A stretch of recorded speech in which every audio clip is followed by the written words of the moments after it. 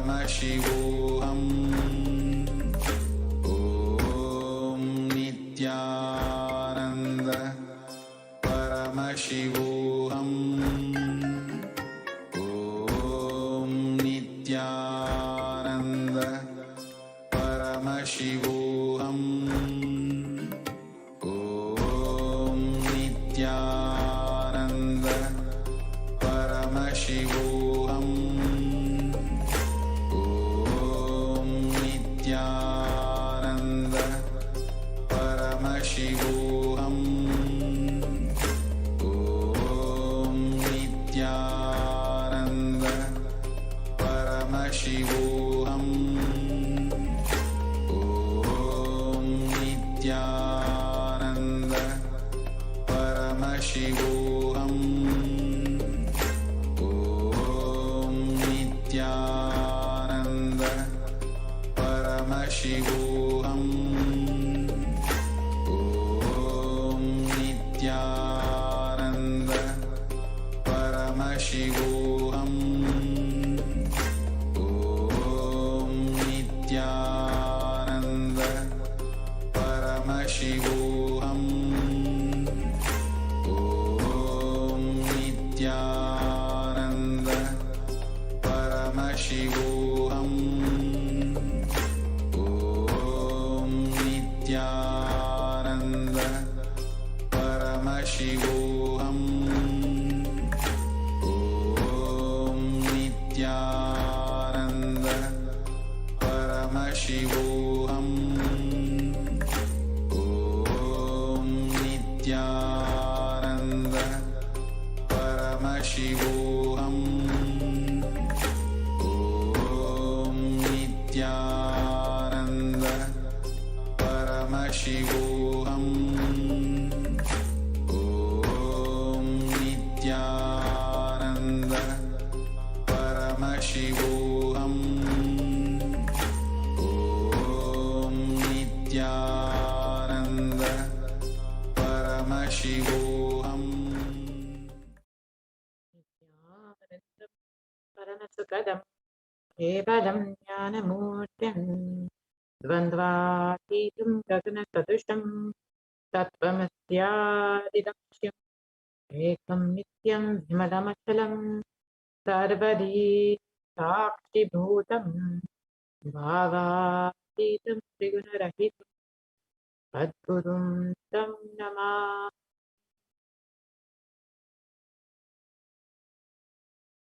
Okay.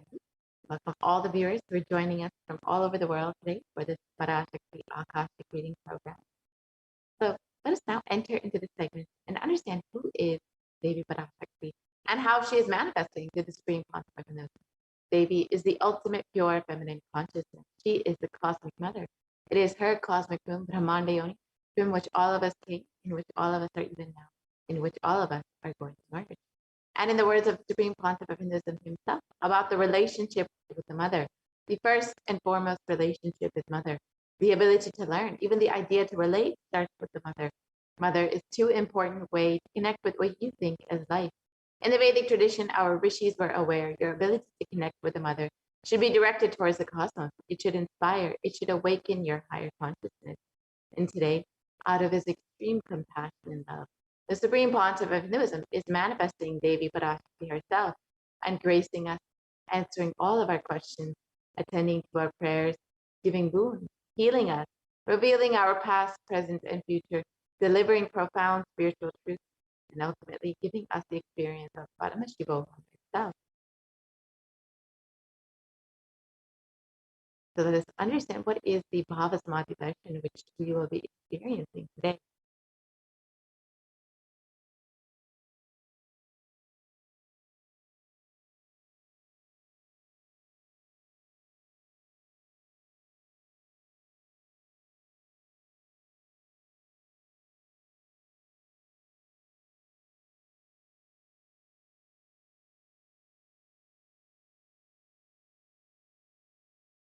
Sama is oneness, Adi means source. So Samadhi means one with the source. And Bhava means attitude or aspect. So Bhava Samadhi means being one with the source through this aspect. And Darshan means to have a glimpse of. In the Vedic tradition, it is used to describe the moment we behold a deity, an avatar, a saint, or an enlightened being. As just seeing such a being, it cleanses the karmas of lifetime and leave a deep, lasting transformation in the receiver. Darshan is the powerful, superconscious vibration that is present around an avatar at all times. He simply radiates darshan just as the sun continuously radiates light. The auspicious moment when the receiver is able to catch it becomes a moment of darshan for you, raising you to the next level of superconscious breakthrough. It's like hitting the reset button on your very being.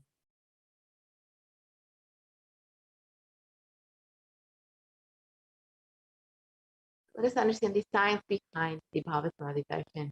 First thing you need to know is the divine cosmic beings are real. They manifest from KAILASA, the enlightened time-space zone, through deities and incarnations. And divine cosmic beings manifest through the Achavadara, the deities in temples, and through the Bhavasamadhi darshans in the Nijavadara, the incarnation.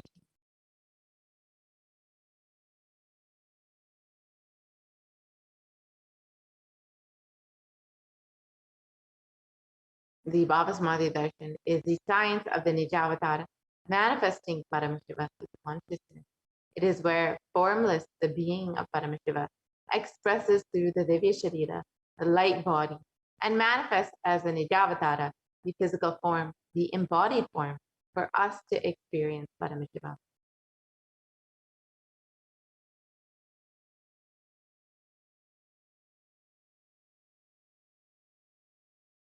So, for example, Devi Parashakti expresses through the being of Rajarajeshwari and manifests as the Nijavatara, the physical form of Devi Meenakshi.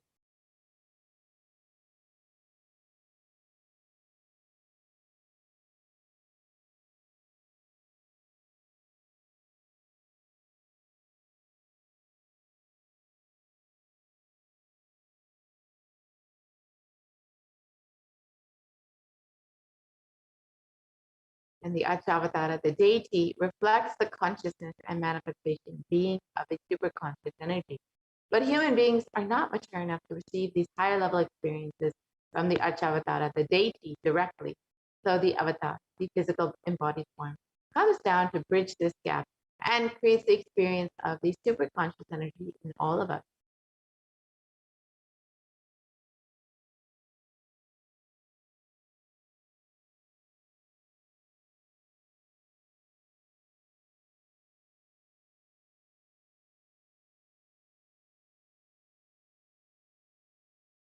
The Bhavasamadhi session awakens your Kundalini Shakti, which is the latent potential energy in every human being. This influx of superconscious energy visibly slows down the aging process and improves immunity to disease. And during the darshan, the whole brain comes alive, turning into a superconductor of conscious energies that heals, empowers, and transforms our lives.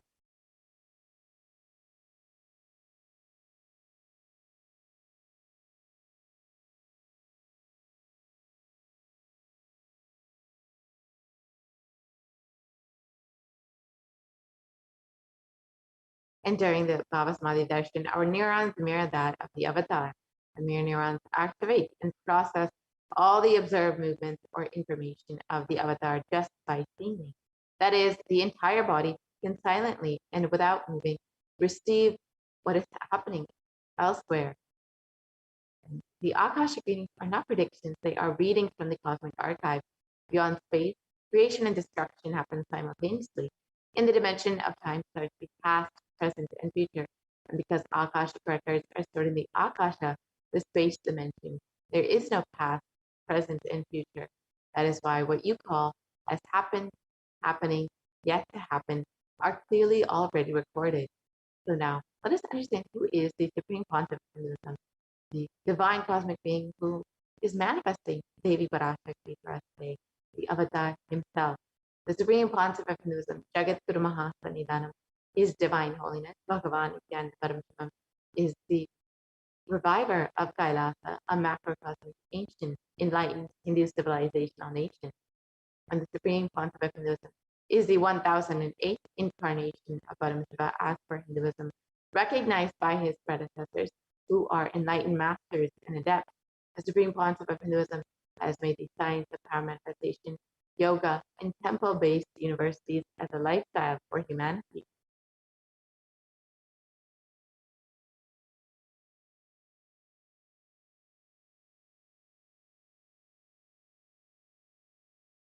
And the Supreme Controversialism is the present 293rd Jagat Guru Maha Sannidhana of the KAILASA Shamlapita Satvik. Here you can see the Supreme Controversialism being coronated as the Guru Maha Sannidhana and performing all of the ritualistic ceremonies as the Jagat Guru Maha Sannidhana of the KAILASA Shamlapita Satvik.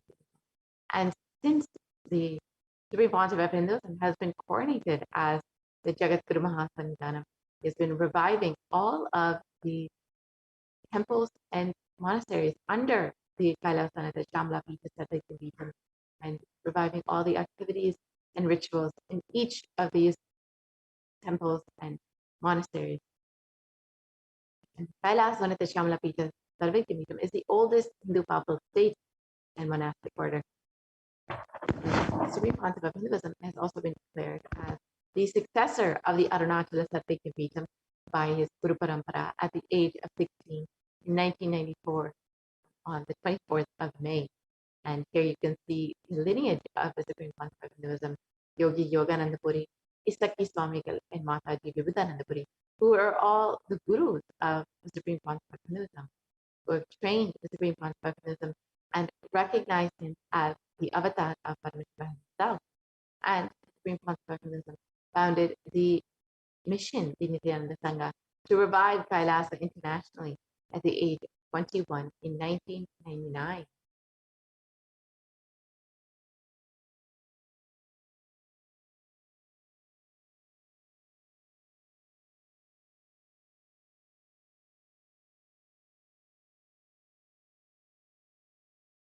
And here you can see the Supreme Pontiff of Hinduism performing the Bhumi Puja, the ritualistic puja for inaugurating the Adi Kailasa Satvik at the age of 24 on the 4th of November 2002.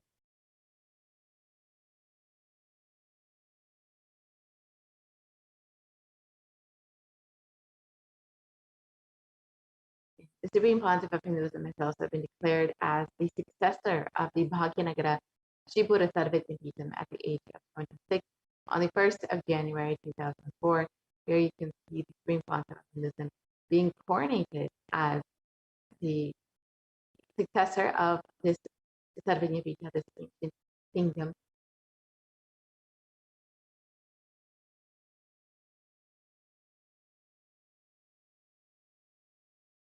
And the Supreme Pontiff of Hinduism has also been declared as the incumbent emperor of the Suryavamshi Srangi Samrajyam of the Suryavamshi lineage at the age of 26 on the 31st of November 2004.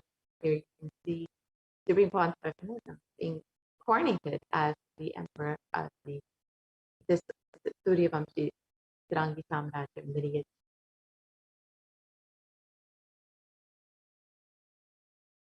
And the Supreme Pontiff of Hinduism is also the reviver of the Adi Pallava Sarvatimpitham at the age of 29 since 2007. Here you can see the Supreme Pontiff of Hinduism performing all the rituals and of Adi Pallava Sarvatimpitham, inaugurating the revival of this ancient Hindu kingdom.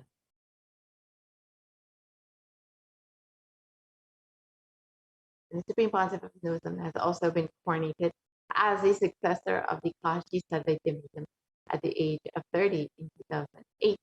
You can see the Supreme Pontiff of Hinduism in Varanasi.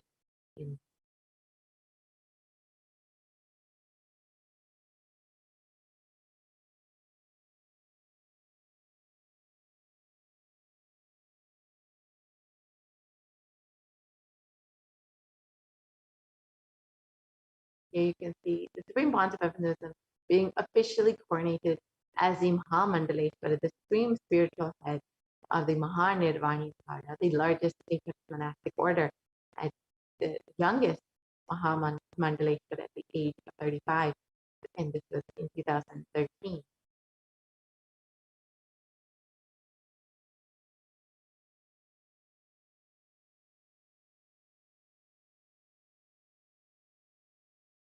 The Supreme Panchatattva has also been declared as the Acharya Mahamandaleshwar of the Atalakada.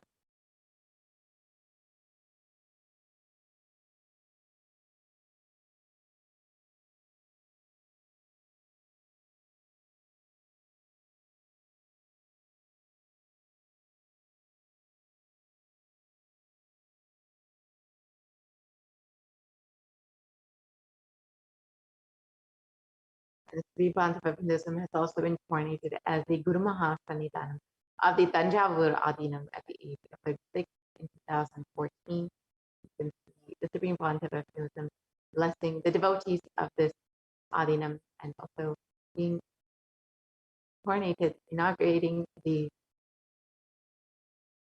ancient Tanjavur Adinam and doing all the ritualistic rites as the Guru Mahasannidhanam of this Adinam.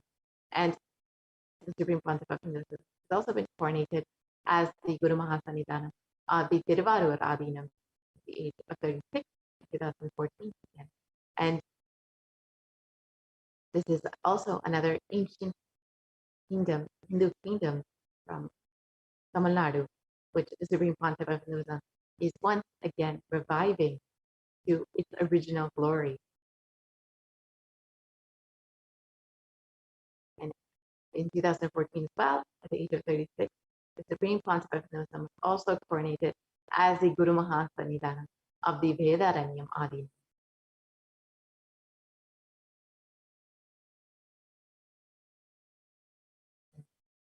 Each of these ancient kingdoms, these Hindu kingdoms, is started by Bhagavan Paramashivoham himself and has continued, lineage has continued all the way to the incarnation, the 1008 incarnation of Paramashivoham himself. And the Supreme Panchavapunism has also been coronated as the Guru Mahasannidhanam of the Dharmamukti Sarigapura Adinam at the age of 37 in 2015. This is the Enlightenment ecosystem founded by Bhagavan Mahaganapati, which was coronated by Bhagavan Paramashiva himself and has now been passed down to Supreme Panchavapunism. And the Supreme Panchavapunism has also been coronated as the Guru Mahasannidhanam of the Adi Pita Koladama at the age of 37 in 2015. This is the oldest mutt in Karnataka, dating back over 6,000 years.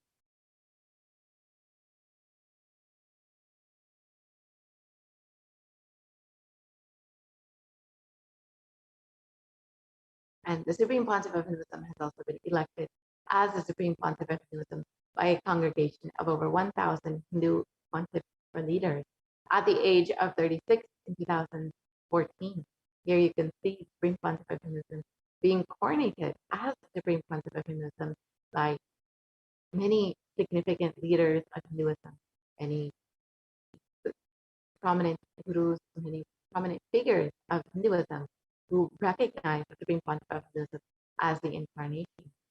And the Supreme Panchavapunism is revered as the most prolific, most viewed guru in the digital world and is the most read and watched by over 1 billion followers in Hinduism. And you can connect with KAILASA and the Supreme Panchavapunism through various digital platforms, social media platforms, in various languages, on various sites, and the Supreme Panchavapunism and KAILASA are the world's greatest digital Hindu nation with over 1 billion views. And this includes 1,100 plus Facebook pages, over 50 websites, 102 Instagram channels, 70 initiatives, and 458 YouTube channels, 128 other channels. And Supreme Panchavapunism over the last 27 years has contributed relentless humanitarian services and initiatives, including free organic vegetarian food bank, medical services, natural disaster relief, women empowerment initiatives, conflict resolution, and peace initiatives, sustainable Hindu practices, and much more. And the Supreme Pontiff of Hinduism has authored over 300 books and 10,000 articles in 3 languages, English, Tamil, and Sanskrit, which have been translated into 50 languages with over 1,000 titles. Here you can see just a few of the offerings from the Supreme Pontiff of Hinduism in various languages, English, French, and more, which are freely available online to download and read and enjoy. And here you can see more of the books that are freely available online for everyone in Tamil and Spanish. These are just a few of the offerings from Supreme Pontiff of Hinduism.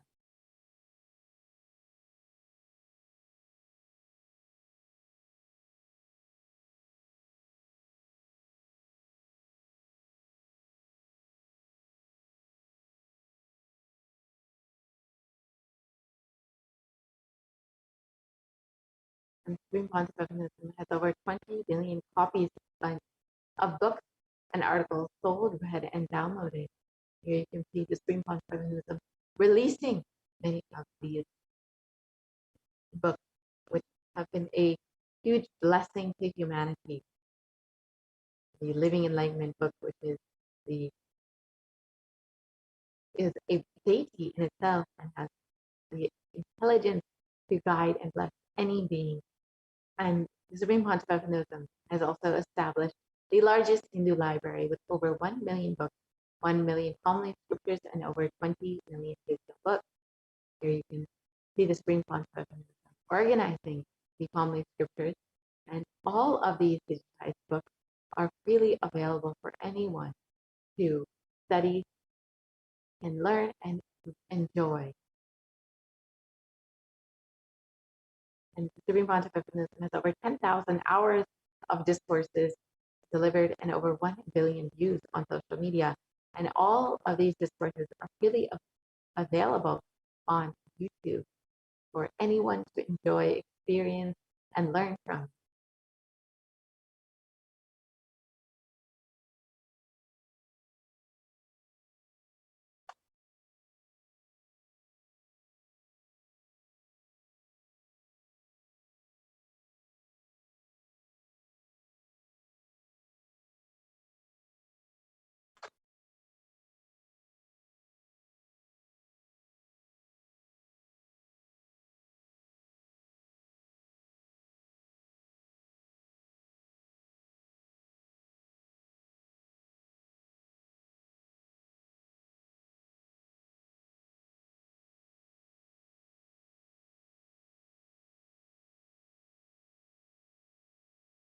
And the Supreme Pontiff of Hinduism is also respected as a commentator of all sacred scriptures, including the Bhagavad Gita, the Shiva Sutras, and many more. The Supreme Pontiff of Hinduism is also honored as the leader of Hinduism, the most awarded, internationally recognized leader. And most recently, the Supreme Pontiff of Hinduism has been recognized by the California State Senate and the U.S. Senate, many U.S. congressmen, and many leaders across the U.S. and across the globe who have recognized the relentless hard work of the Supreme Pontiff of Hinduism over the last 27 years. And the Supreme Pontiff of Hinduism is acclaimed as one of the top 100 spiritually influential living personalities by Watkins Mind, Body, Spirit magazine.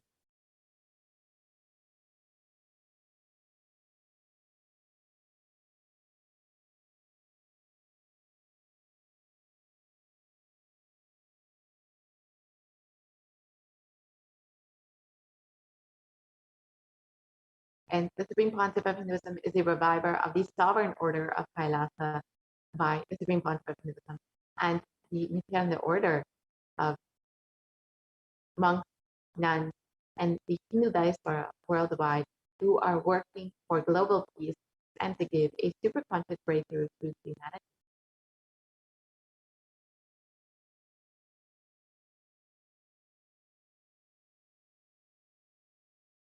And Supreme Pontiff of Hinduism is the establisher of the largest Hindu university in the world,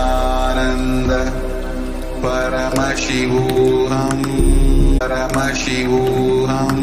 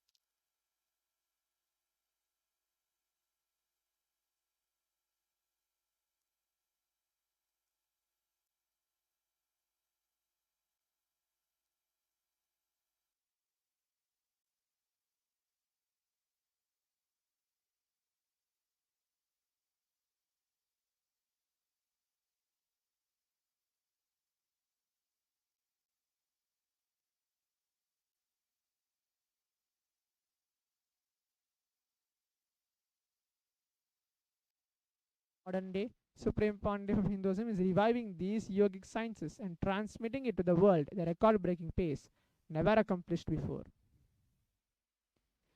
The knowledge and sciences of manifesting these Shaktis are passed down from one generation to the next through Diksha, which is the initiation by the enlightened gurus. Supreme Pontiff of Hinduism, being recognized as the incarnation at very young age, was trained and taught these sciences to revive the initiation and knowledge repositories for billions to manifest the science of power manifestation, the disciplines of Vedanta, Tantra and Sri Vidya, Yoga and Yogic powers, Mantra Shastra, Siddha Vidya, Science of Aushadha, Advaita and Bhakti Yoga, Paramashivoham and Paramashivoham.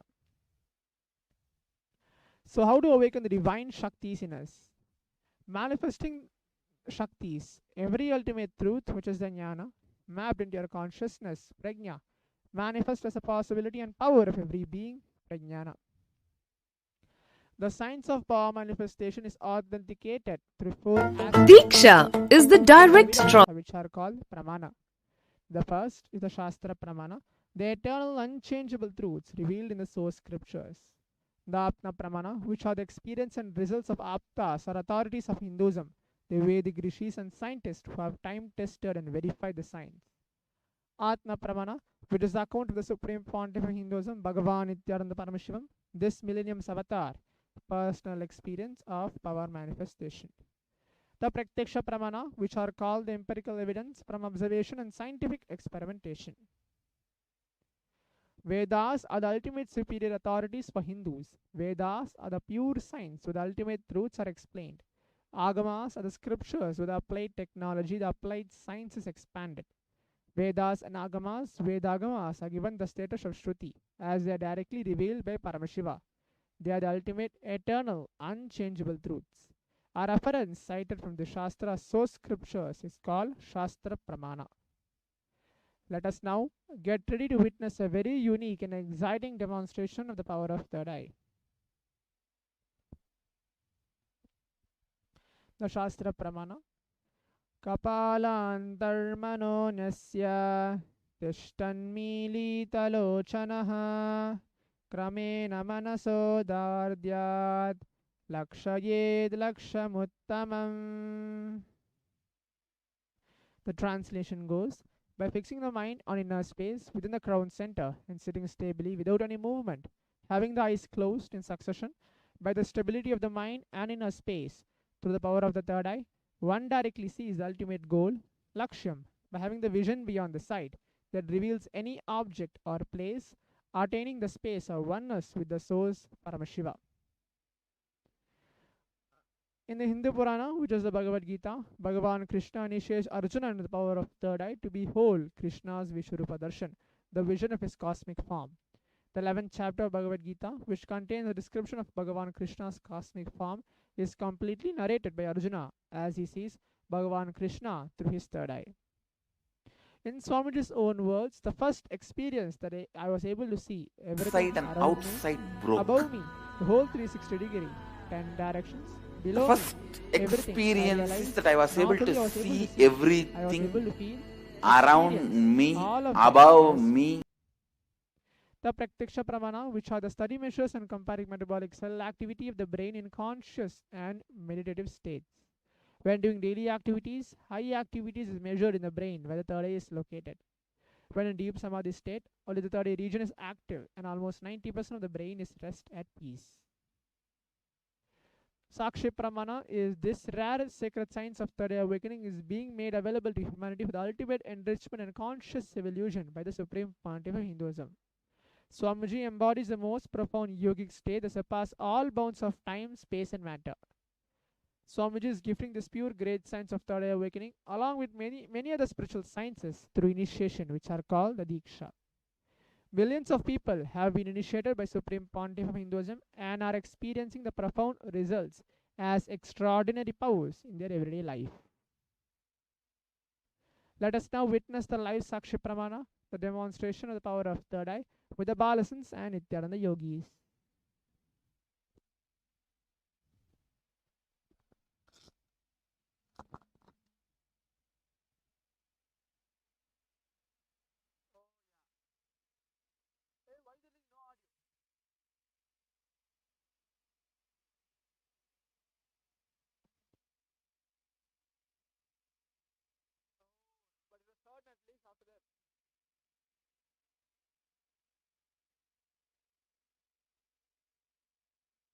But after that it was fine now.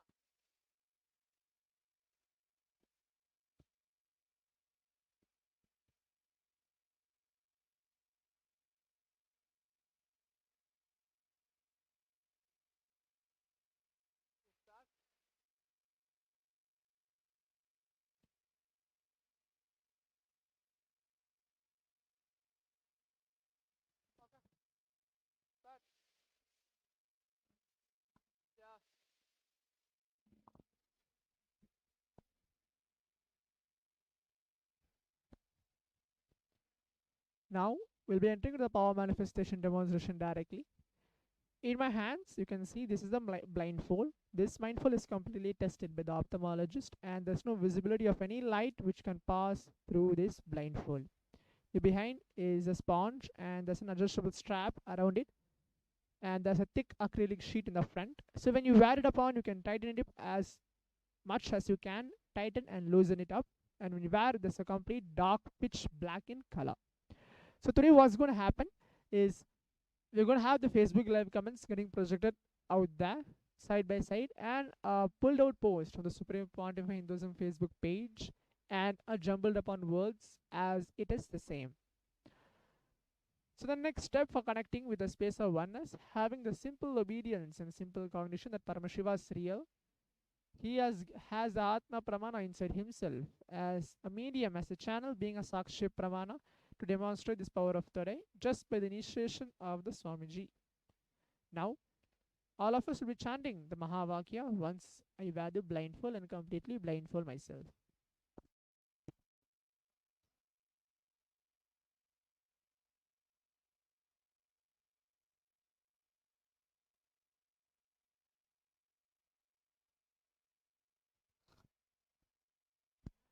Let us all sit straight, remembering Swamiji in our third eye and in the Anandagandha, and chant the Mahavakya along.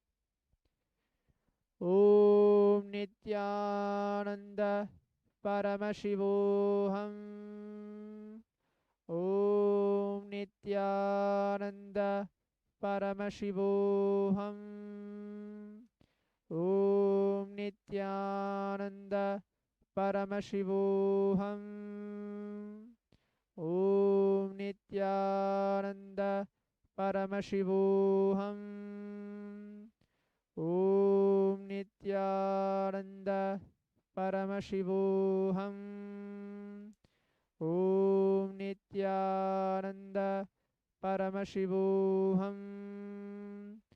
Om Nithyananda Paramashivoham.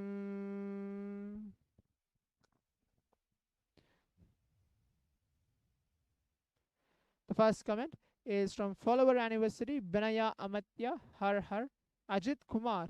Talk in Tamil. Ajit Kumar. Hi.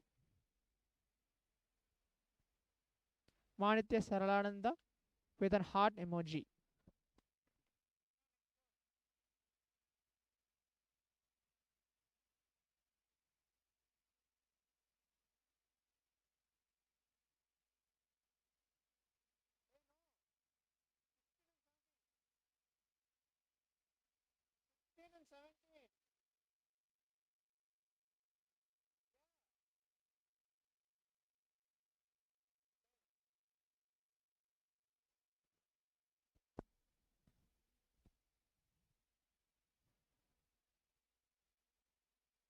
Now we'll be going to the next pose, which is the from the Supreme Pontiff of Hinduism, Kailasa's Supreme Pontiff page. The 16th one, peace, justice, and strong institution. 17th, partnership for the goals. Sri Kailasa Uniting Nations.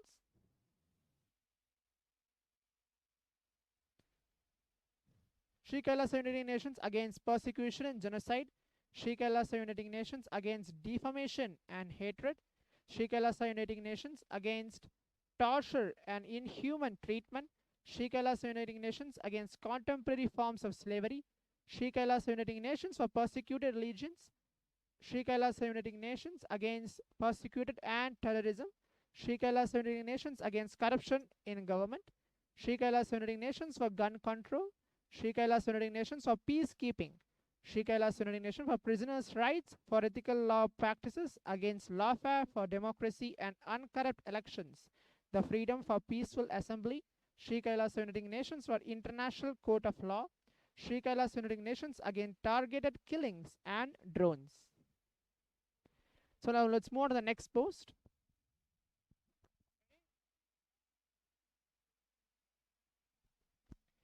So as in the side it is being projected, the third post, which is the conclusion of today's power manifestation segment. The first word, which is being located in just in front of your eyes, is the word time, languid, size, stare, through, whisper, hymn, moment, worship, wool, courage, those, for, like, share, enter, eat, tell, sing, it, like, do, those. So these are about 15 words which I just randomly mentioned, which is either in horizontal way, vertical way, and in many other directions, which is getting projected above. So now we have just witnessed a glimpse of this power demonstration manifestation. We come to the conclusion of today's power demo. Stay tuned for the next upcoming Parashakti's Akashic reading session. By the end of today's session, we'll be having a power manifestation segment teaching you and guiding you to manifest the same power, which is third eye, and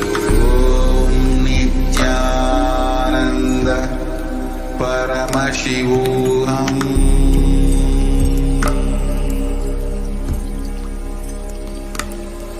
Om Nithyananda Paramashivoham.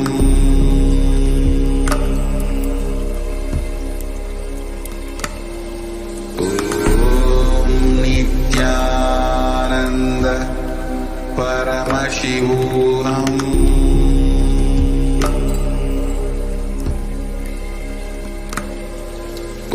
Om Nithyananda Paramashivoham.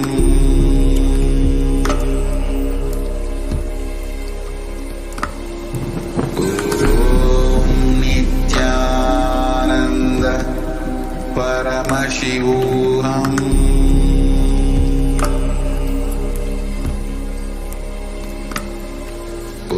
Om Nithyananda Paramashivoham. Om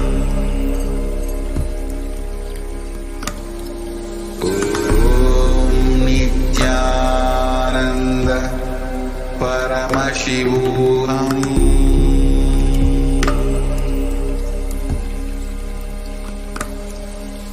Om Nithyananda Paramashivoham.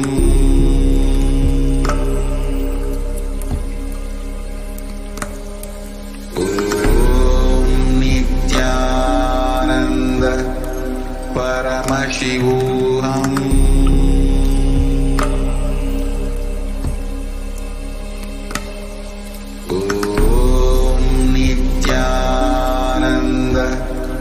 Paramashivoham.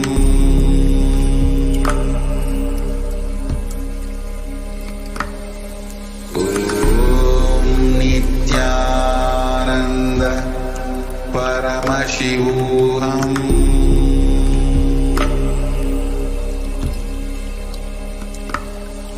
Om Nithyananda Paramashivoham.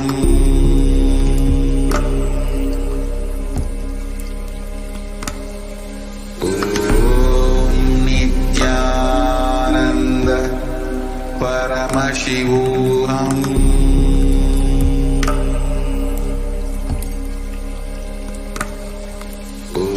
Om Nithyananda Paramashivoham.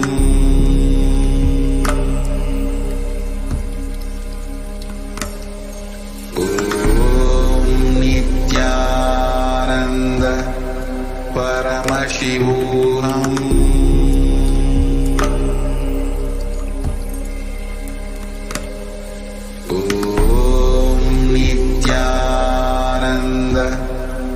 Paramashivoham.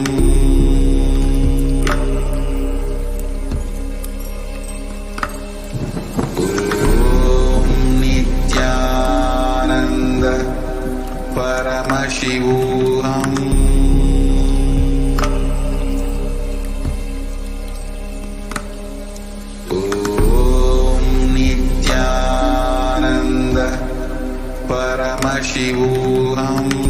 Om Nithyananda Paramashivoham.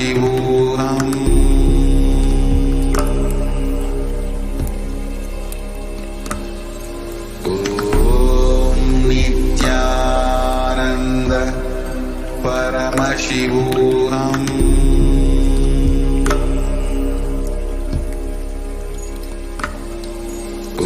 Om Nithyananda Paramashivoham.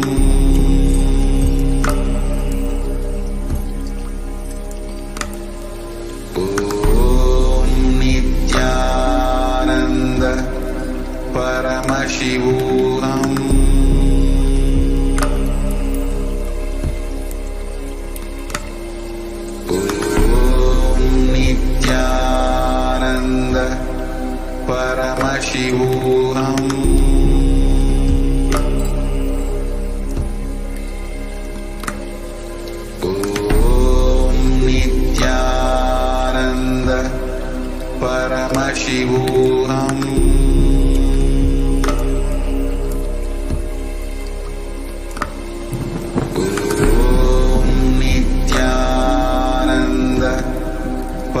Paramashivoham.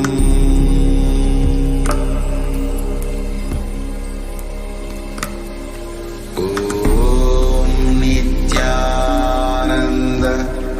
Paramashivoham.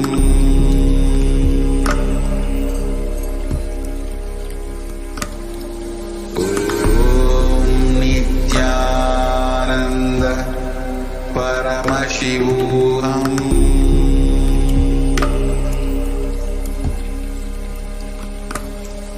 Om Nithyananda Paramashivoham.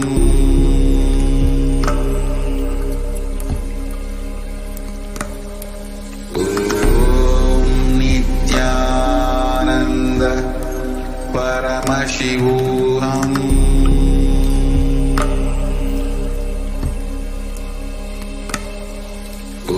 Om Nithyananda Paramashivoham.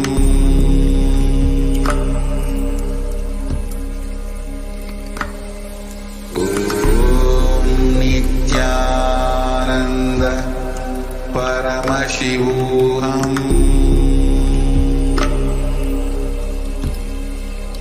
Paramashivoham. Om Nithyananda Paramashivoham.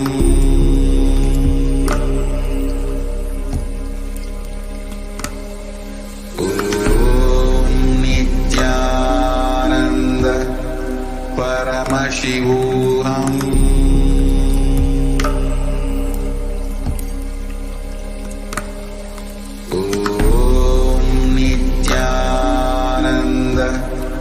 Paramashivoham.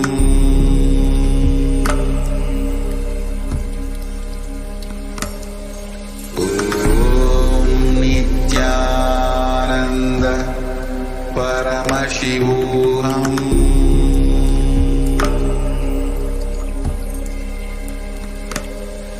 Om Nithyananda Paramashivoham.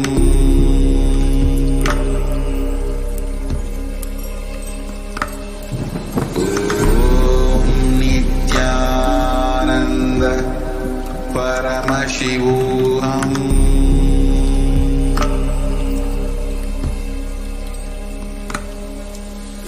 Om Nithyananda Paramashivoham.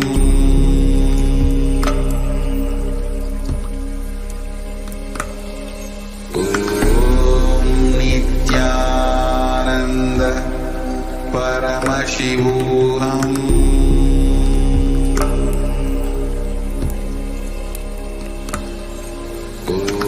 Om Nithyananda Paramashivoham.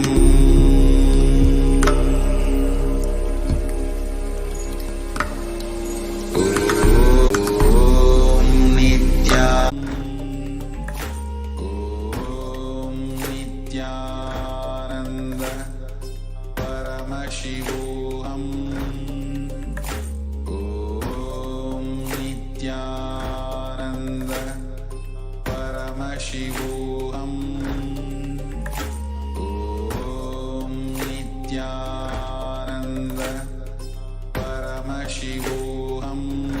Om Nithyananda Paramashivoham.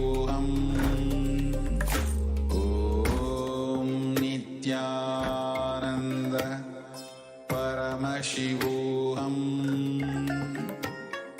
Om Nithyananda Paramashivoham. Om Nithyananda Paramashivoham. Om Nithyananda Paramashivoham.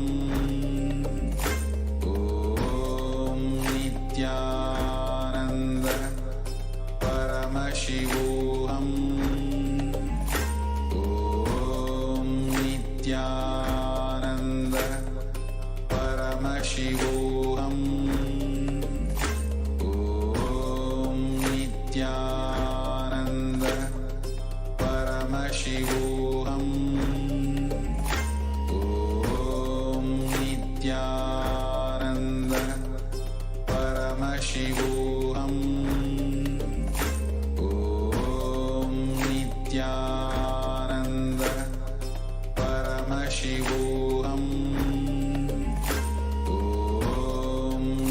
Nithyananda Paramashivoham. Om Nithyananda Paramashivoham. Om Nithyananda Paramashivoham. Om Nithyananda.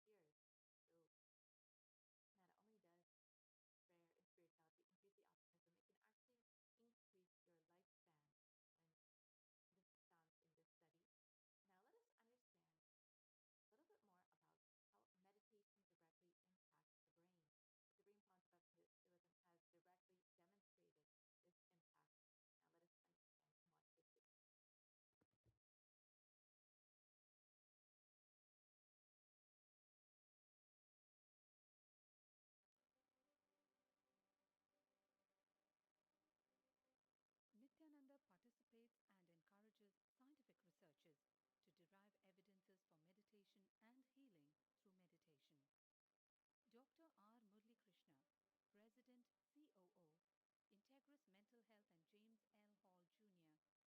James L. Hall Jr. Center for Mind, Body and Spirit, Oklahoma in US, and his team invited Nithyananda to derive scientific evidences for meditation and the state of his enlightenment. When Swamiji came, I have requested him to do one thing. I asked him, would you be willing to undergo some scientific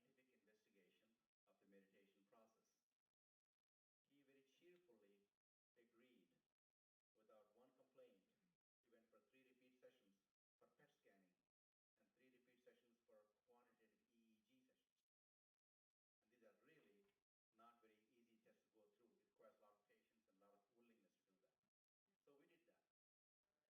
for 3 repeat sessions for PET scanning and 3 repeat sessions for quantitative EEG sessions. And these are really not very easy tests to go through. It requires a lot of patience and a lot of willingness to do that. So we did that. Because if a meditation process is doing something to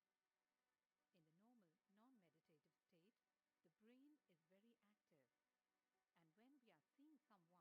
we should be able to detect that. Scientific findings are verifiable. They are replicable. You can replicate them, duplicate them. So Swamiji went through those sessions and we found some interesting findings. In PET scans, they inject a radioactive dye which goes and sits in parts of the brain that are active. In the normal, non-meditative state, the brain is very active. And when we are seeing someone, the rear end of the brain, the visual cortex, is very active, as shown in the diagram. Usually the brain is so active, there are 100 billion brain cells there. But what meditation does is something very interesting. It shows the frontal lobes getting more active. The frontal lobe is where you have judgment, wisdom, reasoning. Here are some of the brain scans I'm going to share with you. This is alert, non-meditative state. The second one is 30 minutes into 30 minutes meditation. Look at the frontal lobes, how they light it up. They light it up big time. 60 minutes of deep meditation, and here is a deep, deep level of meditation where it lights up significantly right there. Right in the middle. Probably 1.5 inches, 2 inches deeper.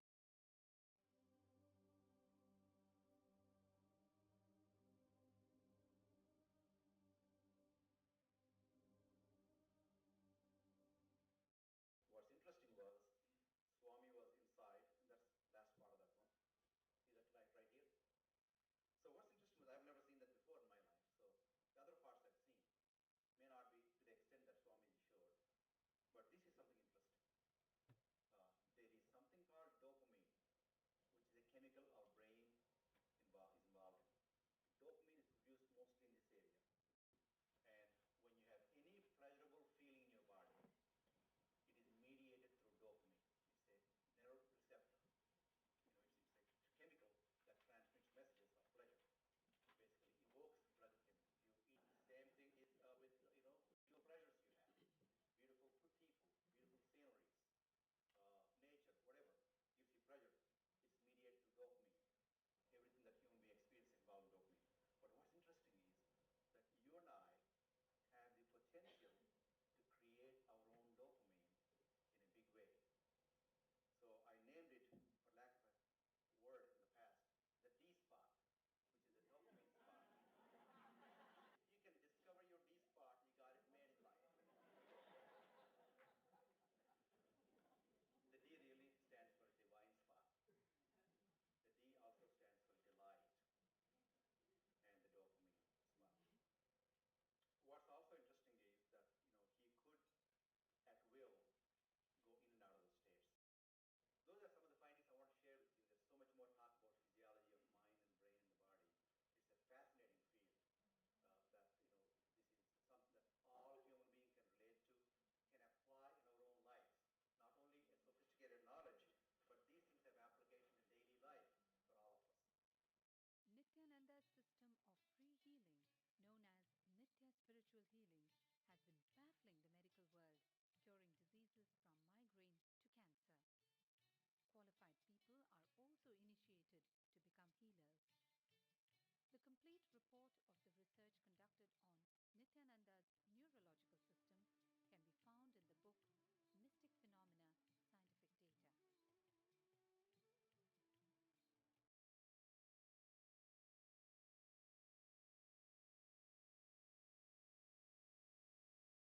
Scientific Data.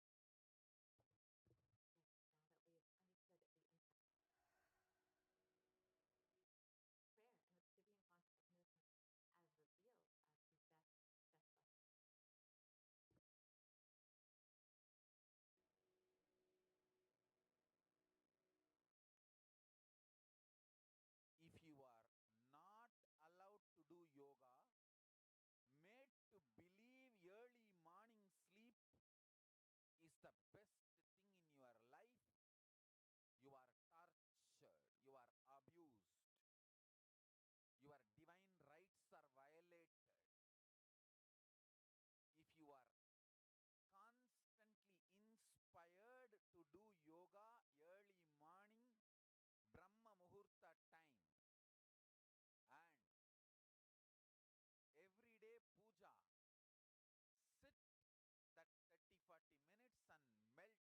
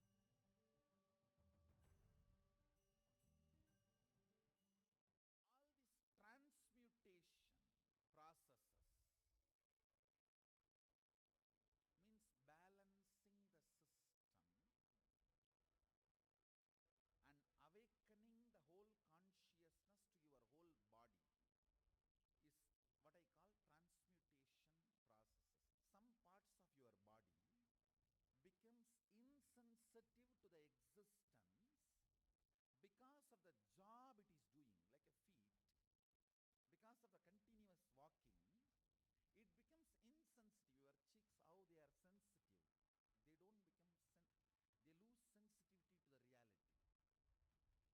But for the complete Kundalini awakening, your whole body needs to be alive and experiencing the reality and ability to experience the higher consciousness. That is the reason we have the process of firewalking. Now let us see Supreme Pontiff himself doing the fire walking and sacred city of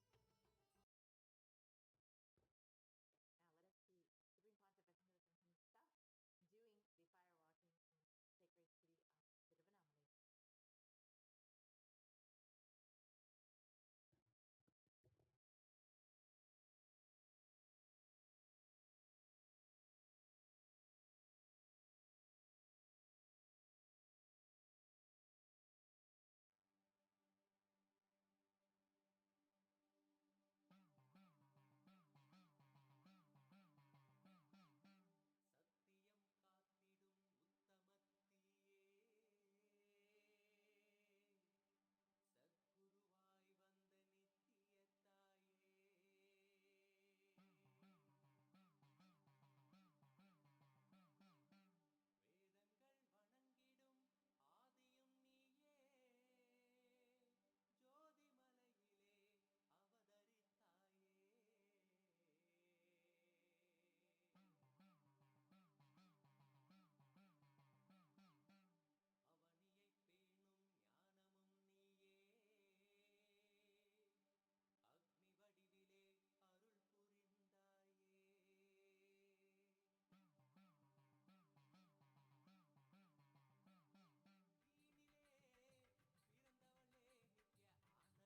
at the next method revealed by Devi Parashakti, applying turmeric on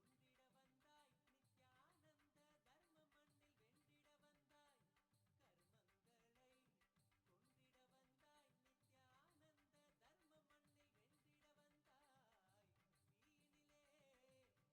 chest, drinking neem juice,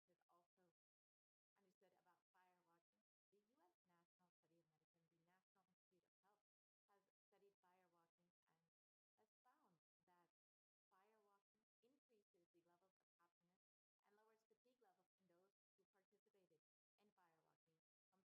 meditating on Devi Parashakti every day. So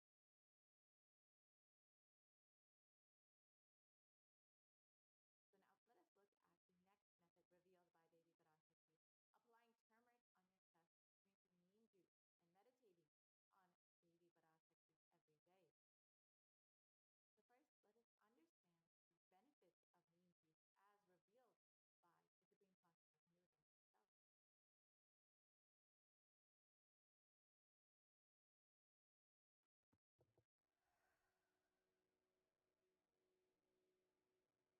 as revealed by the Supreme Pontiff of Hinduism himself. Bididi. It is not, I'm not talking from air, I'm talking from ground. In Bididi, before we came to that land, 30 borewells were dug, no water. Now, from the day we came till now, we have water for 10,000 people to live comfortably in that very land. It's only pouring, pouring.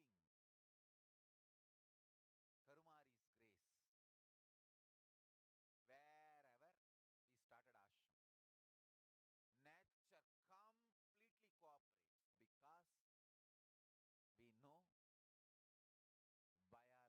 whole biology thinks.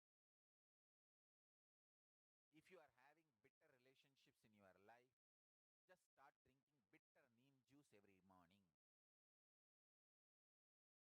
the problem will be solved.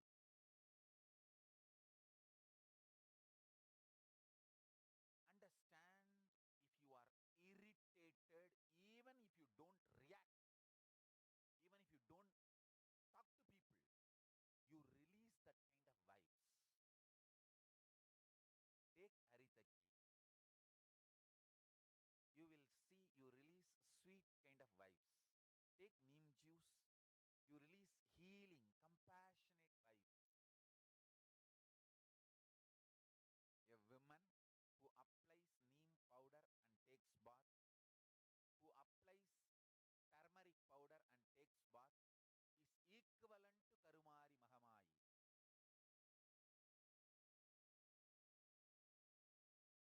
That neem paste and turmeric powder. If a woman takes bath with that, she is equivalent to Mahamayi. She is embodiment of Karumari, because she will be manifesting that same vibes of Karumari. I sincerely recommend people start doing all these activities, like applying neem paste and taking bath, applying haritaki powder and taking bath, applying turmeric powder and taking bath, applying basma and taking bath, especially for men basma, for women neem paste and turmeric paste.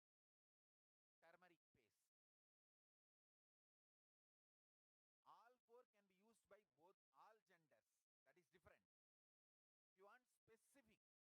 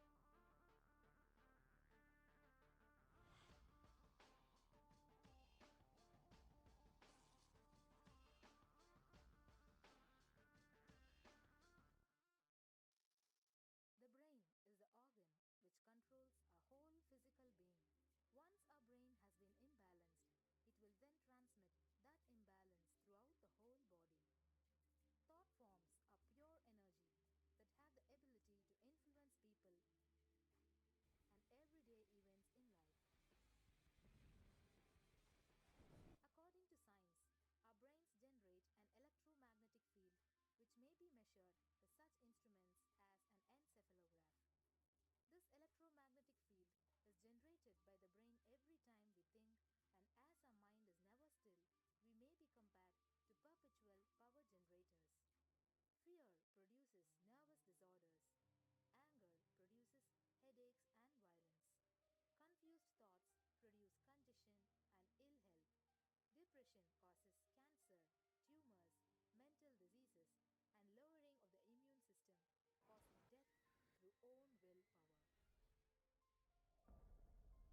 Our thoughts generate intricate energy patterns which can be detected by sensitive equipment and seen by clairvoyant individuals. These energy patterns are known as thought forms. Surprisingly, thought forms are shaped by the thoughts themselves. Each of us creates hundreds of thought forms every hour and release them into the environment. Although we cannot see them, the thought forms have as real an existence as any other form of energy. Most people can sense others' thought forms, and a continuous energetic exchange happens between people, about which we are usually unaware. This also explains why we sometimes take a sudden liking or dislike to a certain person directly on meeting them. We just catch their vibes. Unclutching is a guide for equanimity and enlightenment.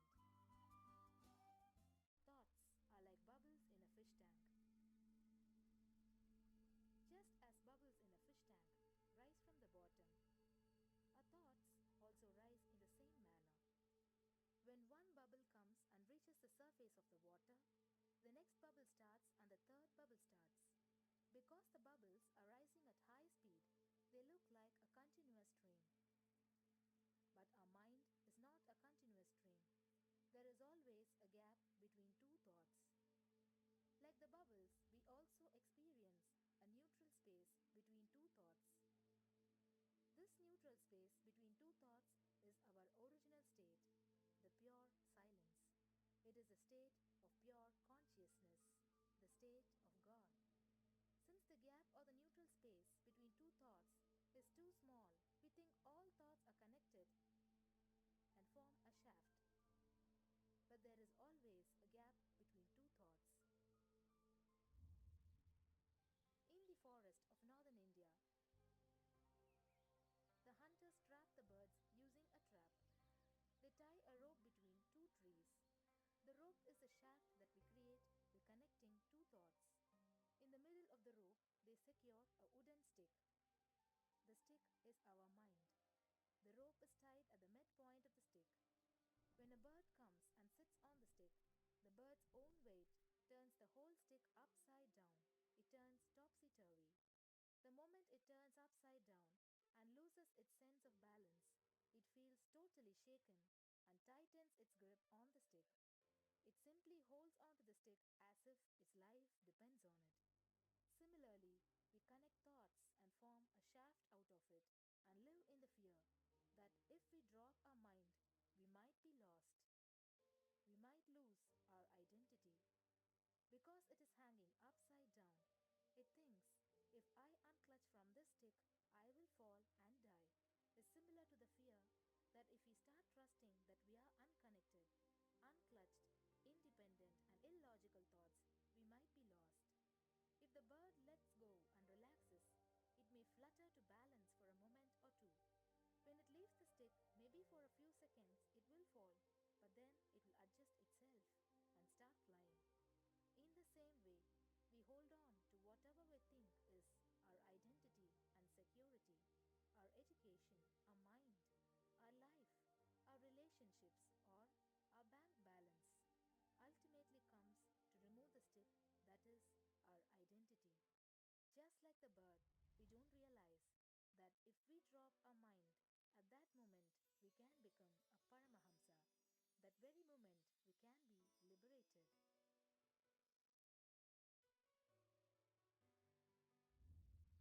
In Mundaka Upanishad, there is a story which explains there is a huge tall tree, and in the tallest branch of the tree, there is a golden bird sitting unclutched from everything in bliss, like Dakshinamurti. In the lower level branch, there is a small bird which jumps from here and there to various branches eating fruits. When it eats a bitter fruit, it feels bad. Whenever she eats the bitter fruit, she sees the bird which is looking above, silently, like Dakshinamurti, and feels, why I should not be like that bird. But unfortunately, when the same bird, when it eats tasty fruit, it forgets the bird sitting above it. In the same way, she keeps battling between branches, eating bitter and tasty fruits again and again. One day, as a small bird flies up higher, and as it reaches near the golden bird, it realized that he and she are the same. There is no difference between them both, and realizes her original state. The small bird realizes that she also can be in the same state of the golden bird and become a Paramahamsa. This moment, trust yourself. Don't bother about losing your identity. Just trust yourself and let go of your identity. You will immediately become a Paramahamsa and be liberated. All you need to do is to trust that you're unclutched. Dropping the conclusions you can't be transformed is unclutching.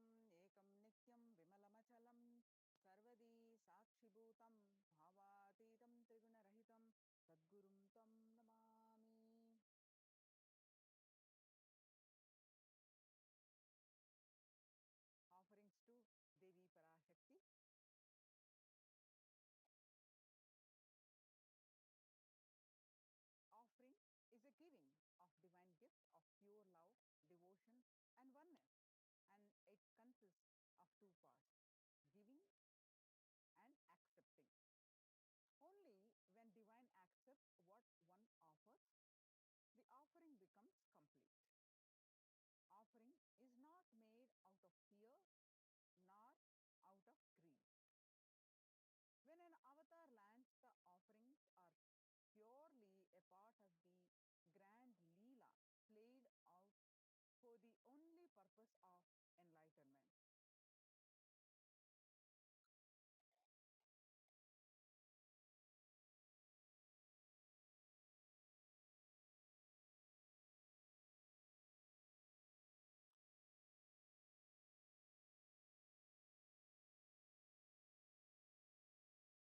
The Dhyana Sloka, moon-like of the Devi, moon-like face holding Veda, the book, on hand, fire in eyes, with lotus flower gracing and blessing hands, and one hand with the Japamala, beautifully decorated with the jeweled ornament, in wonderful clothes and shining wing crown. Her name is Manonmani.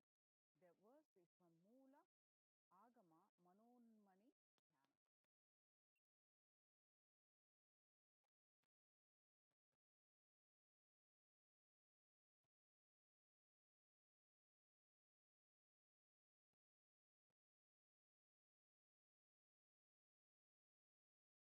I meditate on Devi with three eyes, glowing like a moon, and hold Veda, lotus, and gracing with the blessing and gracing hand.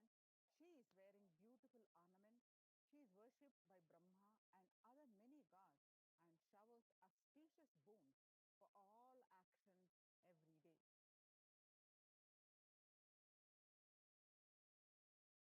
Significance of the element gold, divine element gold. Triply born according to the Atharvana Veda, verse 5.28.6. Triply born by birth is this gold. From the atoms of Agni is one. It becomes dearest to Agni.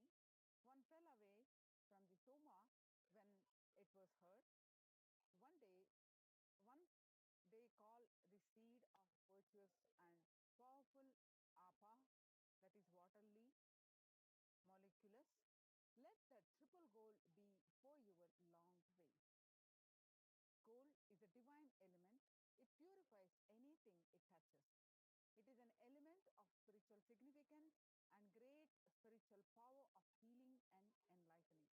The vibration of gold has the power to infuse sattva energy and positive thought currents in anyone who wears and anyone who sees or operates in its vicinity.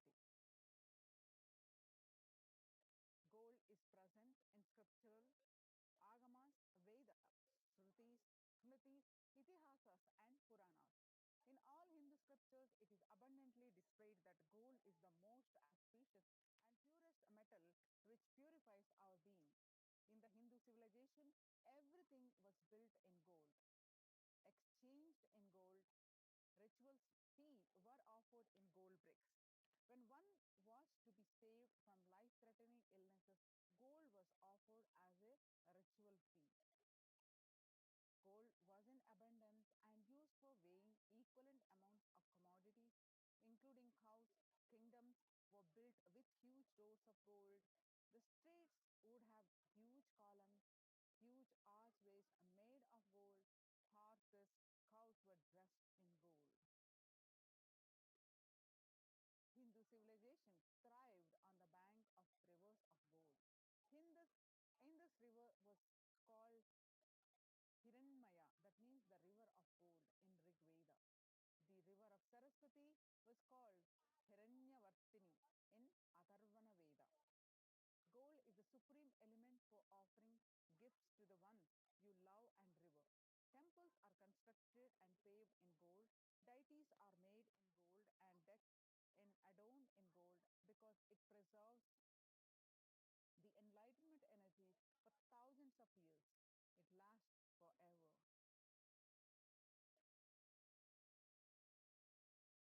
E hundi Bhakti Priya, Bhakti Gamya, Bhakti Vasya, Bhayapaha, Shambhavi Sharadharadhya, Sharvani Sharmadayani. Devi is fond of true devotion can be won over through true devotion. She removes all our fears. The verse from Lalita Sahasranama. Ihundi, if there is any fear of in the minds of a devotee, Devi is sure to remove that fear. It is stated that Devi likes to be worshipped in autumn. Here, it is meant that autumn of our lives, when thoughts turn more and more inwards, the role of the divine is known and understood clearly. The need for Devi worship becomes stronger. Shambhavi is the consort of Shambhu, the Lord Shiva. Sharada Radhya means worshipped by Sharada Saraswati. Sharvani, the wife of Lord Shiva. Linga Purana says Lord Shiva is called Sharva in his earthly form. Sharmadaini, Devi who bestows happiness on devotees. You can offer your gratitude and devotion to Devi Parashakti by offering your Kanika, and your name shall be chanted out during puja to Devi.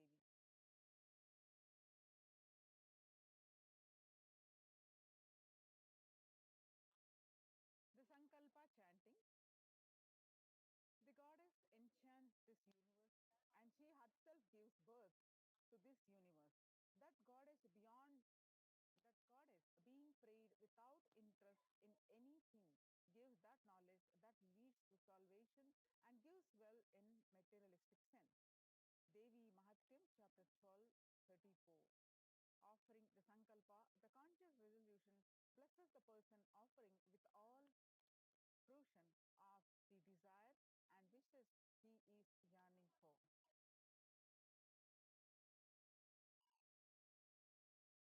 The offering to Devi Parashakti is Sahasra Swarna Kasu. Devi is Nama Parayana Prita. She who likes repetition of her various names. Lalita Sahasranama, verse 731. This is the offering of 1008 names of Devi Parashakti. It's a very special and unique archana offered to the Mahameru of Devi Parashakti. Offer a gold coin inscribed with each of the 1008 names and receive the blessings to have the Ananta Kalyana Guna, that is all the divine qualities of Devi Parashakti.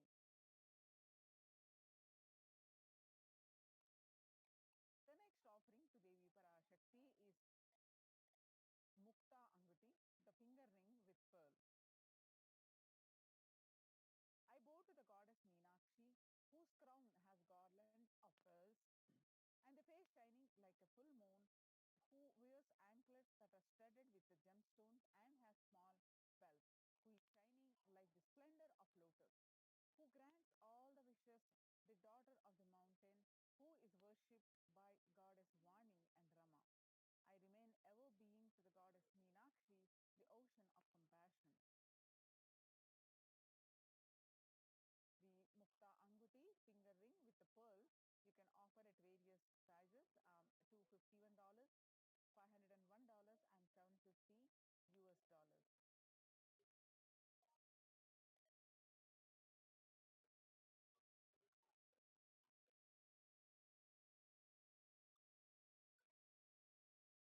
The next is offering to Devi Parashakti is Swarna Padma Pushpa, the golden lotus. According to the Kamika Agama verse, all the kalashas should be wound around with suitable thread and covered with new cloth. They should be adorned with a lotus flower made of gold. Swarna Padma Pushpa, like to offer the cost is 600 US.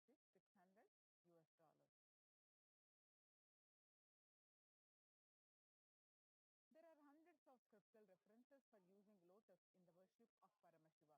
Almost everything in worship of the ultimate involves the consecration of the deities of worship, or meditating on or the mudras and asanas used during the worship involves the lotus flower, lotus leaf, lotus pericarp, lotus petals, and the lotus is the divine flower. Shakti of Paramashiva is also called as lotus. Base of Paramashiva linga is lotus. The disciple of Paramashiva is also considered as a lotus about to bloom. So offer the gold lotus in any size you wish to and be blessed to have the state, space, powers and being of Devi in your inner space amidst any and every adverse situation in your life. The next offering to Devi Parashakti is Swarna Metti, the gold touring. Nakadiditi Sanchanna Namajjanatamo Guna Padadaya Prabhajala Parakritta Saroruha. You who brightens from toenails, destroy the darkness of ignorance from the minds of your devotees who prostrate at your feet. You whose brightness from your 2 feet overpowers that of the lotus flower to the Swarnametti is $750.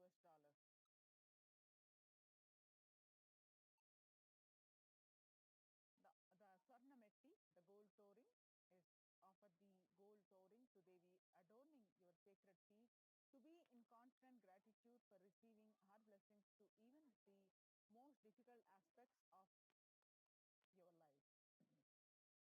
The Swarnametti, the gold touring is $750.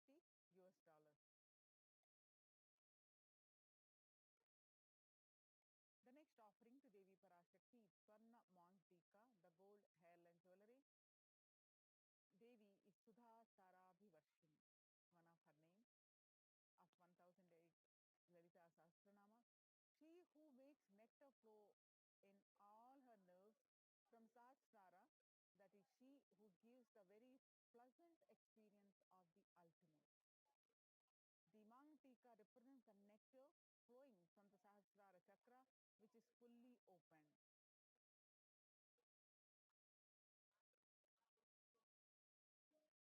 She who makes nectar flow in all our nerves from the Sahasrara, she who gives a very pleasant experience of the ultimate, offer the Mang Tika to Devi and receives blessings of achieving the blissful state of overflowing gratitude and space of complete completion. The Swarna Mang Tika gold hairline jewelry is $750.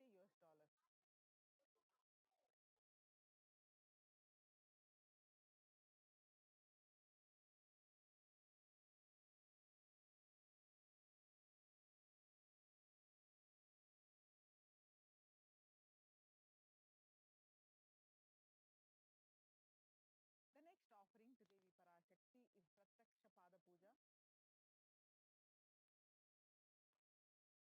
Nakadiditi Sanchanna Namajjanatamo Guna Padadvaya Prabhajala Parakruta Saroruha. The illuminating splendor of Devi's toenails dispel the darkness of ignorance in the devotees prostrating at her feet. Her feet defeat the lotus in beauty. The Saundarya Lahari, which states that the nails have been sharpened by constantly being touched by the crowns of celestial beings who always prostrate before Devi. Tamoguna is darkness. In this stotram, tamas is indicative of ignorance in the minds of devotees, and by constantly prostrating before Devi, their ignorance is removed and they attain knowledge. Offering Pratyaksha Pada Puja blesses the Yajaman with all the auspiciousness and blessings of the Supreme Pontiff of Hinduism, Jagadguru Mahasannidhanam, His Divine Holiness Bhagavan Sri Nithyananda Paramashivam. The offering of the Pratyaksha Pada Puja is $1,008.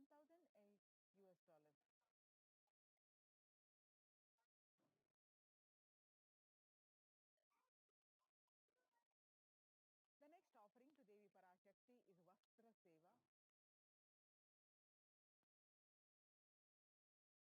The offering of the Vastra Seva blesses the Yajaman with all auspiciousness and blessings of the Supreme Pontiff of Hinduism. The Vastra Seva offering is $1,008.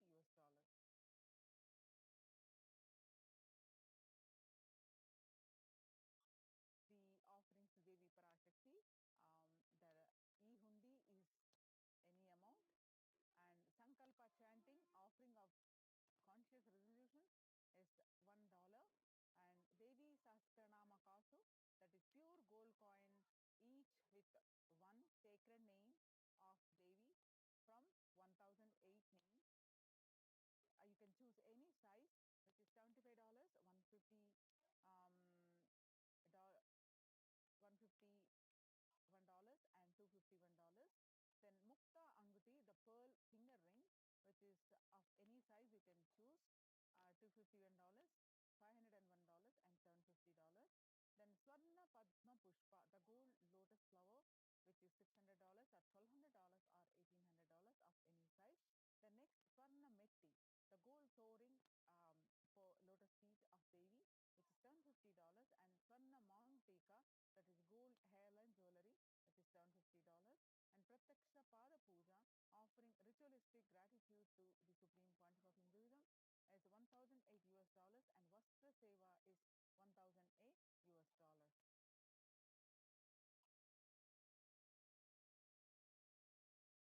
In the registration form, there are two options: ready to offer today or intention to offer specific sevas.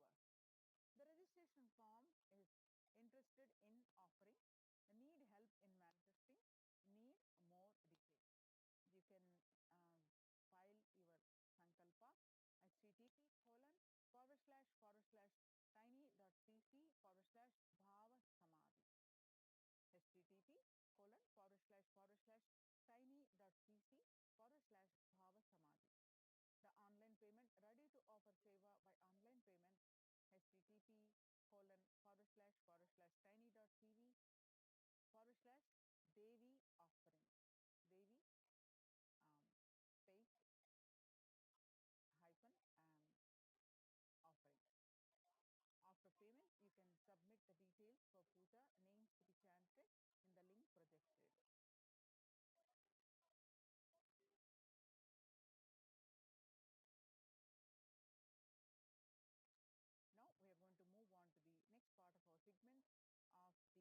After payment, you can submit the details for puja names to be chanted in the link projected.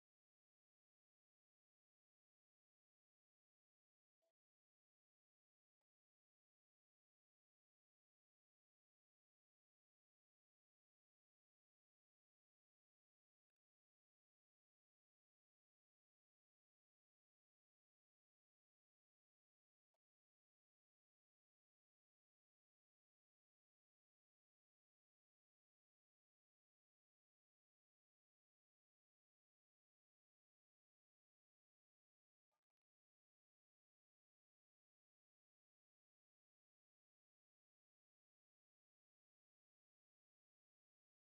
to the next part of our segment of the KAILASA's COVID Care Protection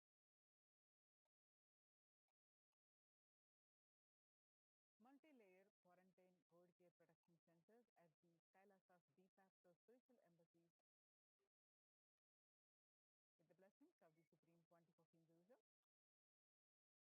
What we learn from this segment today: the concerning statistics on the mental health and the global peace across the world due to the COVID-19 pandemic, and what are the Supreme Pontiff of Hinduism and KAILASA's contribution for global peace, and the Supreme Pontiff of Hinduism's spiritual solutions for COVID-19, KAILASA's COVID Care Protection Center, some glimpses, and why temple-based ecosystem, UN recognizes KAILASA's contribution. The crisis that we are under. Today, people around the world are trying to grapple with the grim reality that the pandemic is far from over. The aftermath of the current calamity promises to be much more devastating. The greatest economics of the world are facing disastrous futures. Countries are facing off each other in deep mistrust. Now let us see some of the statistics and current news.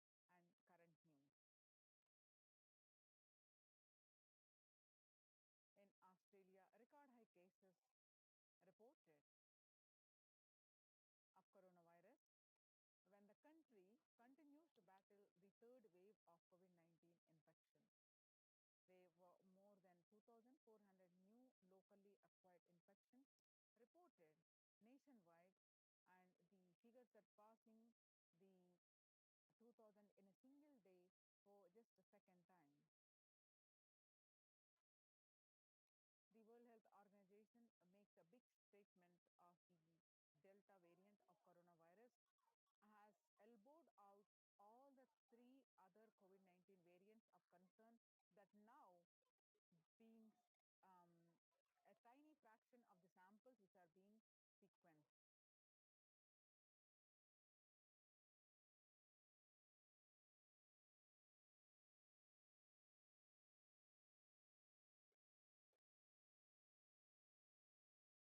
The COVID-19 has killed more Americans now um, than the 1918 to 19 influenza pandemic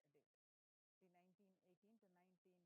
The 1918 to 19 flu infected about 25% of the Americans and killed an estimated 0.65% with 675,000 deaths. COVID-19 has infected more than 12% of Americans and killed about 0.2% with 676,000 deaths.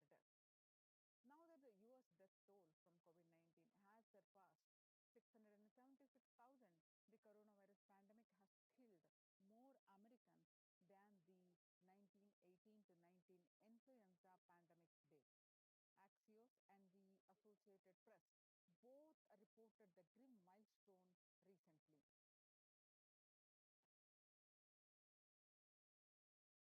So the COVID-19 now officially US deadliest pandemic as the death toll crosses that of the 1918 to 19 flu.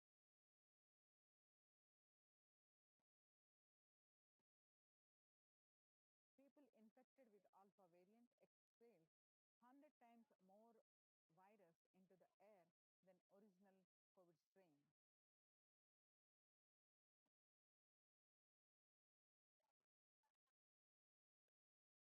6 feet distance may not be enough to prevent viral transmission indoors.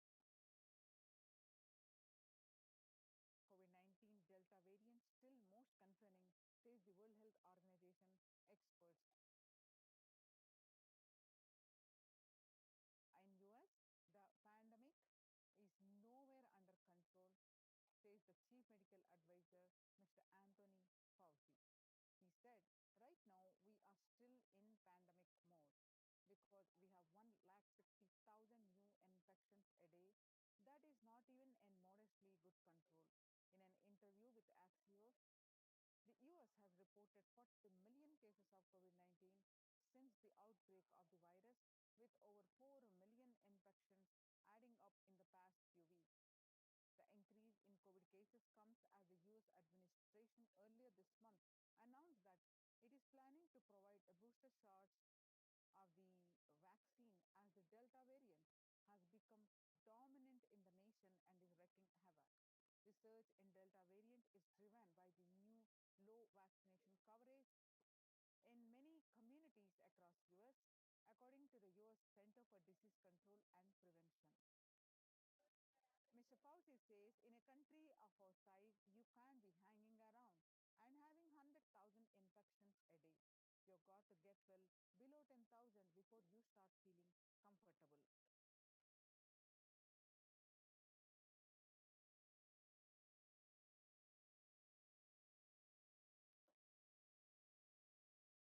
COVID-19 made the world less peaceful, according to the World Economic Forum. COVID-19 violent incidences and fatalities.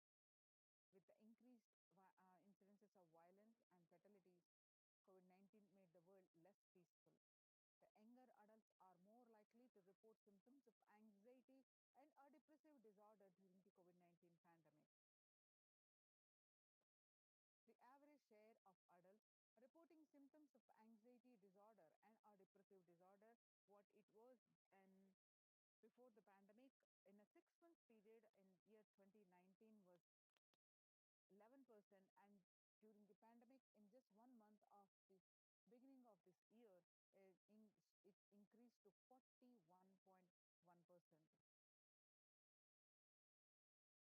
There's some more statistics confirming the same, that the share of adults reporting the symptoms of anxiety and a depressive disorder during the pandemic. Stress in America, national mental health crisis. COVID 19 is a significant stressor for most Americans. Nearly 8 in 10, which is 78%, say the coronavirus pandemic is a significant source of stress in their life. Nearly 7 in 10, which is 67%, say they have experienced increased stress over the course of the pandemic. Of the health workers who treated patients during the China's COVID-19 outbreak, 50% showed signs of depression and 45% showed signs of anxiety. Self-reported mental health among pregnant women and new mothers. Before the COVID-19 pandemic, depression was 15%, and now during the pandemic, it rose up to 40.7%. And now, before the pandemic, the anxiety was 29%, and now it rose up to 72%. Living under stay-at-home orders, 8 in 10 students are struggling with focus on school or work and avoiding distractions. And 55% of all students do not know where to go for help for their mental health. Understanding the pandemic's impact on working women, nearly 82% of the women surveyed said their lives have been negatively disrupted by the pandemic, and nearly 70% of the women who experience these disruptions are concerned their career growth may be limited as a result. The global economic outlook during the COVID-19 pandemic, it changed the world. The pandemic is expected to plunge most countries into recession, and with per capita income contracting the largest fraction of the countries globally since 1870. International Labour Organization, COVID-19 is a threat to peace building in conflict-affected nations. The COVID-19 crisis has worsened already fragile situations.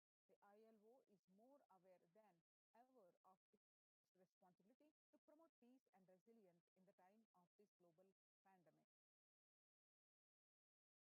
The Mumbai mayor says the third wave is already here, and the city mayor has said that the third wave of COVID is already upon Mumbai, pointing to a sudden spike in cases. The third wave of COVID is not coming, it's already here.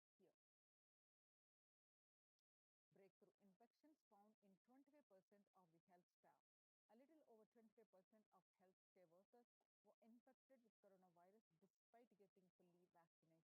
A recent study has revealed, giving an insight on the breakthrough infections due to the Delta variant. This study, jointly conducted by the Institute of Genomics and Integrative Biology, the maximum hospitals in Delhi NCR found that the vaccination breakthroughs were far more common during the Delta outbreak in Delhi than previously reported.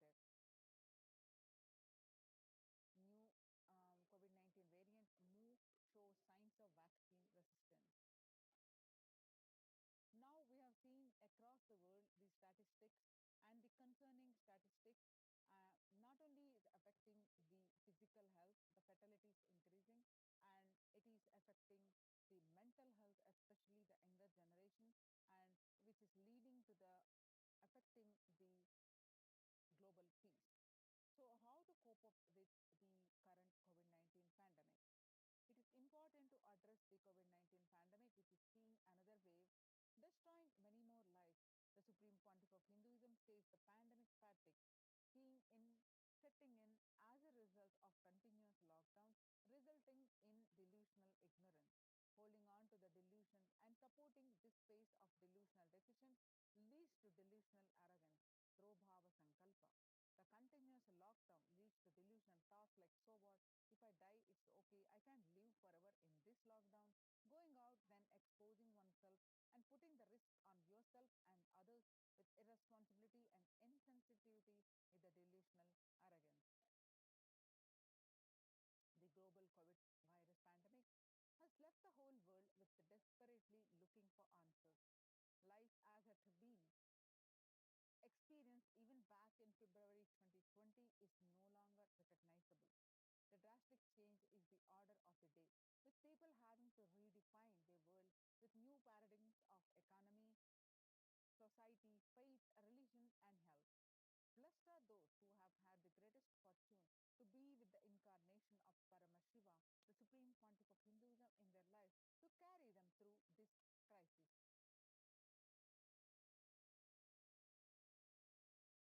Sustainable developmental goals. Making peace with the nature is possible if we start now.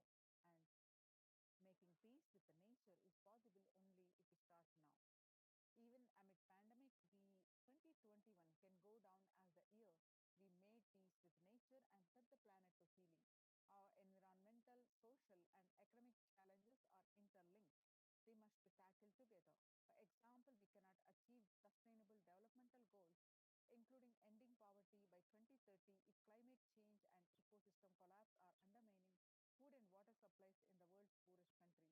We have no choice but to transform our economics and societies by valuing nature and putting its health at the heart of all our decisions. Now let's watch a small clip.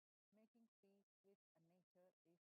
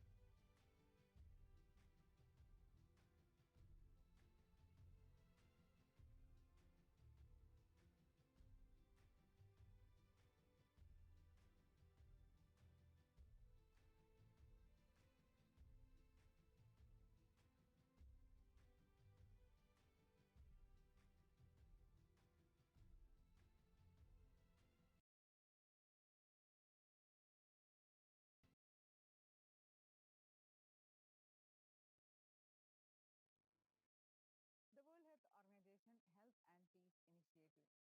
Health and peace are interrelated. In the words of the Director General of World Health Organization, Dr. Tedros, there cannot be health without peace, and there cannot be peace without health. United States Institute of Peace. Amid COVID, we need enhanced international coordination. Tackling the pandemic and building resilience in fragile states requires concerted international action at local, national, and global levels.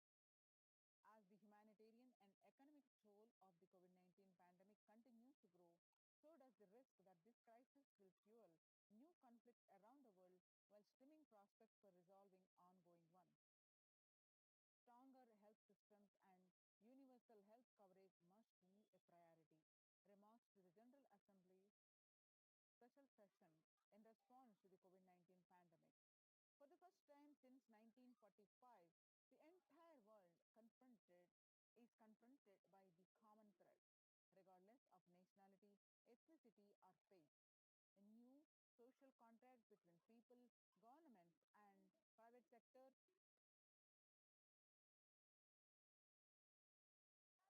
A new ma, a new social contract between people, government, and private sector, civil society, and more can tackle the roots of inequality with fair taxation on income and wealth, universal benefits, and opportunities for all. Now let us see the Supreme Pontiff of Hinduism's contribution for global peace. Vedic civilization beautifully described yastu sarvani bhutani atmani ivanu pushtati sarva bhuteshu chatmanam tadona vivivichyate. That is, global peace is the byproduct of the individual bliss. Whenever an individual goes through a spiritual bliss, he manifests a beautiful, peaceful life for him and everyone around him. If he is powerful enough, he moves the whole city and manifests peace. If he is more powerful, he moves the whole village, the whole country. If he is powerful enough, like incarnation, he moves the whole world and manifests peace for them. So, global peace is the byproduct of the individual peace. Then, how do we attain this individual bliss? By practicing unclutching, by practicing completion. Supreme Pontiff of Hinduism has given various techniques to achieve the global peace. Now, let's watch from the Supreme Pontiff of Hinduism explaining to us Sirkazhi enriching temple விடுதி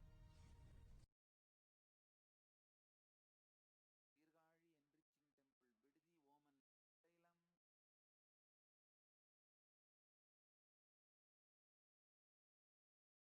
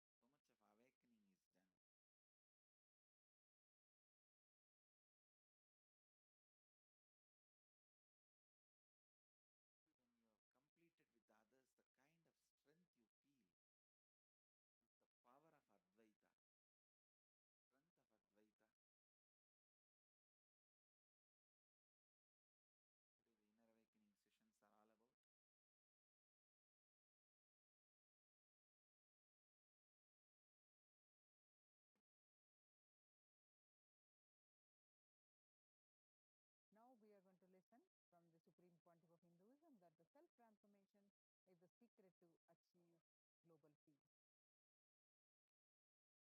Social answer means I'll tell, oh, you should all work for global peace. You should all work for turning the world. You should work for revolution. You should work for all these, that things. You should vote only the party which says that it will stop the war and all these things. This is the social answer. Nonsense. If you want the honest answer, I tell you, simply transform yourself. You can't do anything. If at all you can do, you would have done it. Be honest. If you can do, you would have done it. You are raising this question because you are not able to do. Am I right? So let us be very clear. Let us be honest. We are not able to do. Social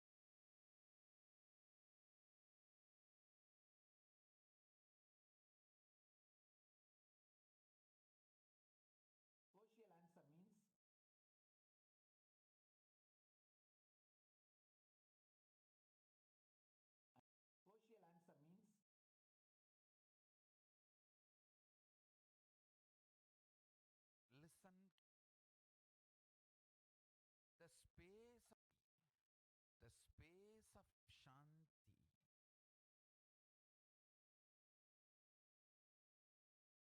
is where Kailasa grows. Listen carefully. It is in the deep powerfulness of peace, or peace centered powerfulness is the ground, breeding ground for Paramashivatva to manifest. Please understand. Like how pure mirror reflects everything, pure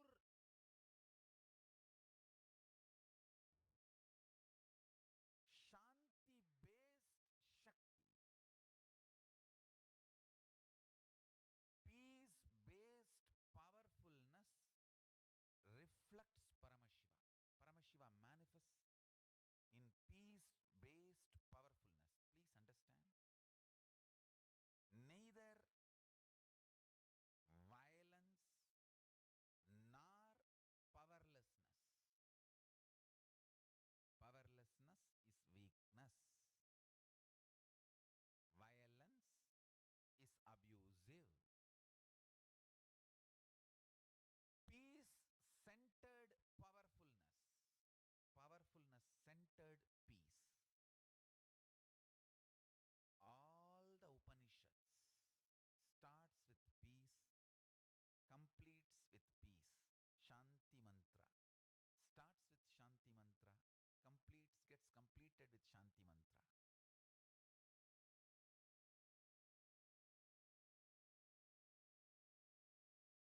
Peace based powerfulness is a fundamental requirement for Paramashivatva to manifest. That is why people who don't want us to manifest Paramashivatva or power manifestation do not want to allow the peace in our life, or do not want peace in our campus. Understand?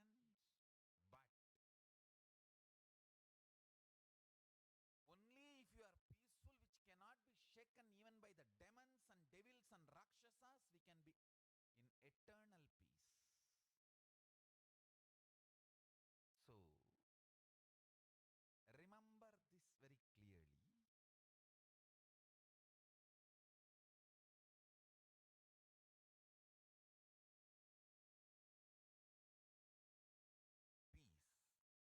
Peace alters the very DNA structure, genetic structure, the core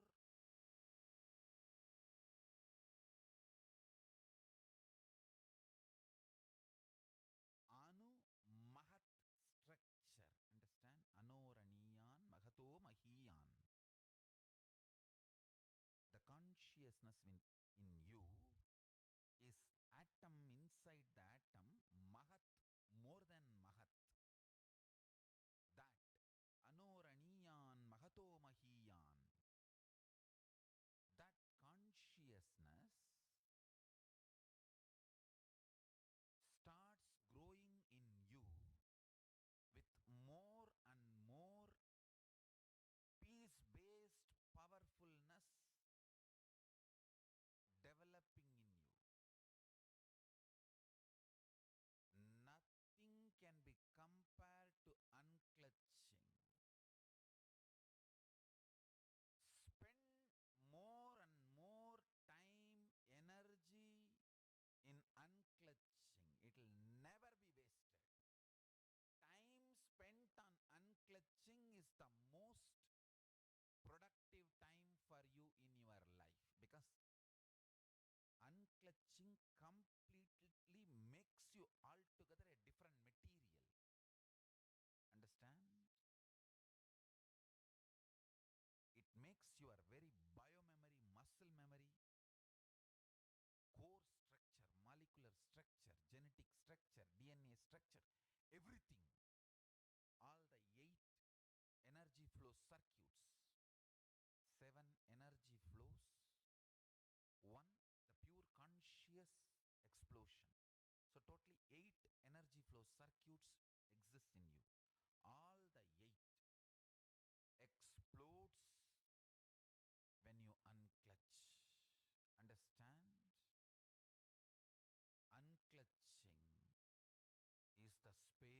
of Sri Kailasa.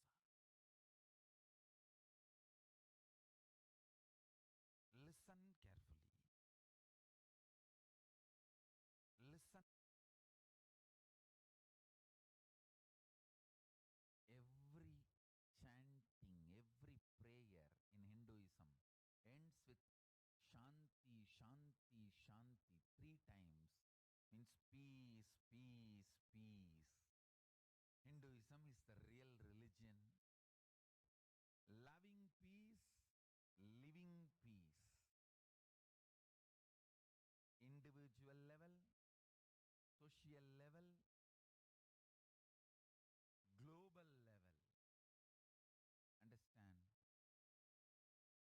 Hinduism lasts all its 56 nations, 200 states, 10,000 kingdoms, samsthanas, is not a loss to Hinduism, it is a loss to planet Earth, human beings. Wherever Hinduism is practiced, kept alive, the ideal of global peace is kept alive. Just do this one simple statistics. You yourself study. Google and study.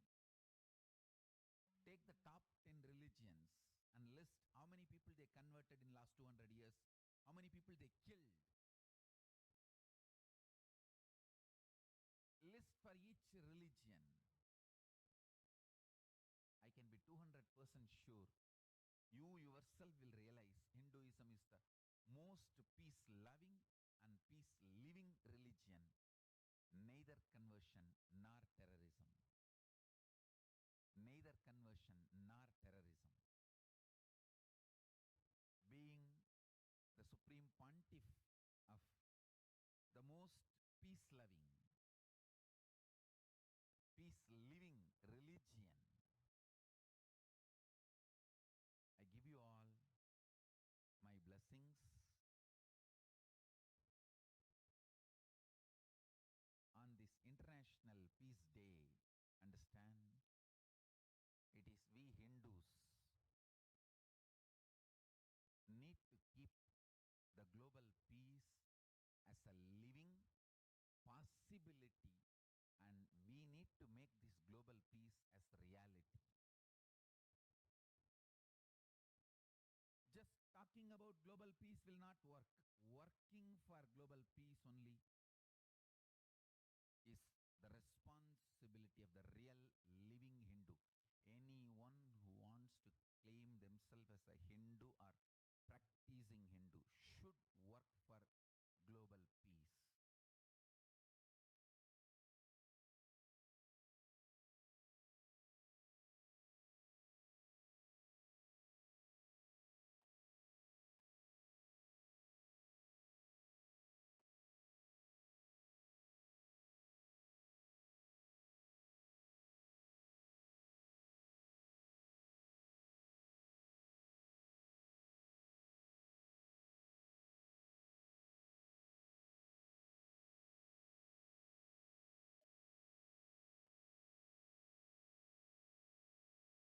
KAILASA's mission of global peace and superconsciousness breakthrough. The sovereign order of KAILASA, led by the Supreme Pontiff of Hinduism and Nithyananda order of monks, nuns, and Hindu diaspora, are working for global peace and to give a superconsciousness breakthrough to humanity.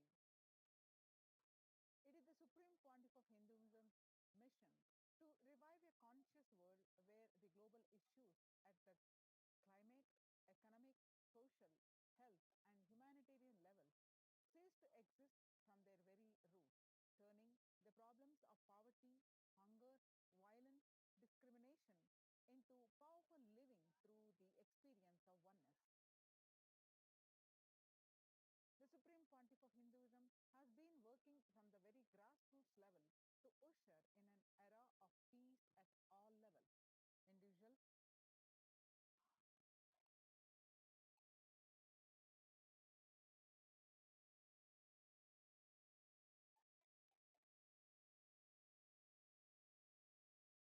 individuals, societal, national, insights into the workings of human mind, body, emotions have enabled him to powerfully and directly address various social and emotional problems facing humanity today.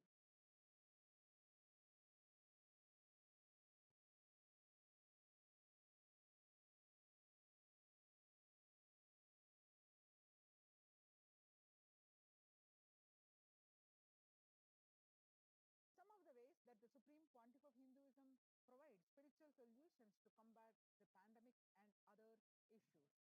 Since the beginning of the global lockdown, the amount of contribution and activism of KAILASA has increased multifold through the Paramashivoham program, bringing super consciousness breakthrough to the whole humanity by starting the Akhanda Nirvikalpa Samadhi Jnana Yajna and contributing almost millions of minutes so far. Paramashiva Sankalpa chanting, the sacred Sanskrit mantra chanting 24/7 via Zoom sessions.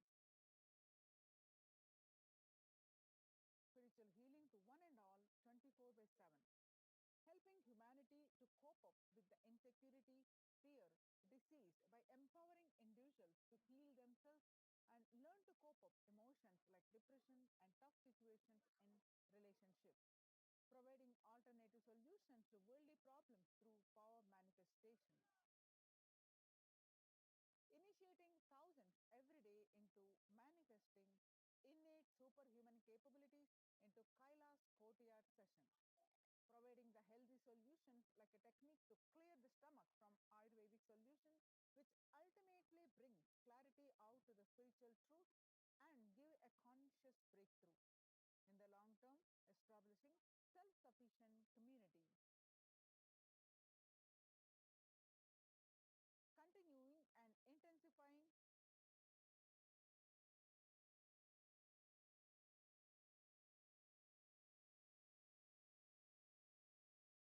Continuing and intensifying the service of Annadan, free food in Nithyananda Annalayas around the world, including Tirunamalai, Los Angeles, and various other adhinams.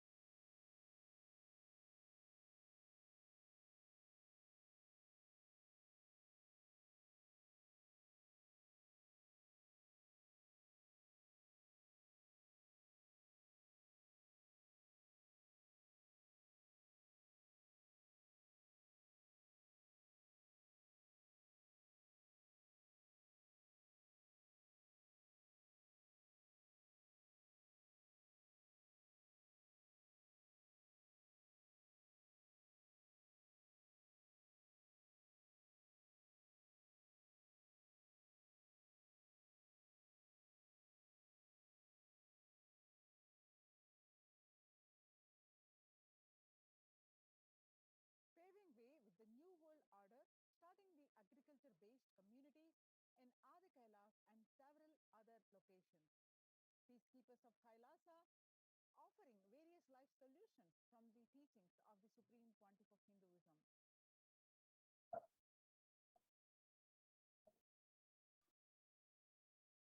Hinduism prescribes various methods for global healing.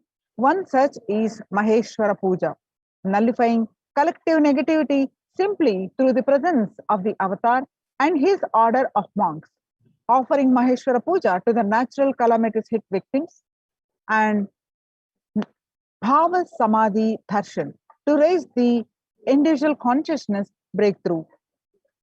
Devi Parashakti Akashic reading, the cosmic revelations. The Supreme Pontiff of Hinduism, spiritual solutions for COVID-19.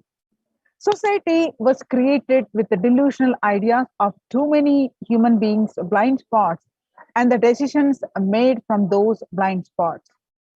If the visionary of a civilization or country or nation has blind spots when he develops a vision for it, the whole civilization suffers those blind spots forever. Now it's time that the nature, Prakriti, resets itself, and many of the blind spots based visions, ideas become important components of the society This pralaya which is happening is melting down everything which is delusion based. The world as we know is gone, and let us celebrate God. This isolation which is seemingly endless, with an unknown future which is compelling humanity to make 100% lifestyle change, is something to be deeply drilled upon. All problems need to be addressed only with spiritual solutions and powerful cognitions.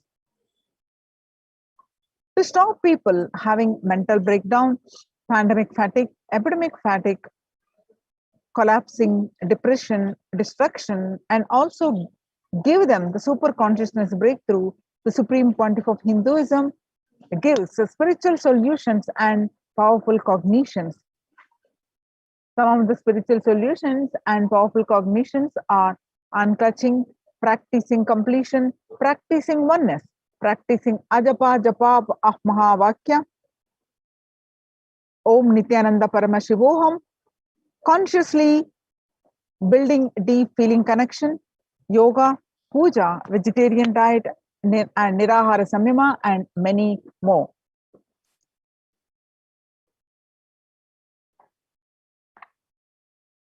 It is time we all take responsibility to save the humanity and to protect people from this pandemic fatigue, destruction, and let us try to enrich people for every one of these great spiritual solutions.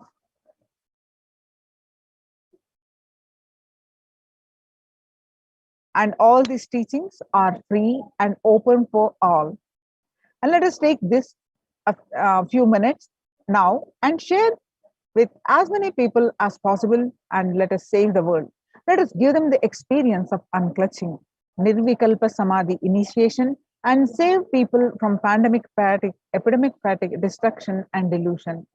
Help people to have a super consciousness breakthrough and sail through this pralaya. People from over 50 countries continuously radiate the space of Paramashiva by practicing the unclutching meditation 24/7 and 7 days a week. It started from 13th May 2020, and at any given point of time, there are 4 to 8 zones continuously unclutching around the world. Join this movement at http://kailasa.tv/minutes for peace. The life solutions based on the ancient Hindu tradition, the meditation and yoga techniques from the scriptures, the cognitions rooted in the highest truth, the lifestyle based on living and radiating higher values of life, and powerful way of living and realizing one's ultimate potential form the foundation of the Supreme Pontiff of Hinduism's teachings, which by their inherent nature provide the foundation for peace on planet Earth. The Supreme Pontiff of Hinduism has launched the Minutes for Peace initiative, which aims to reduce crime globally by conducting mass meditations around the world in parallel. In 2014, just after 2 years of launching the program, it crossed over 1 billion minutes of meditation. Scientific studies have shown a reduced crime rate after participation in the meditation and completion techniques. In 1976, it was found that when 1% of community practiced meditation, pujas, the crime rate was reduced by 16% on an average.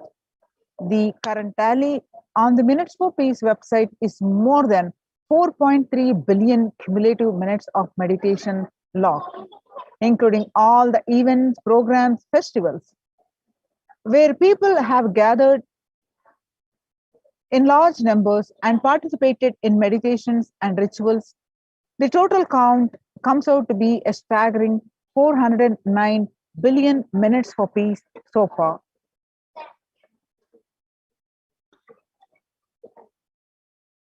You can see some glimpses where the Supreme Pontiff of Hinduism participated, conducted about a meditation program called Shuddhatvaitam to about 5,000 devotees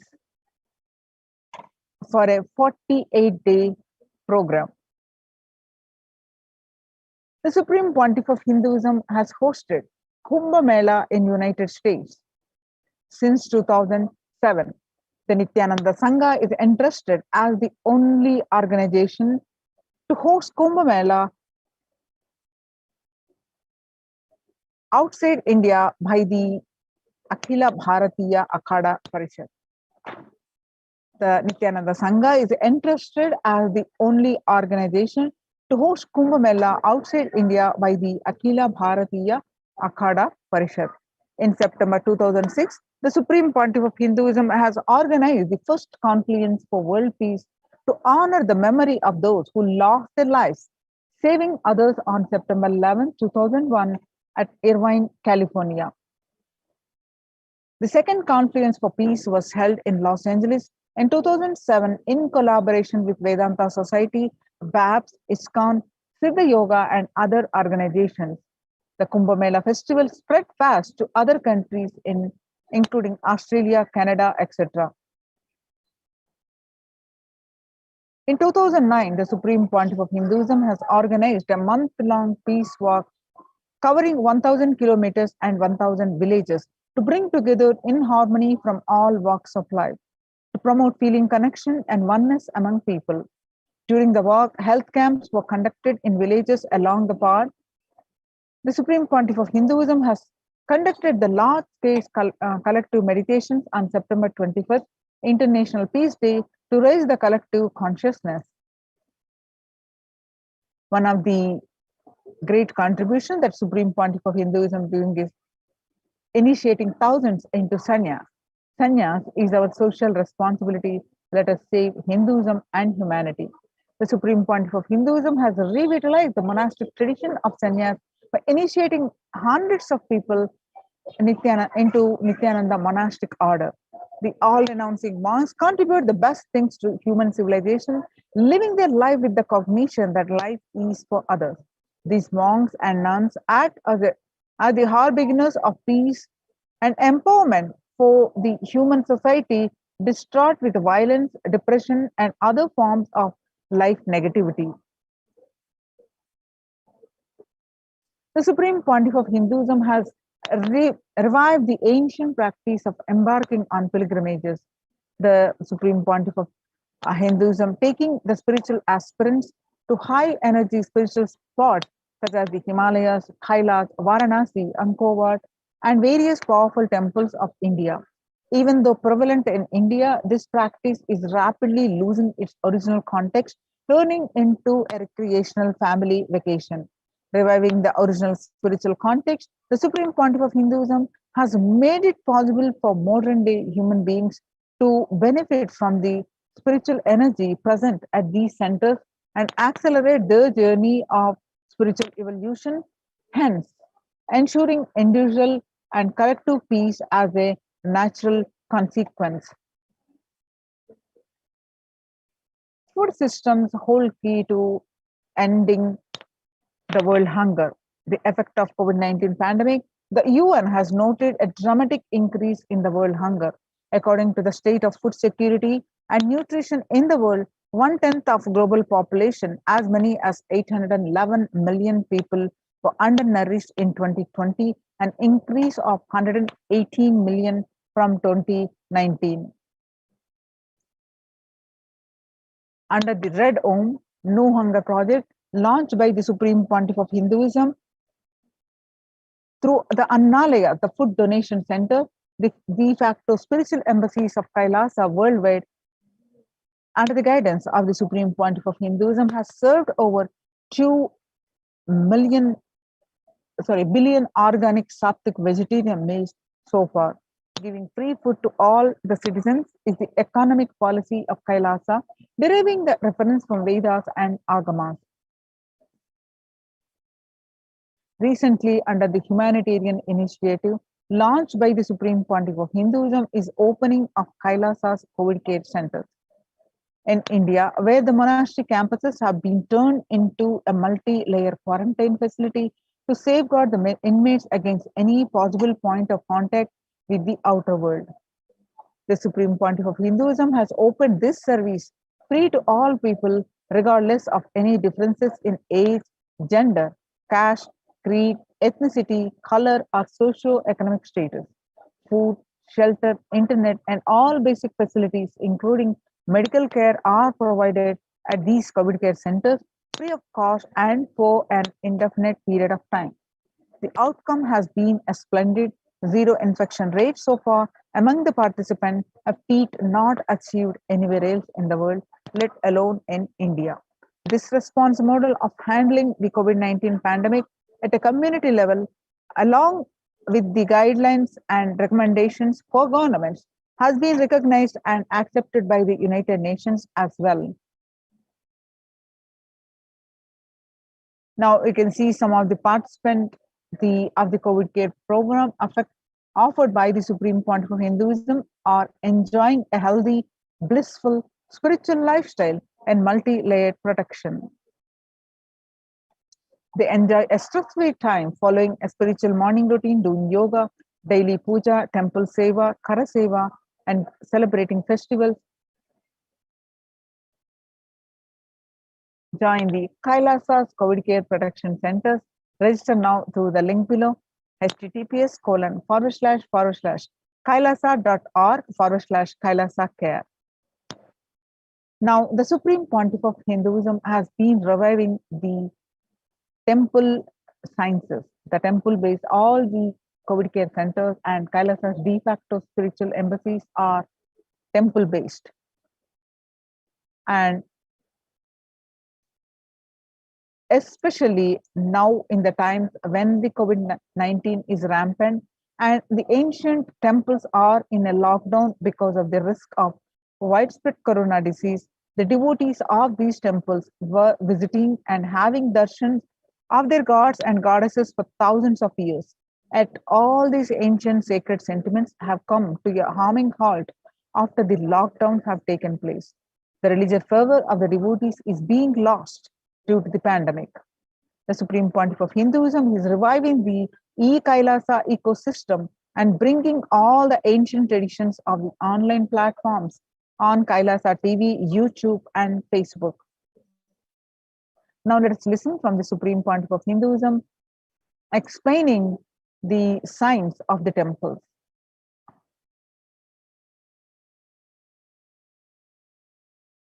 This particular Meenakshi temple.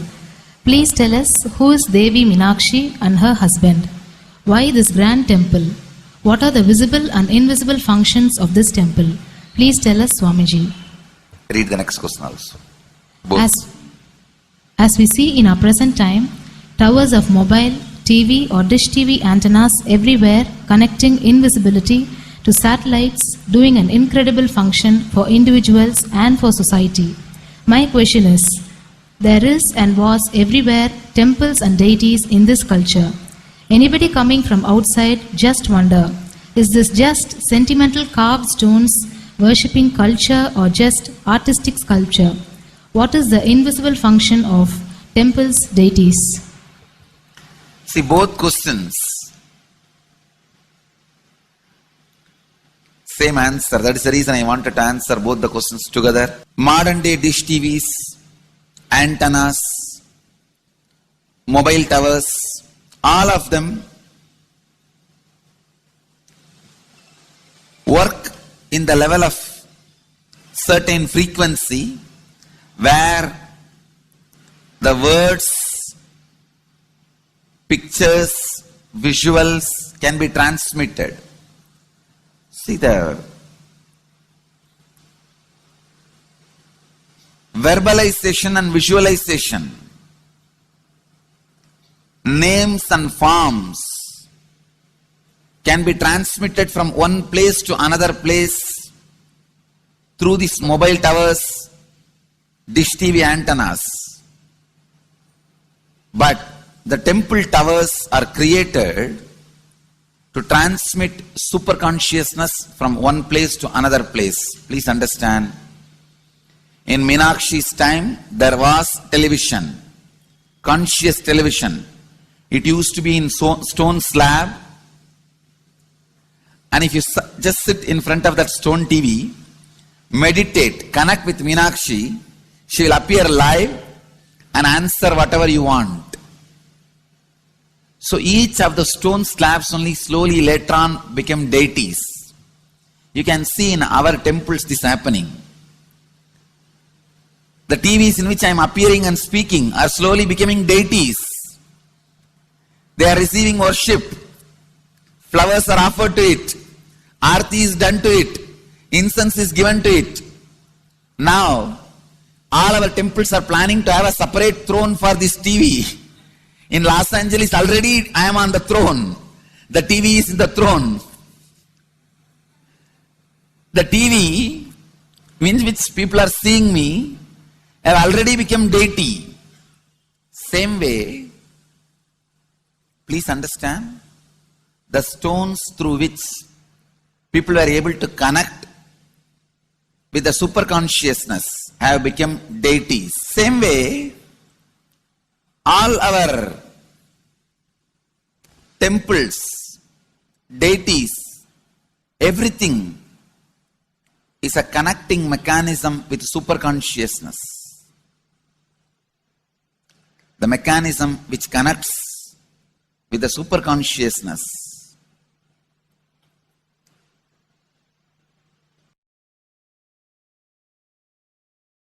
Please understand, the deities and temples are not just sentimental carved stones, or they are not just artistic sculptures, they are conscious transmitters. They raise you to the super consciousness. In each house in Vedic tradition, we have a puja room. All the puja rooms are your private conscious airport, are conscious transmission centers. The main temple is the place from where continuous super consciousness is radiating. So if you just sit and connect with a deep feeling connection, see, in those days human beings were so beautiful and simple. Just remembering the name of the deity is enough. They are already in connection with the deity. That feeling connection. When I read Patanjali's Yoga Sutra, it says, sit in Siddhasana and be in Samadhi. That's all. So the human beings were so simple in those days. Just if you sit in Siddhasana, you are already in Samadhi. If you sit, your mind sits. Now, if you sit, your mind sits.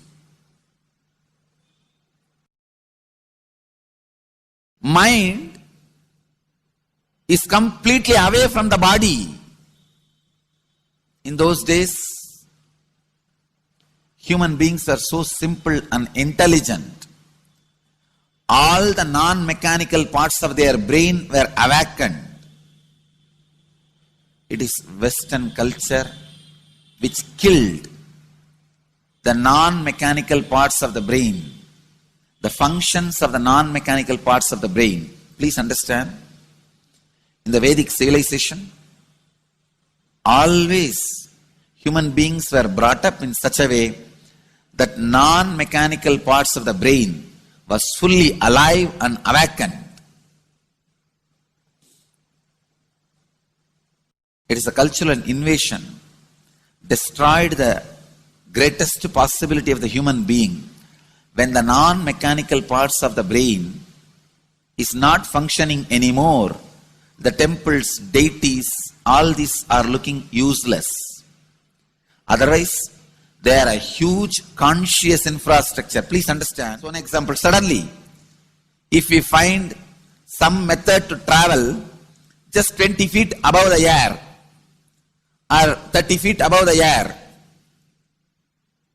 without petrol or diesel, all our automobiles, roads, everything will become useless.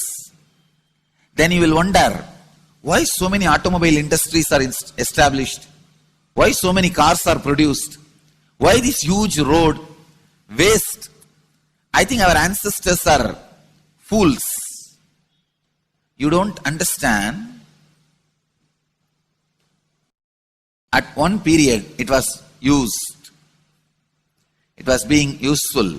Our temples, our deities, all these are useful if all your non-mechanical parts of the brain is awakened.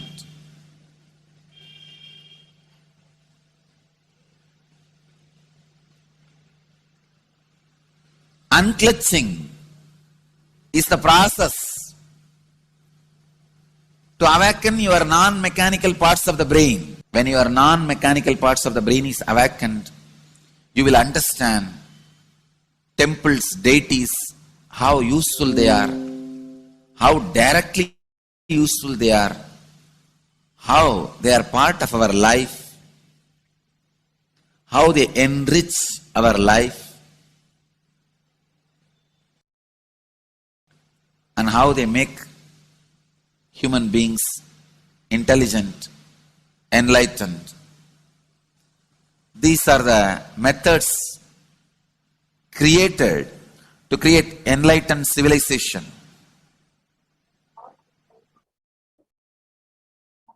These grand temples are not built as an just monument. They are built as a conscious movement. It is not like Egyptian pyramids, monuments. No. It is conscious movement to raise human beings to the highest consciousness, to make human beings experience the highest purpose.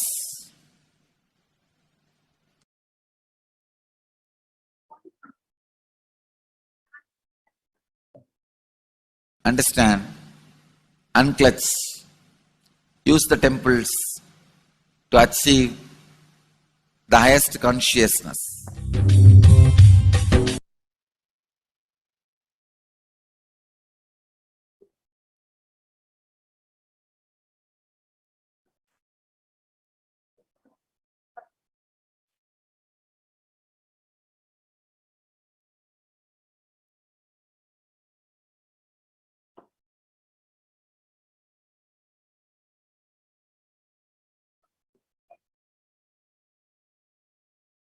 So join the KAILASA's COVID care protection centers, mainly temple-based ecosystem. Now that we have seen the science behind the temples and these KAILASA's de facto spiritual embassies, it not only add to your joy, peace, and bliss, protection from the pandemic, and give you a spiritual conscious breakthrough. So join the KAILASA's COVID care protection centers. Register now through the link below at https://kailasa.org/kailasa care. https://kailasa.org/kailasa care. With this, we are going to move on to the next part of our segment after a short break. Thank you, Nithyanandam.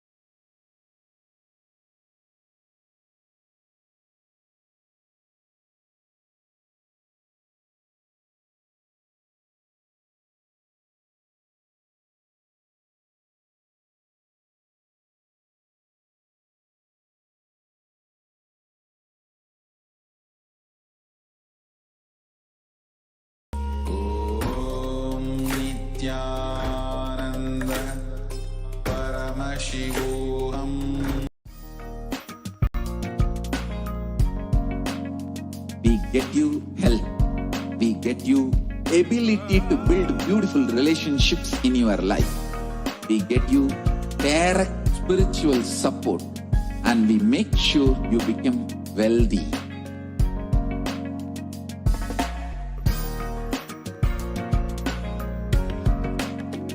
We won't stop giving you just good life. We will literally not stop till you live enlightened life. Manifesting the state of Paramashiva, space of Paramashiva, powers of Paramashiva, being of Paramashiva.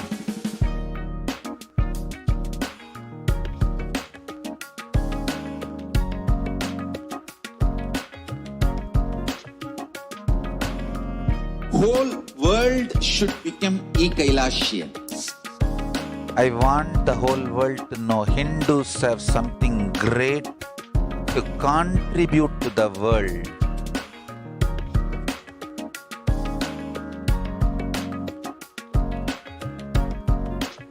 We have something great to contribute to the world. Let us do that.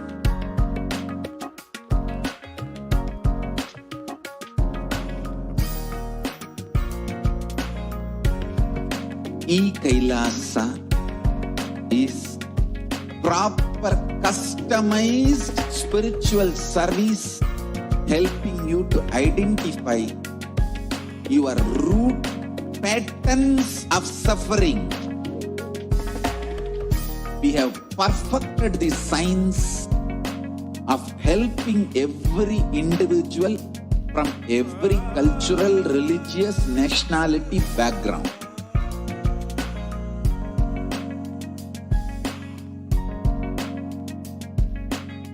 You will have lowest reactionary assumptions, highest awakened response, alive response for life continuously.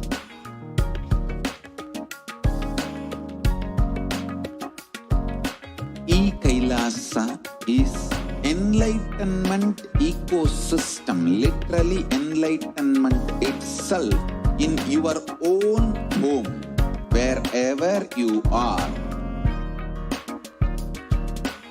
Proper customized spiritual service helping you to complete with your life negativity, withdrawal from life, self-hatred, self-denial, self-doubt, so much of tiredness, laziness. We can support you aligning your diet, your attitude, your aptitude, your understanding about life. We can help you with everything.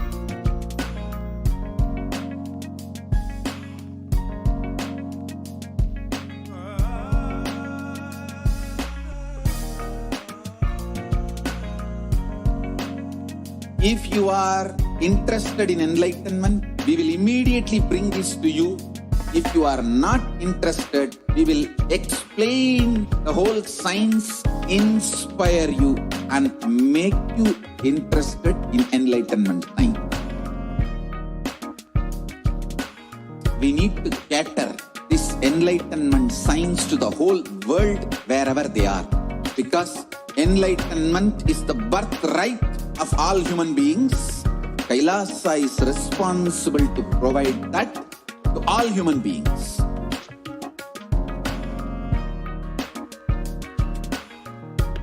KAILASA is the totality of the knowledge I received from my gurus and practice manifested in my life, perfected by teaching millions of people from all cultures, time zones, backgrounds, genders, nationality, race, from every creed.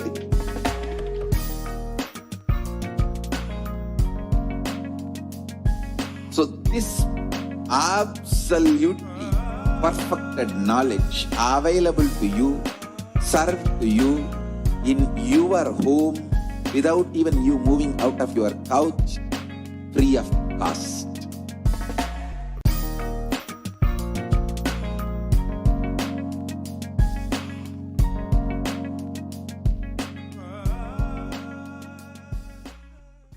Just be alive for next 3 years. Don't die within next 3 years.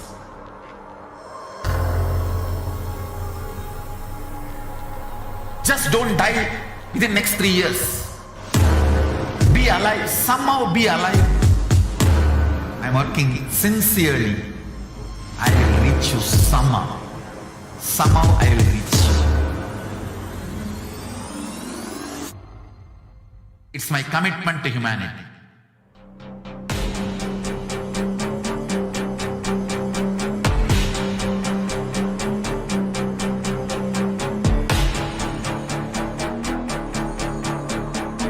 Just don't die within next 3 years. I will reach you wherever you are, whichever corner of the world you may be. I will reach you with enlightenment. You manifesting the space, state, powers, being Paramashivoham.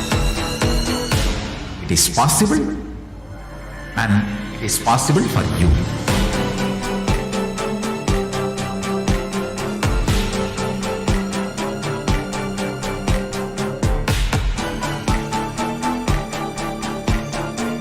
Paramashivoham will reach you with enlightenment science. I know he is going to do the job. Just be alive for next 3 years. Nothing else. What I mean by the word KAILASA, listen intensely.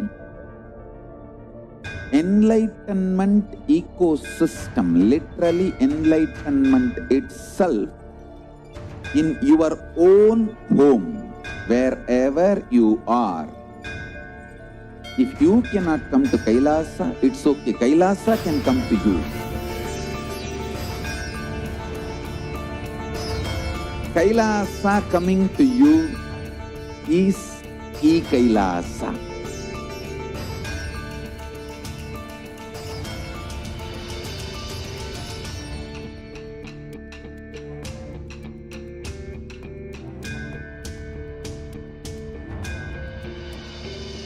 I will revive Hinduism. I am a Hindu revivalist, not by any revolution, but by evolution.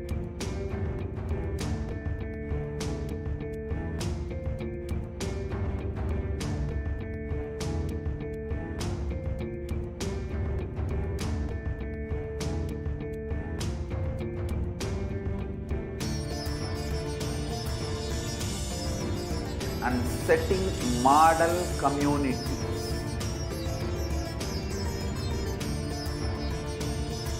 KAILASAs, enlightenment ecosystems, Sarvanyapitas all over the world.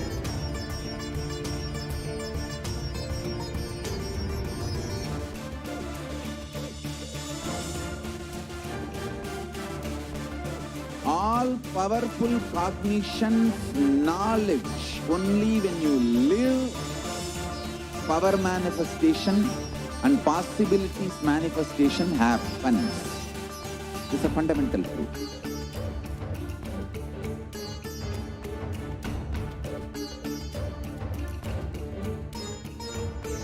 Hinduism cannot live exclusively as one sampradaya. No. All sampradayas of Hinduism is an ecosystem.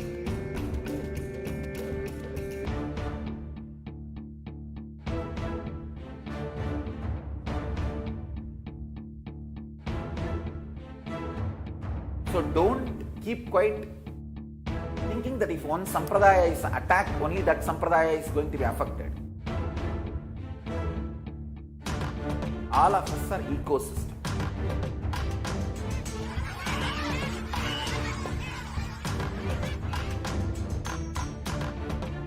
I invite all of you to get involved and enjoy Hinduism by the principle of Dharmo Rakshati Rakshitaha. When you protect Dharma, Dharma protects you. We will make the whole planet flourish spiritually. the spiritual prosperity will happen to the whole planet there. We all have to coexist together.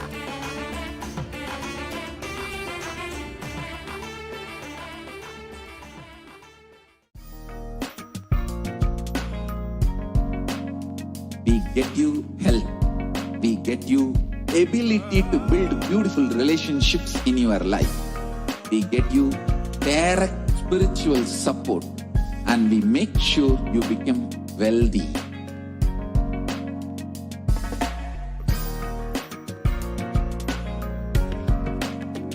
We won't stop giving you just good life. We will literally not stop till you live enlightened life. Manifesting the state of Paramashiva, space of Paramashiva, powers of Paramashiva, being of Paramashiva.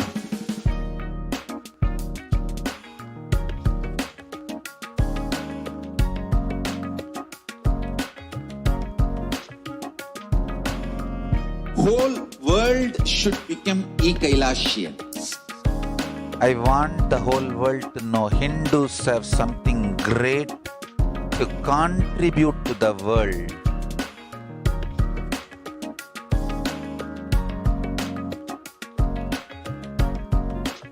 We have something great to contribute to the world.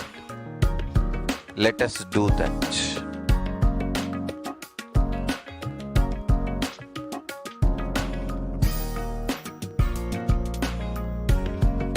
KAILASA is proper customized spiritual service helping you to identify your root patterns of suffering. We have perfected the science of helping every individual from every cultural, religious, nationality background.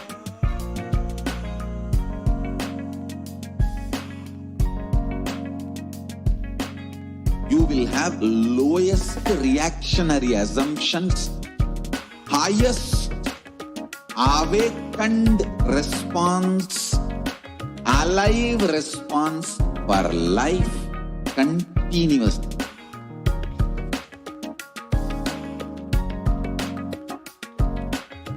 KAILASA is enlightenment ecosystem, literally enlightenment itself in your own home, wherever you are. Proper customized spiritual service helping you to complete with your life negativity. Withdrawal from life, self-hatred, self-denial, self-doubt, so much of tiredness, laziness. We can support you aligning your diet, your attitude, your aptitude, your understanding about life. We can help you with everything.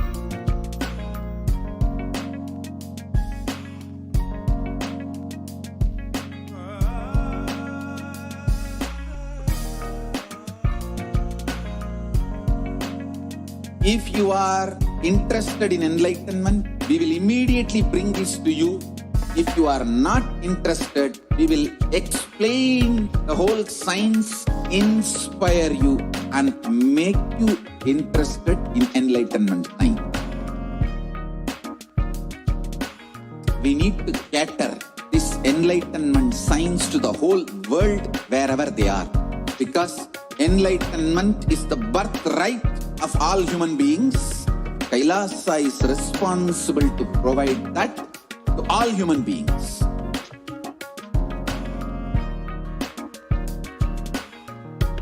KAILASA is the totality of the knowledge I received from my gurus and practice manifested in my life, perfected by teaching millions of people from all cultures, time zones, backgrounds, genders, nationality, race, from every creed.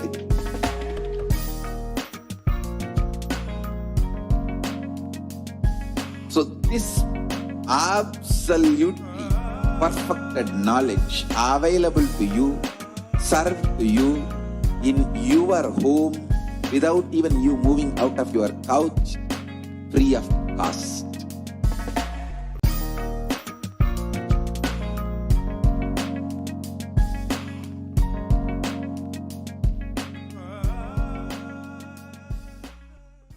Just be alive for next 3 years. Don't die within next 3 years.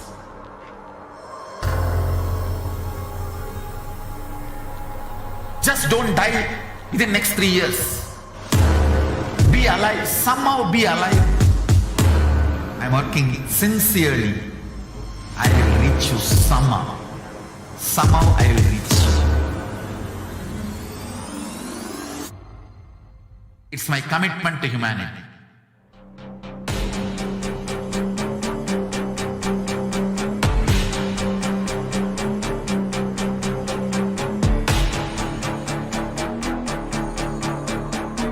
Just don't die within next 3 years. I will reach you wherever you are, whichever corner of the world you may be.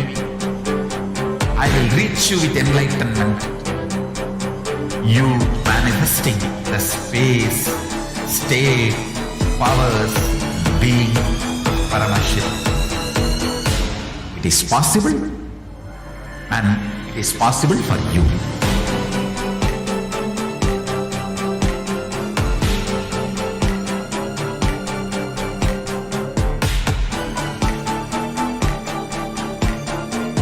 Paramashivoham will reach you with enlightenment science. I know he is going to do the job. Just be alive for next 3 years. Nothing else. What I mean by the word KAILASA, listen intensely. Enlightenment ecosystem, literally enlightenment itself, in your own home, wherever you are. If you cannot come to KAILASA, it's okay. KAILASA can come to you.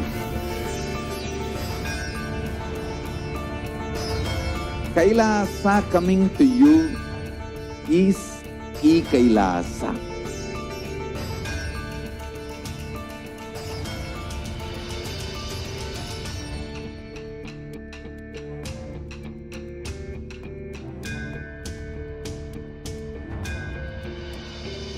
I will revive Hinduism. I am a Hindu revivalist, not by any revolution, but by evolution.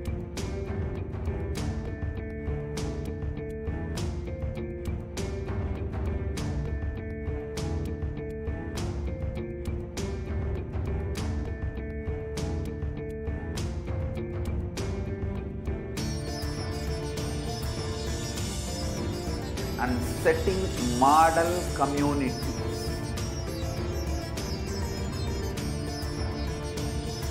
KAILASAs, enlightenment ecosystems, Sarvanya Pitas all over the world.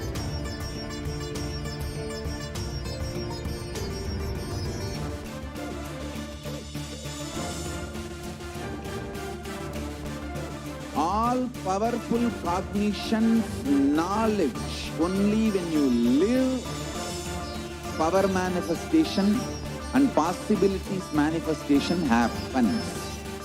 It's a fundamental truth.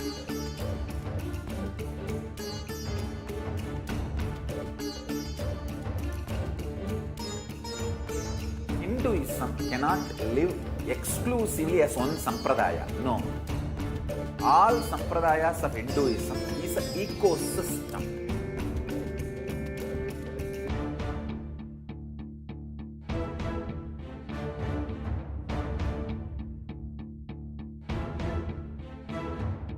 So don't keep quiet thinking that if one sampradaya is attacked, only that sampradaya is going to be affected. All of us are ecosystem.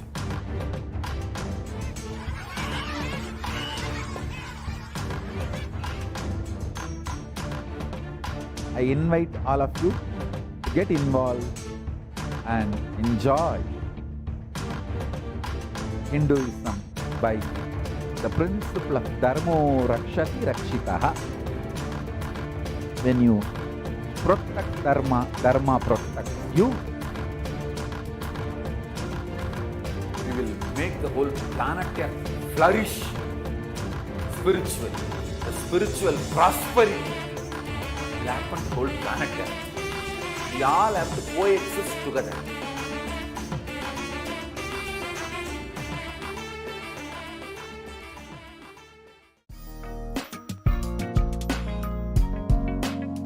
We get you health. We get you ability to build beautiful relationships in your life. We get you direct spiritual support, and we make sure you become wealthy.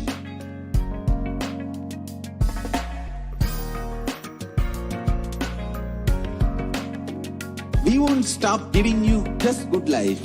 We will literally not stop till you live enlightened life. Manifesting the state of Paramashiva, space of Paramashiva, powers of Paramashiva, being of Paramashiva.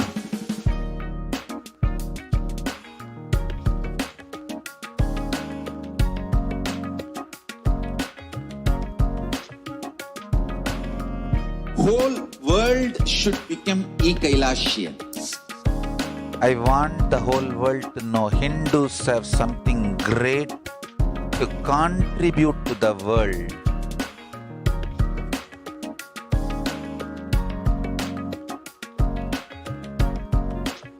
We have something great to contribute to the world. Let us do that.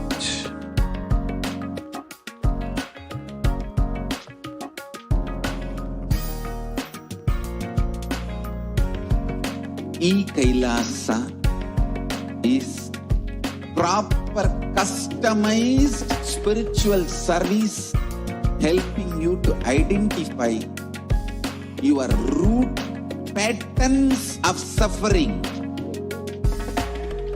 We have perfected the science of helping every individual from every cultural, religious, nationality background.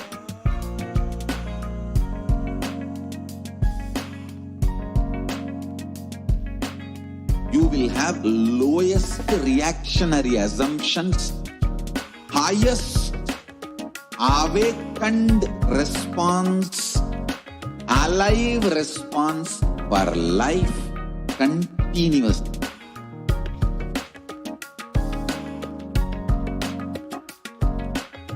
KAILASA is enlightenment ecosystem, literally enlightenment itself in your own home, wherever you are. Proper customized spiritual service helping you to complete with your life negativity, withdrawal from life, self-hatred, self-denial, self-doubt, so much of tiredness, laziness. We can support you aligning your diet, your attitude, your aptitude, your understanding about life. We can help you with everything.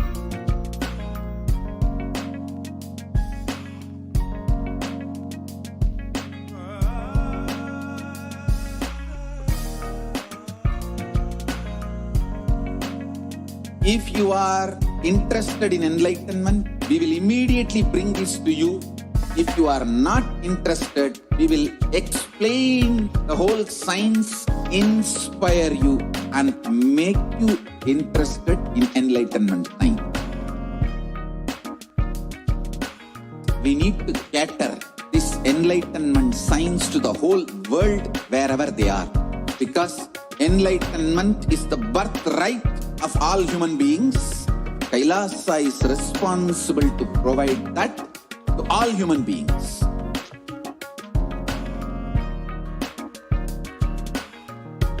KAILASA is the totality of the knowledge I received from my gurus and practice manifested in my life perfected by teaching millions of people from all cultures, time zones, backgrounds, genders, nationality, race, from every creed.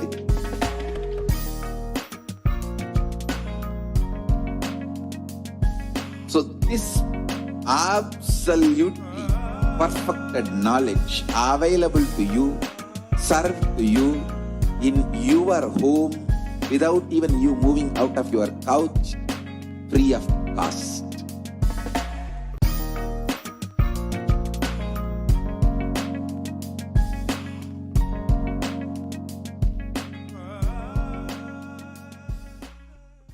Just be alive for next 3 years. Don't die within next 3 years.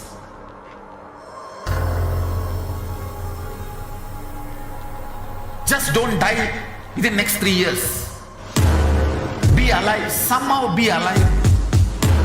I'm working sincerely. I will reach you somehow. Somehow I will reach you. It's my commitment to humanity.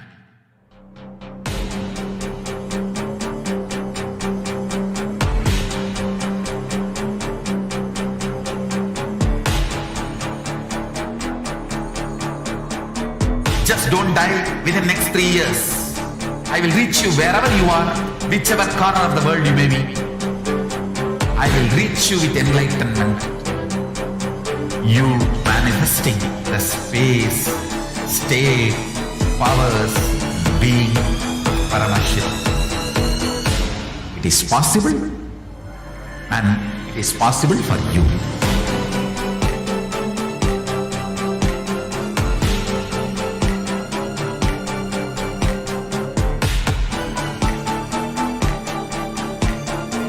Paramashivoham will reach you with enlightenment science. I know he is going to do the job. Just be alive for next 3 years. Nothing else. What I mean by the word KAILASA, listen intensely.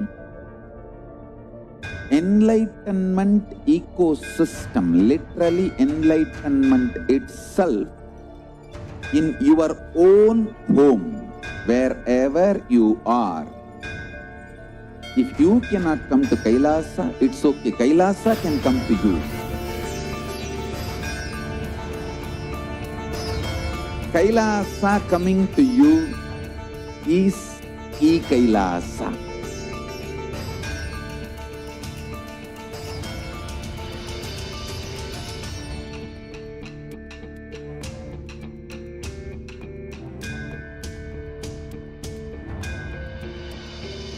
I will revive Hinduism. I am a Hindu revivalist, not by any revolution, but by evolution.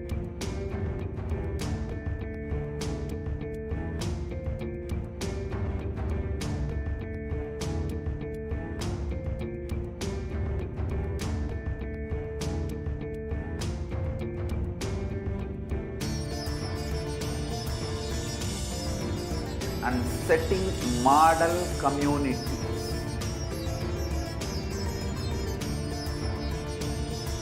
Kailasas, enlightenment ecosystems, Sarvanya Pitas all over the world.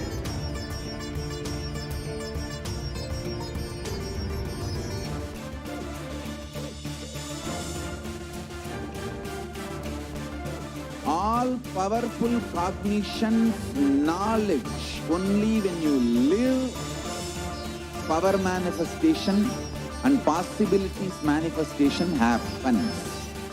It's a fundamental truth.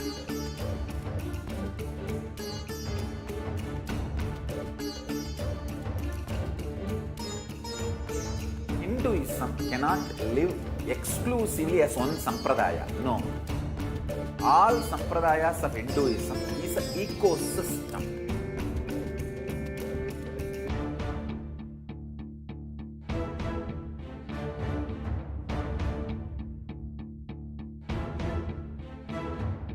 So don't keep quiet thinking that if one sampradaya is attacked, only that sampradaya is going to be affected. All of us are ecosystem.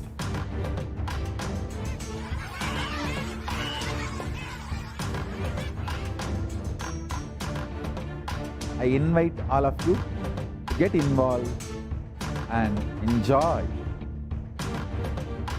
Hinduism by the principle of Dharmo Rakshati Rakshitaha. When you protect Dharma, Dharma protects you. You will make the whole planet flourish spiritually. The spiritual prosperity will happen to the whole planet. We all have to coexist together.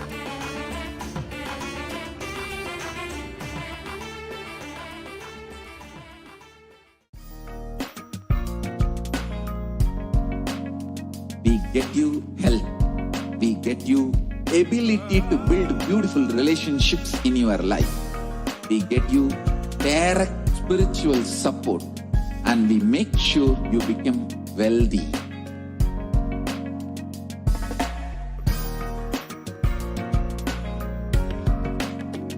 We won't stop giving you just good life. We will literally not stop till you live enlightened life. Manifesting the state of Paramashiva, space of Paramashiva, powers of Paramashiva, being of Paramashiva.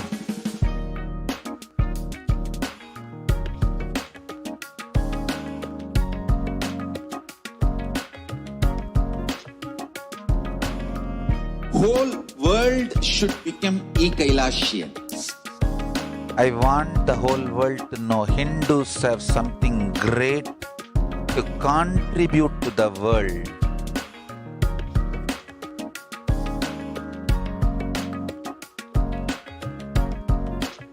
We have something great to contribute to the world.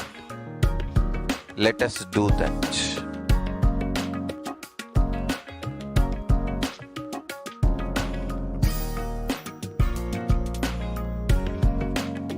KAILASA is proper customized spiritual service helping you to identify your root patterns of suffering.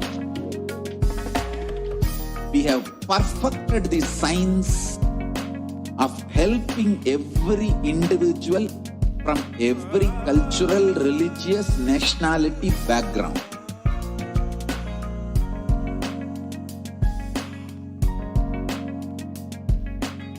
You will have lowest reactionary assumptions, highest awakened response, alive response for life continuously.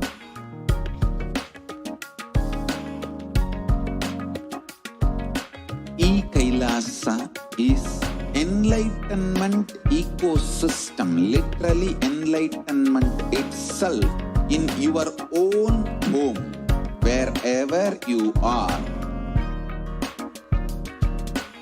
Proper customized spiritual service helping you to complete with your life negativity, withdrawal from life, self-hatred, self-denial, self-doubt, so much of tiredness, laziness. We can support you aligning your diet, your attitude, your aptitude, your understanding about life. We can help you with everything.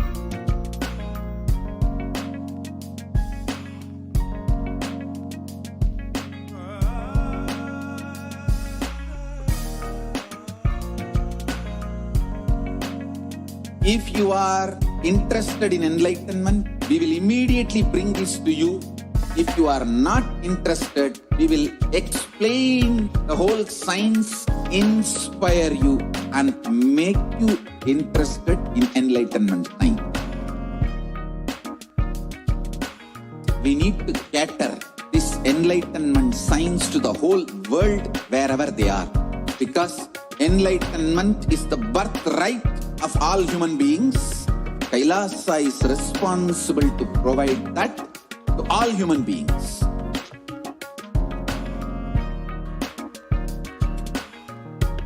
Kailasa is the totality of the knowledge I received from my gurus and practice manifested in my life, perfected by teaching millions of people from all cultures, time zones, backgrounds, genders, nationality, race, from every creed.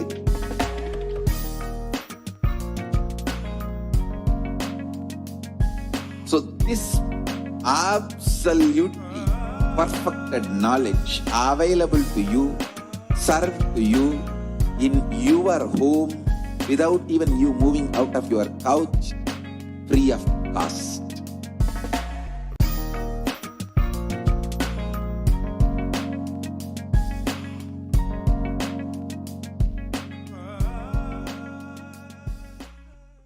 Just be alive for next 3 years. Don't die within next 3 years.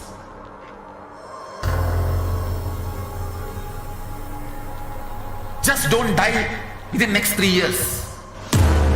Be alive. Somehow be alive. I'm working sincerely. I will reach you somehow. Somehow I will reach you. It's my commitment to humanity.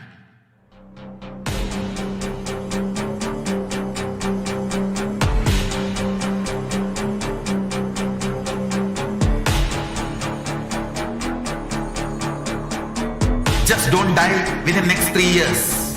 I will reach you wherever you are, whichever corner of the world you may be. I will reach you with enlightenment. You manifesting the space, state, powers, being Paramashivoham. It is possible, and it is possible for you.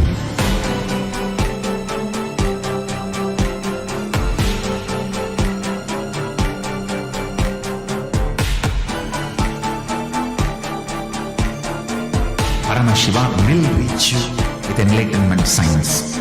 I know he is going to do the job. Just be alive for next 3 years. Nothing else. What I mean by the word KAILASA, listen intensely. Enlightenment ecosystem, literally enlightenment itself, in your own home, wherever you are. If you cannot come to KAILASA, it's okay. KAILASA can come to you. KAILASA coming to you is KAILASA.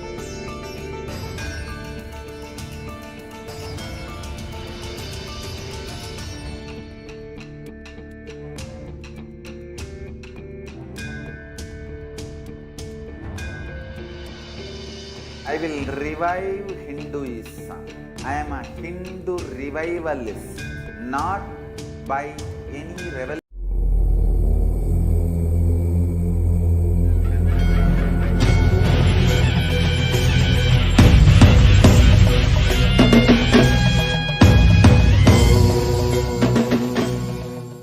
Connecting with the divine with your eyes closed is meditation. Connecting with the divine with your eyes open is darshan. Come, let us all now move from meditation to darshan. Slowly, very slowly, please open your eyes.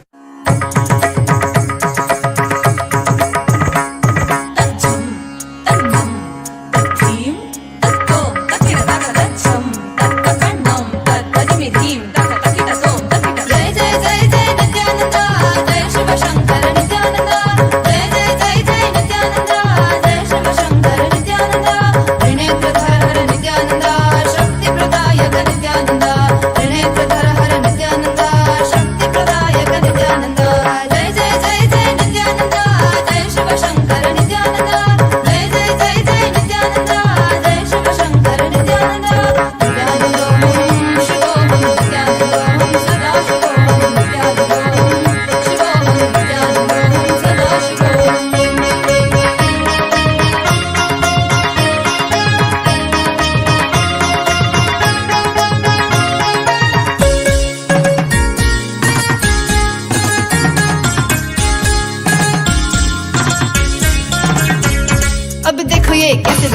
बंद कर आंखों पे हर बाधा हटा कर सब दूर दूर जो है कह जाएंगे कि सब देख देखते रह जाएंगे। त्रिनेत्र जागरण जो इसे कहते हैं, कथाओं में जो सुनने को मिलते हैं, कहने में जो लगे नहीं इतना आसान चुश्चुल, इतना भी नहीं मुश्किल, बात बनेगी संपूर्ति जब साथ है तो आओ एक दीक्षा की तो बात है सारी दुनिया में मगर एक ही इंसान, उप्स नॉट इंसान ये है भगवान। जय जय जय जय नित्यानंदा, जय शिव शंकर नित्यानंदा, जय जय जय जय नित्यानंदा, जय शिव शंकर नित्यानंदा, नित्यानंदोहम शिवोहम नित्यानंदोहम सदा शिवोहम नित्यानंदोहम शिवोहम नित्यानंदोहम सदा शिवोहम।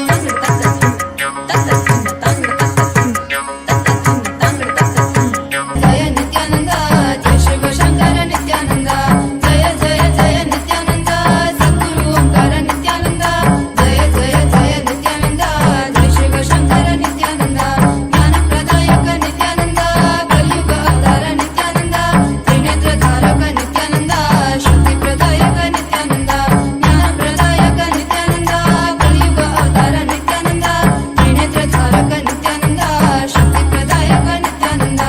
जय जय जय जय नित्यानंदा, जय शिव शंकर नित्यानंदा, जय जय जय जय नित्यानंदा, जय शिव शंकर नित्यानंदा, त्रिनेत्रधर नित्यानंदा, शक्ति प्रदायक नित्यानंदा, त्रिनेत्रधर नित्यानंदा, शक्ति प्रदायक नित्यानंदा। जय जय जय जय नित्यानंदा, जय शिव शंकर नित्यानंदा, जय जय जय जय नित्यानंदा, जय शिव शंकर नित्यानंदा, नित्यानंदोहम शिवोहम नित्यानंदोहम सदा।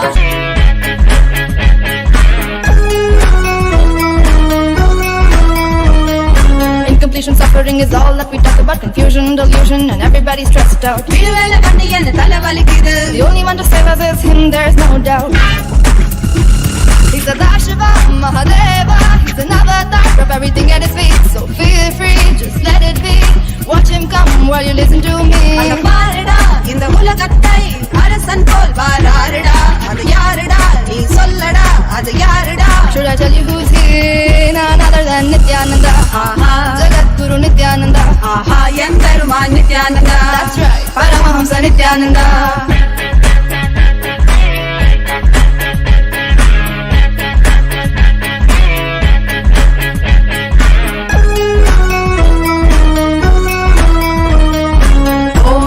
Nithyanandai, namo namo Nithyanandai, Om namo Nithyanandai, Sadashivaya Om, Om namo Nithyanandai, namo namo Nithyanandai, Om namo Nithyanandai, Sadashivaya Om. Nithyananda Sadashiva Mahadeva say, Nanda Adaguna Jadamudi Misai, I see you at that track, my heart goes stuck stuck. Maraina Nida Pakumuna Yanoda Asai.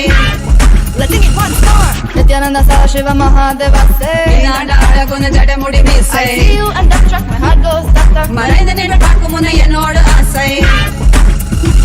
He's Sadashiva Mahadeva. He's an avatar of everything at his feet. So feel free, just let it be. Watch him come while you listen to me. Agaparada, இந்த உலகத்தை அரசன் போல் வாராருடா, இன்யாருடா அவனேதான் Sivan Avataran எம்பெருமானிடா. None other than Nithyananda. Jagadguru Nithyananda. Emperuman Nithyananda. That's right, Paramahamsa Nithyananda.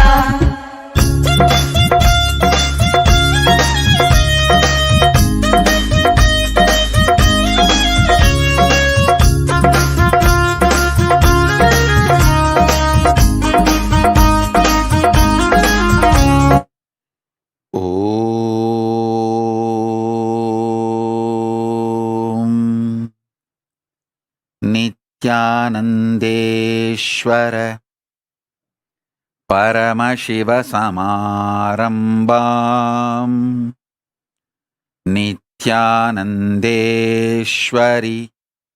परमशक्तिमध्यमाम् अस्मदाचार्यपर्यन्ताम् वन्दे गुरुपरम्पराम्।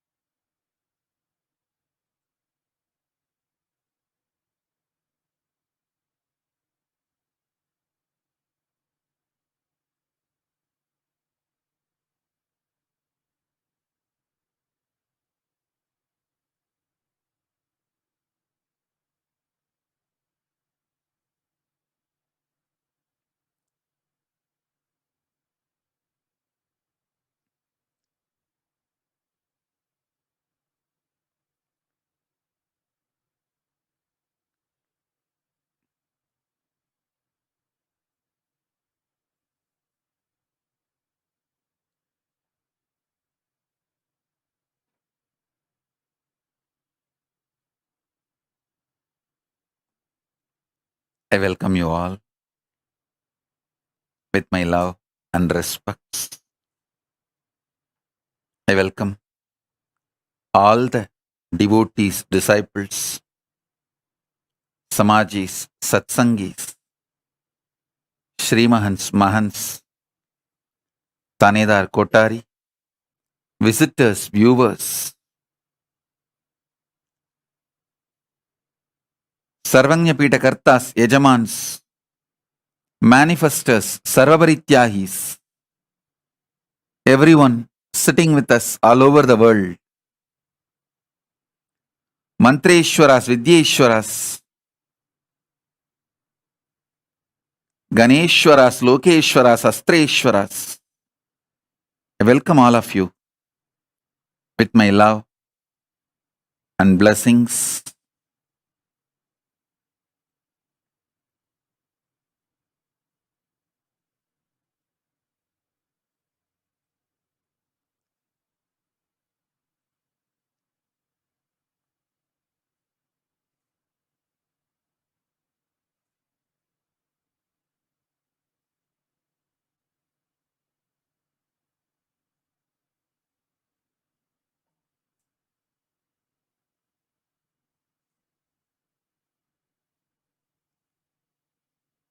Paramashiva's message directly from KAILASA.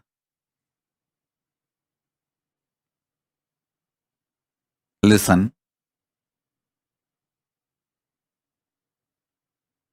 Reality of the existence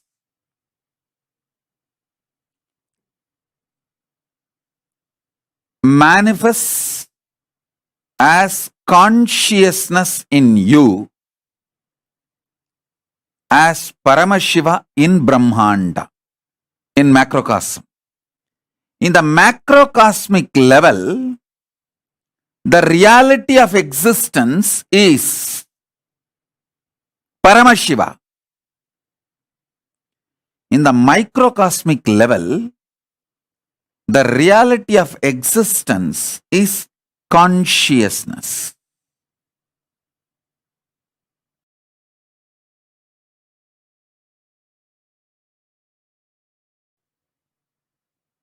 Listen intensely.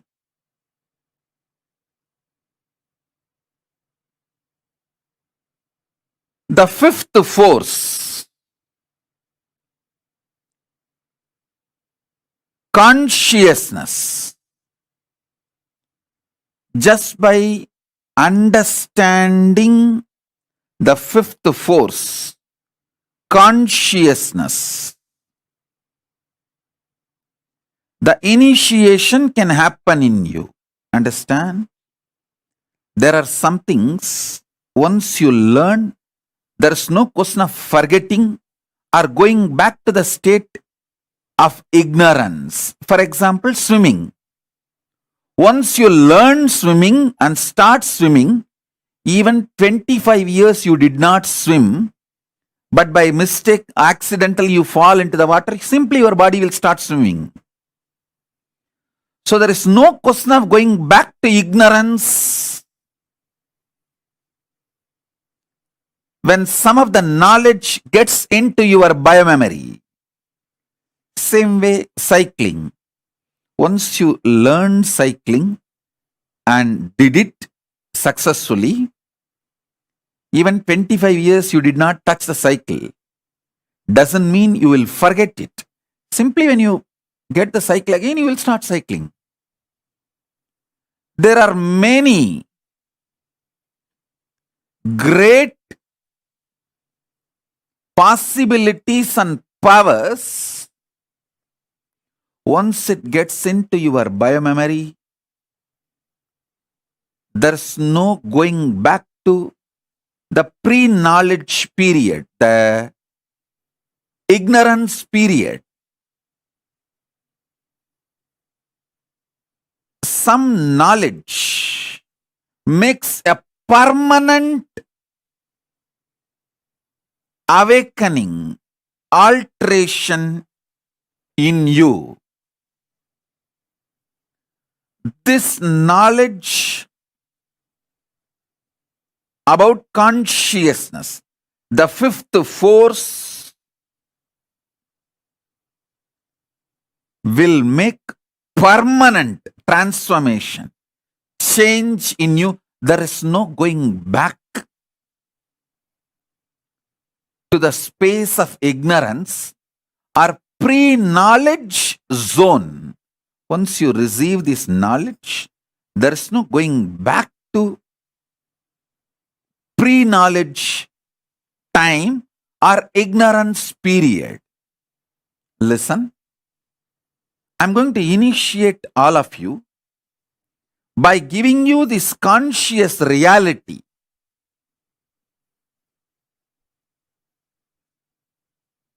All of you, settle down,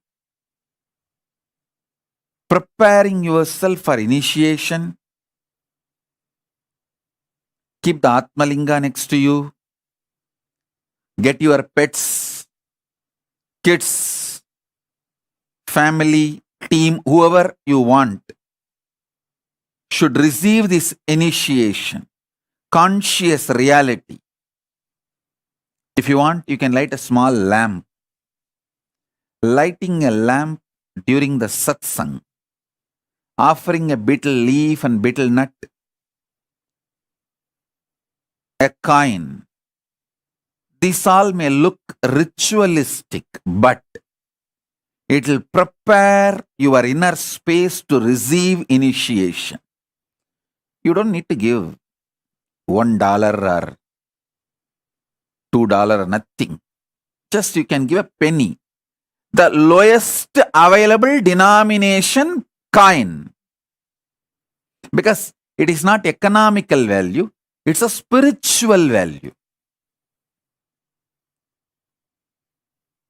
Understand? It is not at all economical value. It's a spiritual value. A betel leaf, a betel nut, and the lowest available coin, a lamp. All this does a powerful preparation inside you.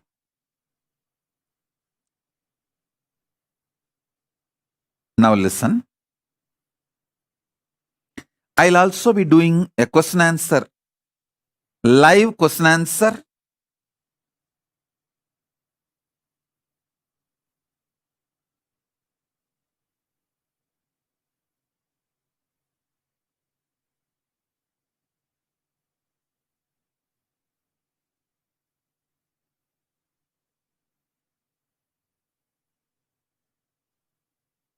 So first thing,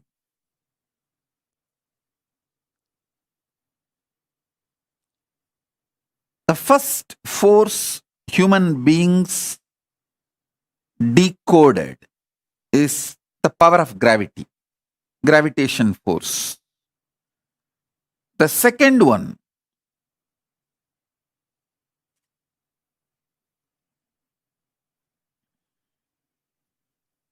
electromagnetic force. Third, weak nuclear force. Fourth, strong nuclear force. The fifth force is reality. Of course,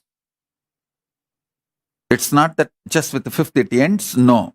With the fifth, it enters into a different space altogether.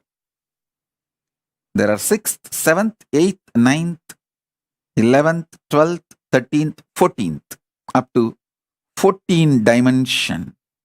Different forces exist. 14th force is that absolute Paramashiva, Paramashiva, Turyadita, Turyadita.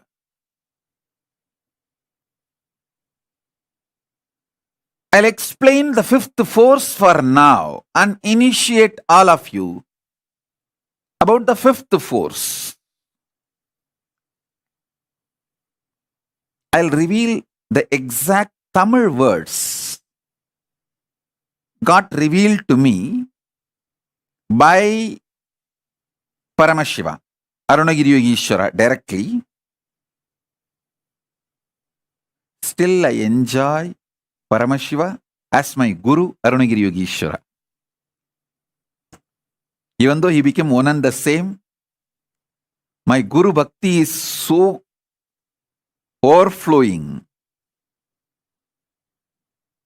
It's like a gracie, not crazy, cranky, all put together and beyond.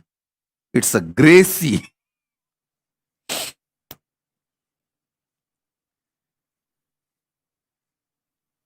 So I enjoy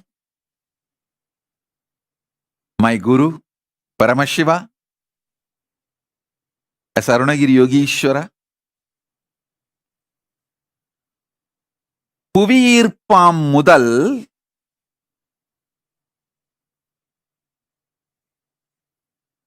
மின்காந்த அலைவீச்சாமிரண்டு சிறுவனுவாம் சக்தி மூன்று பேரண்டப் பேரணு நான்காயிருக்க இருப்பின் சக்தி ஐந்தாய் இலங்க ஆறொடு ஏழும் எட்டொடு ஒன்பதும் பத்தொடு பதினொன்றும் பனிரெண்டும் பதிமூன்றும் பதினான்கும் பயிற்றுத் துலங்க ஐந்தை முதலில் அறி.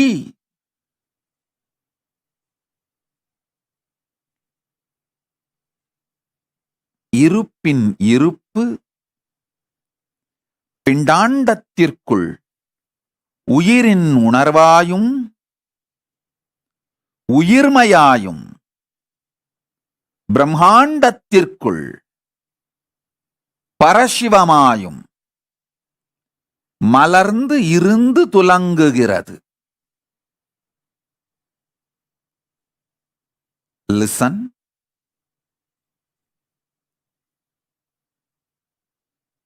Greatest that can happen to human being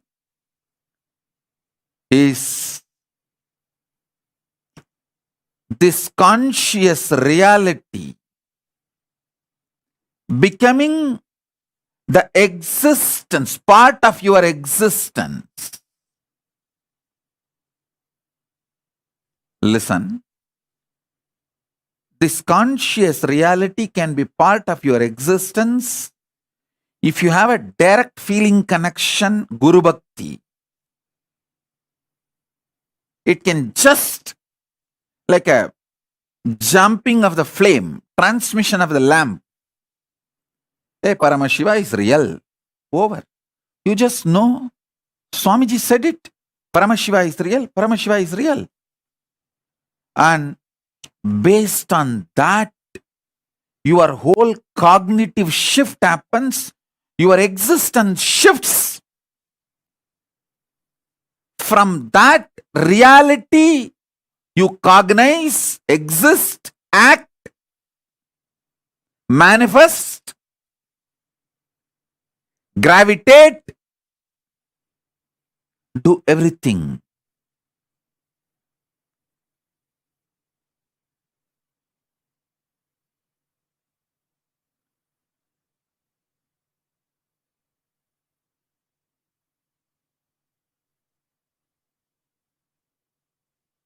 If you are not fortunate enough to have that kind of a Guru Bhakti, then at least listen to the Sankhya I am giving. Understanding from known to unknown. Then when the unknown becomes known, from that known to the next unknown.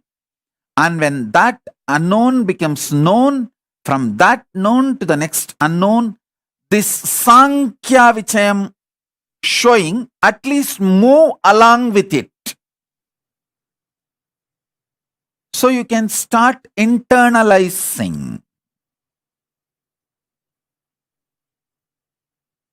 On Vijayadashmi day, I revealed when my 41st Chaturmasya was completed, I revealed this. The gravitation force happens in the Brahmanda, happens as greed in Pindanda.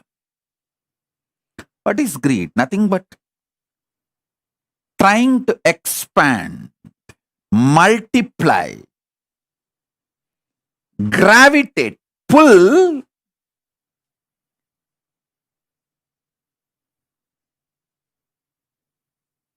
and add what you pulled as part of you. Are you becoming part of that? Please listen. I'll give you like principles. Just pull out what modern science talks about gravitation, theory of gravity, everything, the latest, and what Vedas describe as gravitation and what Vedas reveal about greed. See, what Vedas talk about gravitation and greed. What modern science speaks about gravitation. Take all these three and study. Never go to what modern psychology says about greed. Oh God, that's a worst. Forget about that. At least the science can be accepted little bit as science, but never ever psychology.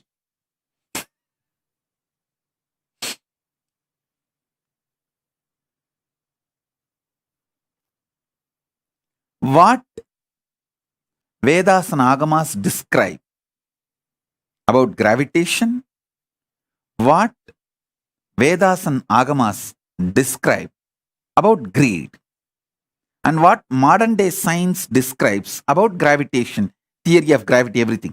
These three, if you study, I think you should do little homework and Google, study, because only when you study, you will develop this Sankhya on your own. You will start having clicks on your own.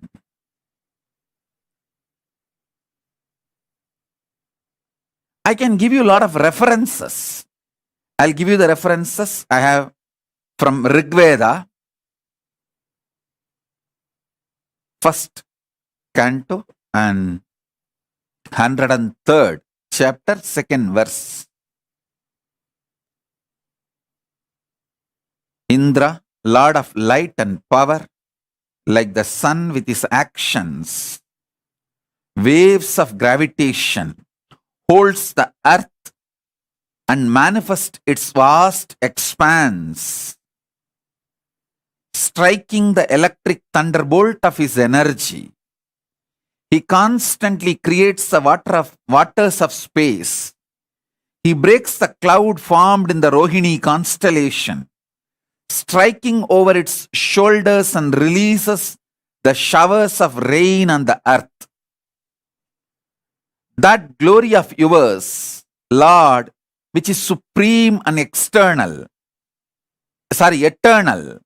which is essential, subtle and mysterious, and this which is actual and existential, the poets of vision and imagination realize by its manifestations of this glory of Indra, this which is on earth is one and distinct, and the other which is in heaven is distinct and another.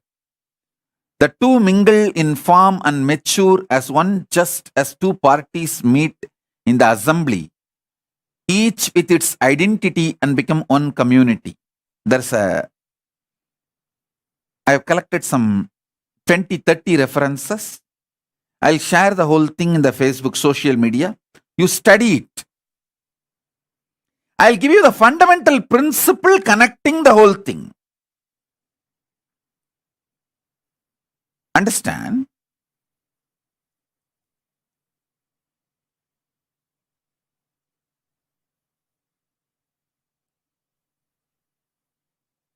Gravitation in macrocosm, greed in microcosm.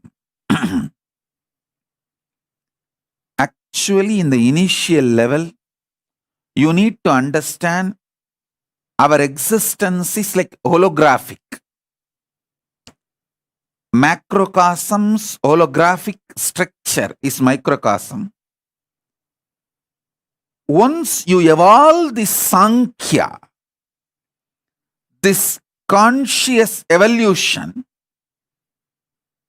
and reach the fifth force, you will understand macrocosm is microcosm and microcosm is macrocosm.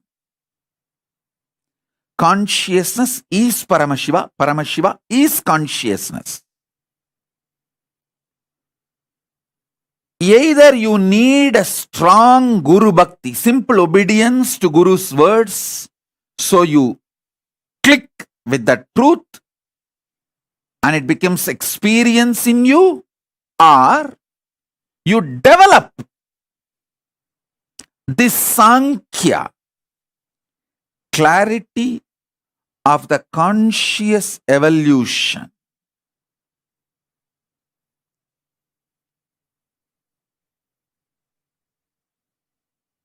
Rishi Piplada explains in the Prashnopanishad, the mother divinity in the earth helps the apana by supporting it. As per the Ayurveda, apana is the force equivalent to gravity, present in the middle of the body. In all living beings, it aids bodily functions of ingestion, taking in of food, digestion, the process of moving and breaking down food into absorbable nutrients, excretion, discarding the body, waste such as defecation, micturition, urination, parturition, giving birth, all these actions. Listen. Listen intensely.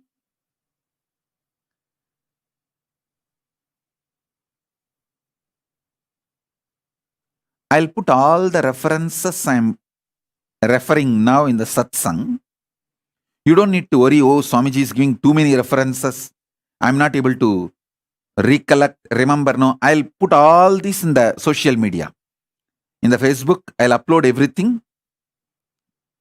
Relaxed way, you sit and study. Now you receive only the basic principle which I am teaching you. With this basic principle, if you study all these references, your whole head will lit up. Especially if you are living a vegetarian lifestyle, your whole body will lit up. Understand?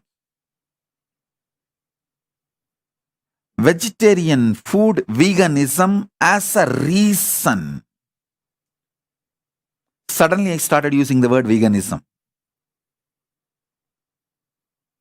Because in the West, even the milk is not vegetarian. Desi cow's milk, which is worshipped as Gomata, is vegetarian. The cow should be worshipped as a living being, equivalent to mother. Only that cow's milk is vegetarian. Not any other cows. I am making it very clear. Cow, which is worshipped as Gomata, equivalent to mother. only that cow's milk is vegetarian, it is considered as vegan. The definition of veganism as per KAILASA.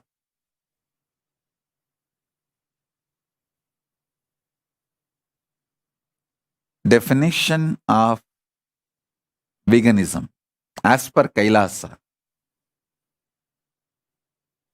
Cow milk from a cow which is worshipped, revered, equivalent to mother, and the products made of that milk is part of veganism, vegan diet, not any other cows or any other dairy products. I'm making it very clear. Some people are telling, oh, in the West, the cows are treated badly. Go to India. India has gone to the same level of West. India also, only the traditional mutts, monastery, goshalas, cows are treated with respect and love and worshipped.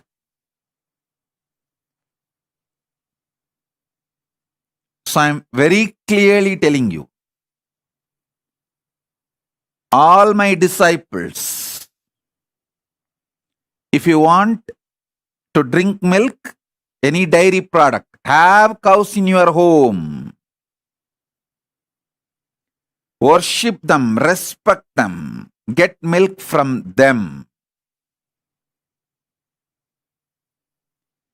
Having a cow in your house will bring Lakshmi, wealth to you. I tell you,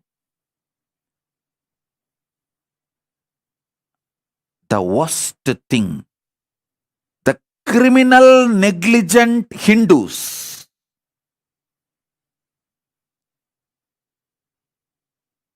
I want to popularize this word, criminal, negligent Hindus.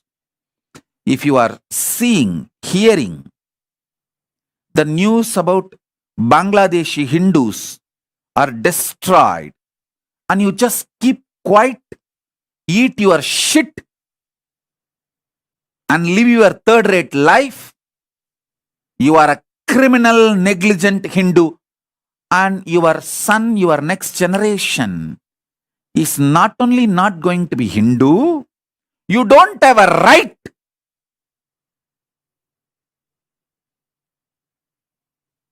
to have someone who is going to carry your name. That's why you are going to lose it. Criminal, negligent society has no right to exist. You have no right to have future.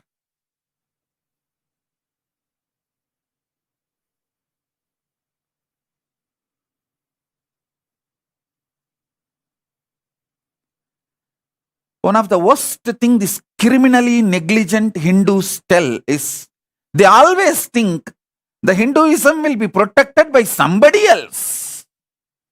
To justify their criminal negligence, they think, oh, Sanatana Hindu Dharma, it can never be destroyed.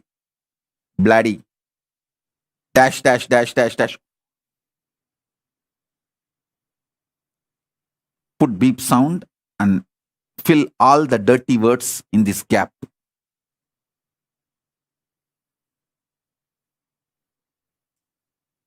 See how much Hinduism was a living experience during your great-grandfather and grandfather, and now for you and your kids.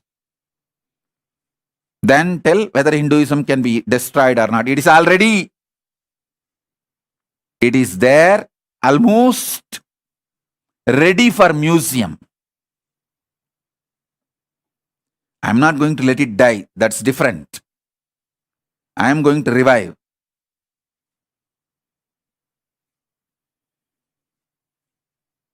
But be very clear.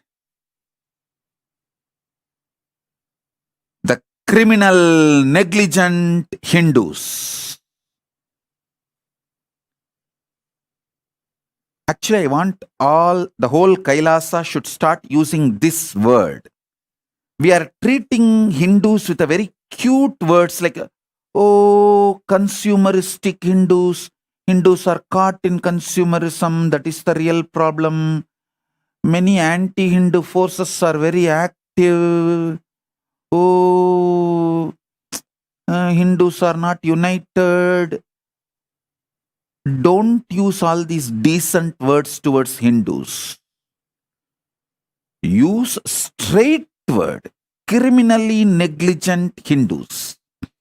Always bothered about one degree, one house, one spouse, 2 kids, 2 cars, bank balance. Over.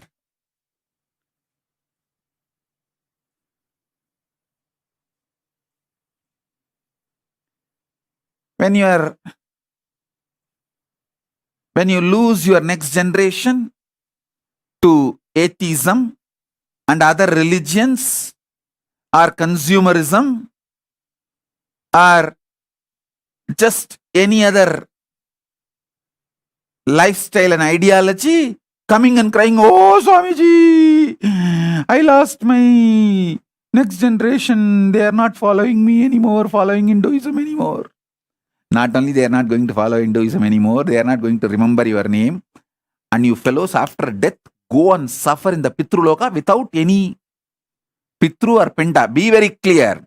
Unless your next 7 generation gives you the Pinda, you are going to rot and die in Pitruloka.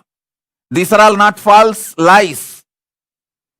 You will rot and die in Pitruloka if you don't take the responsibility for your next 7 generation to follow Hindu tradition and give you the Shraddha properly. If you have given Shraddha, you will see the mantra not only for your father, forefather, their forefather, it is for 7 generation. Be very clear. If you want a peaceful existence after death, make sure your 7 generation follows Hinduism and gives you Shraddha properly. Otherwise, get lost, rot in the Pitruloka. These are all not false. Other religions talk only about one birth and they have their own solutions and all that. Hinduism is very clear. If you are a born Hindu, the greater science of life, the truth of the cosmos is this. Stop being criminally negligent. Learn to keep your next 7 generation Hindus and living, practicing Hindus. They should give proper Shraddha, Pindadarpana to you. Only then you are going to be in peace in the Pitruloka.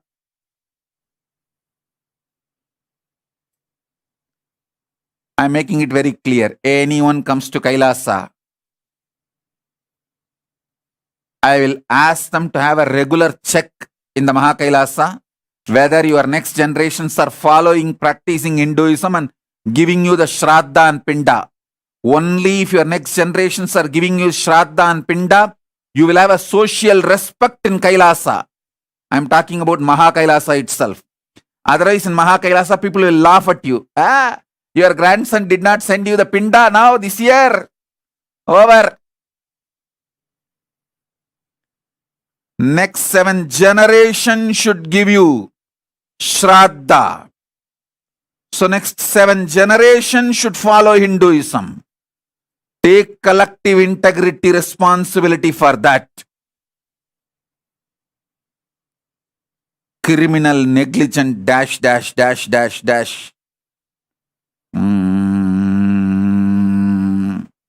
Put the beep sound and fill all the filthy words in that gap.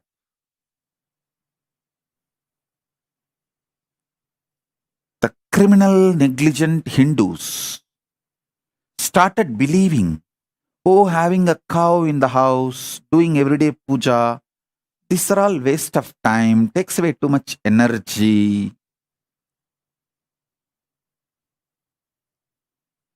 Why don't you stop cooking? Just eat your shit itself. So cooking time will be saved. Very easy. You just shit and eat the same. That becomes more practical, time-saving lifestyle, na?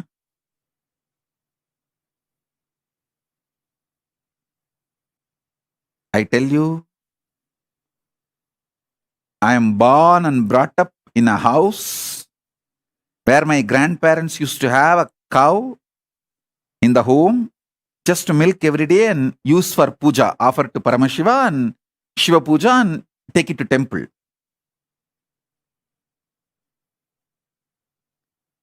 The amount of auspiciousness the house used to have. Wow. Every day morning that go puja, all that.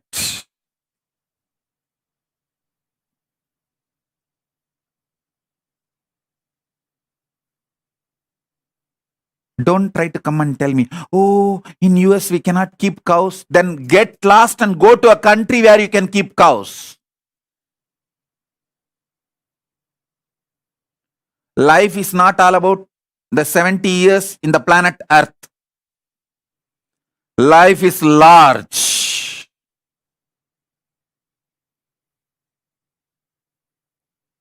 Life is large.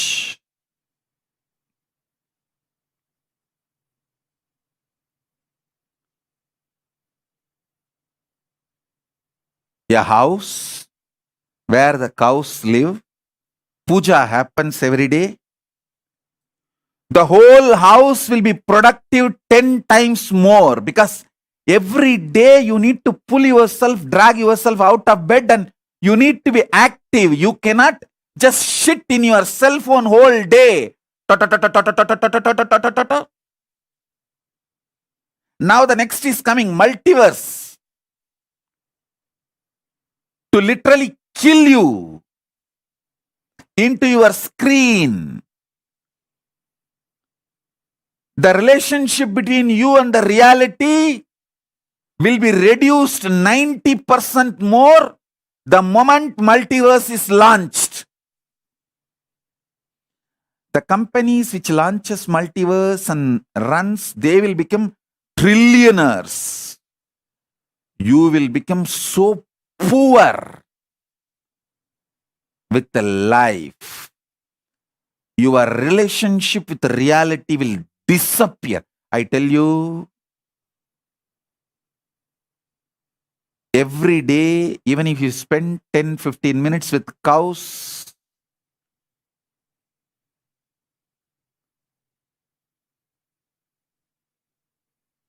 either milking or just hugging, doing puja, cleaning,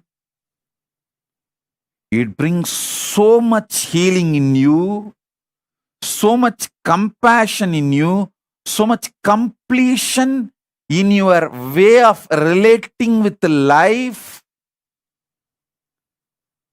All husbands who have problem with the wife's violence, if you feel my wife is violent and she is not listening to me, same way all wives, if you feel your husband is very aggressive, abusive type and he is not settling, just get a cow to a house, start caring. You will see how much both of you will be healed inside. I tell you, these are all not lies or some cheating techniques. One cow in the home will bring so much completion between the family, so much attitude, right life positive attitude towards existence. A house in which the Go Puja happens, Shiva Puja happens. When I reveal this truth's reality, simply it will become reality for you, initiation for you.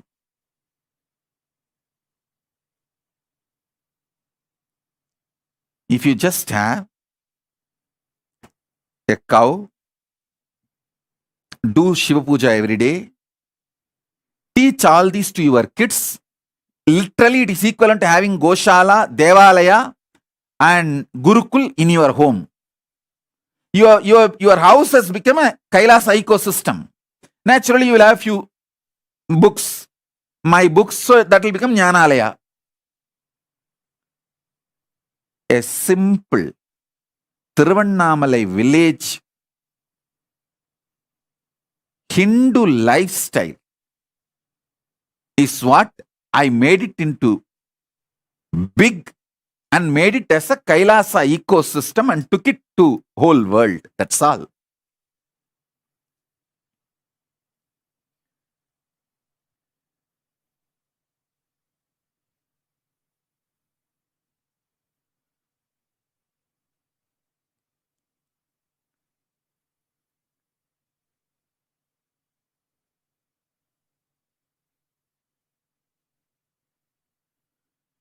Life is not just 70 years. So listen to what I am trying to explain. And I tell you, I am very practical person. You see, I am a workaholic person. I will neither waste my time nor teach you to waste your time. I can give you statistics for now. How many hours you are productive?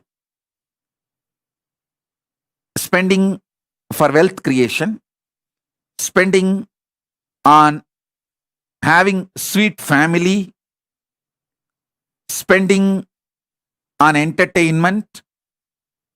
How many hours per day you are totally alive? Just bring the life of cow puja, means bring one cow to your home and start maintaining it. Bring go puja and Shiva puja. You may think, oh, this Ko Puja and Shiva Puja will take at least 1 more hour of my time. No. Now, if you are active every day, 5 to 8 hours, if you bring Ko Puja and Shiva Puja, 1 hour extra work, I promise you will be alive and active 18 to 20 hours a day. I am telling you. I am not an impractical person. Just see. See my life. டீனேஜில் வீடு வீடா பிச்சை எடுத்து ஹிந்து மதத்துக்காக ஒரு வீடு கட்டிட்டேன். 20s தெரு தெருவா பிச்சை எடுத்து ஹிந்து மதத்துக்காக ஒரு தெருவே கட்டிட்டேன். 30s ஊர் ஊரா பிச்சை எடுத்து ஹிந்து மதத்துக்காக ஒரு ஊரையே கட்டிட்டேன். 40s நாடு நாடா பிச்சை எடுத்து ஹிந்து மதத்துக்காக ஒரு நாடே கட்டிட்டேன். நான் பிராக்டிக்கலான ஆளப்பா.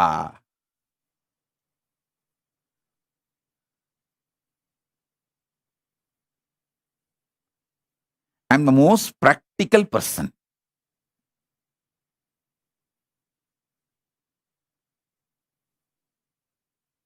And I work not just 20 hours a day, almost 24 hours. I constantly make myself available for the Sangha, Kailasa, and make the whole Kailasa also work.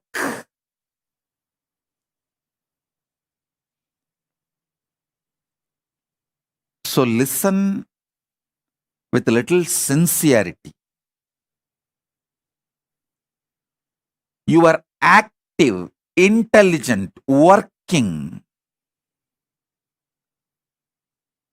Hour per day will increase 150 to 200% if you bring Ko Puja and Shiva Puja in your life, and I am responsible for what I am uttering.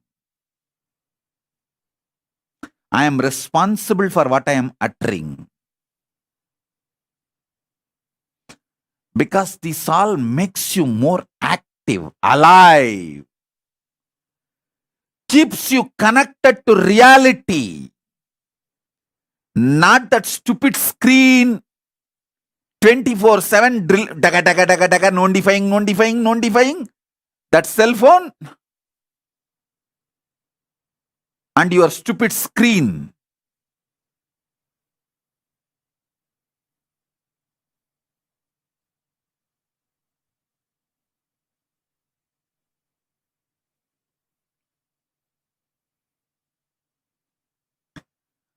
All criminally negligent Hindus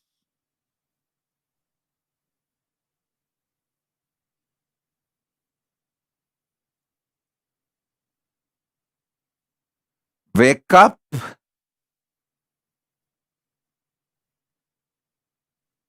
I will never teach something to waste your time. I keep myself productive and keep all of you extremely productive.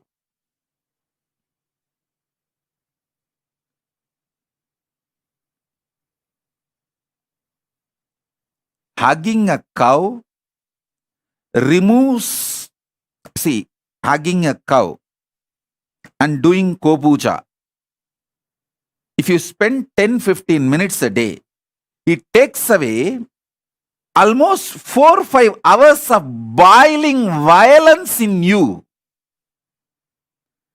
and keeps you cool, sweet for 4-5 hours, makes your 4-5 hours very productive and able to relate with people. Especially this pandemic, how you all got broken, mentally broken. That is why during this pandemic, Pralaya time, any of my Kailasavasis, Adinavasis, anything they told me, I don't believe. I just put the whole blame on Pralaya and tell them, okay, it's okay, kids are going through Pralaya, let's leave it. Let's not give meaning to the words they are uttering, because even they don't know what they are uttering.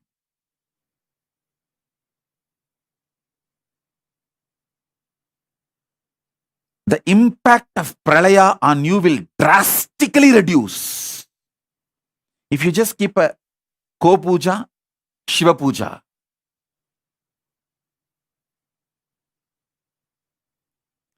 Kim Williams is asking, we are not allowed cow in home. What else can we use? No, just leave that country and go to a country where the cows are allowed. Kim Williams is asking a question. We are not allowed cow in home. What else can we use? Just go to a country where you are allowed to have cows in your home. Drop that country, that's all. Why people change countries for the job, for even sometimes food and alcohol, wine? Why don't you change the country for life? That's all.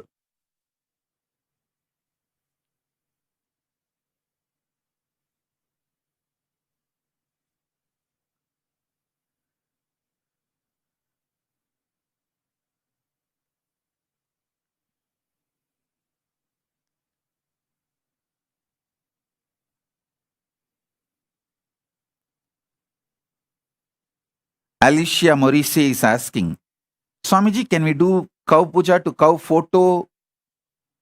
Then just get enlightenment also as a photograph. Don't ask for enlightenment.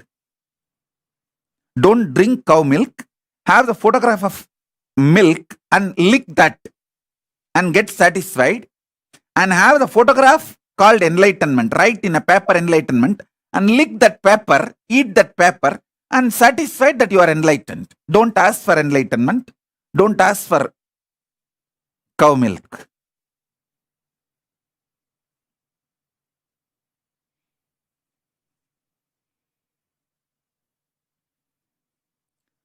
All our temples in USA also should work with the local governments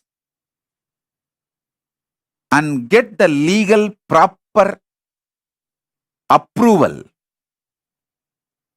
permission, and start having desi cows and start doing Kopuja every day.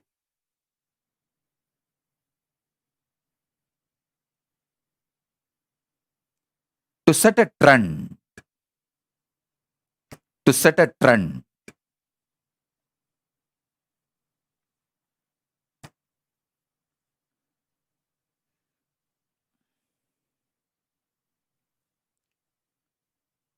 These criminally negligent Hindus all the time trying to use my name for their criminal negligence. No, don't. I'm a talking God, God who talks back nicely.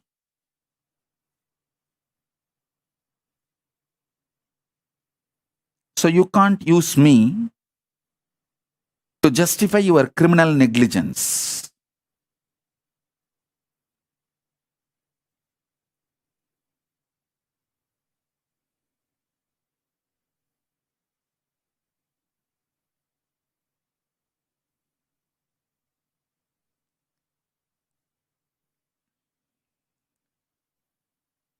If you are seeing, hearing the news about Bangladeshi Hindus getting killed, destroyed, raped, butchered,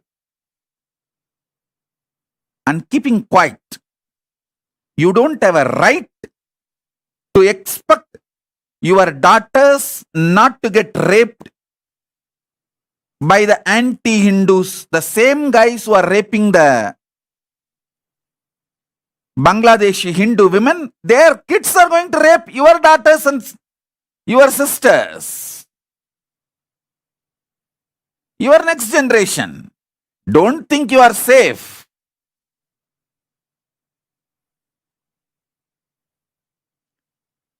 "100 years before, when Afghanistan Hindu women were getting raped, the Indian Hindus kept quiet, Pakistani Hindus kept quiet.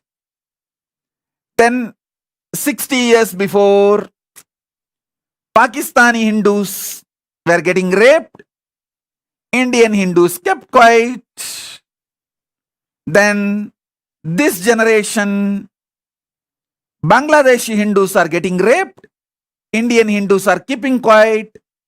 Next generation, there will be nobody called Indian Hindus. That is where you are heading. And you are still believing your criminal negligence can be justified. The same people who are raping the Bangladeshi Hindu girls, actually the Bangladeshi Hindu girls are now getting raped. Those kids who are born out of that rape, they will come and rape your daughters and granddaughters in India. That's what is going to happen. That's where you guys are heading. Criminal, negligent Hindus. I want this word to be, this should be hashtag trending in all social media. Criminal, negligent Hindus. Your negligence is not casual, it is criminal negligence.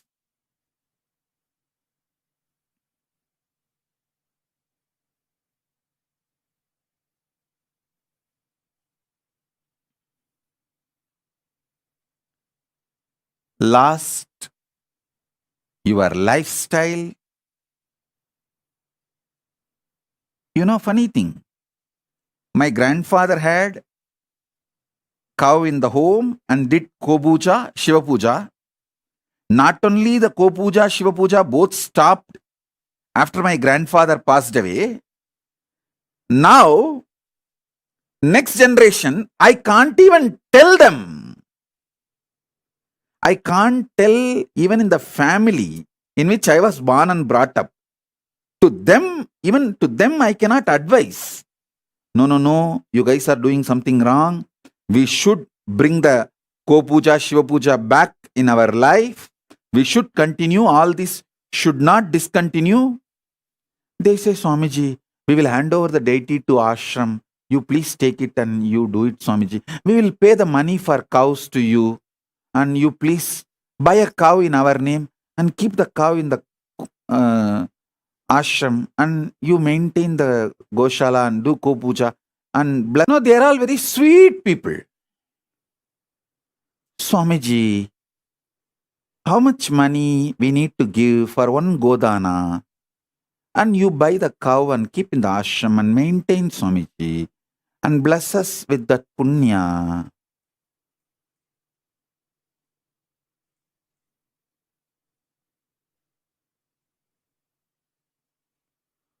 உள்ள பெக்கிறத தவிர மீதி எல்லாத்தையும் franchise பண்ணி விட்டானுங்கடா. ஆதாயம் இப்ப புதுசா ஒரு டெக்னாலஜியை கண்டுபிடிச்சு வாடகை தாயின்ட்டானுங்க.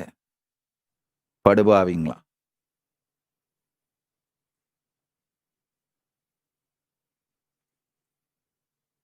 லைஃப பிரான்ச்சைஸ் பண்ணி விட்டு போய் படுத்துக்கிறதான சுடுகாட்டுல சுகமா இருக்கும்ல.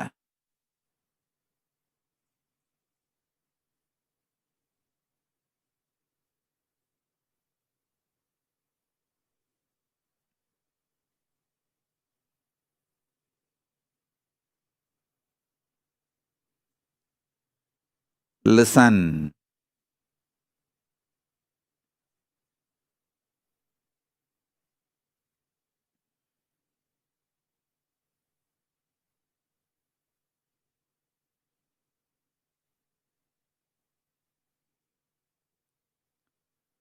All Hindus, listen.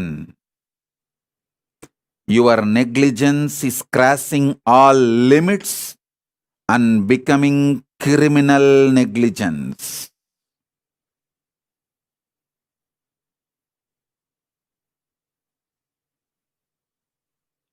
That's all I can say.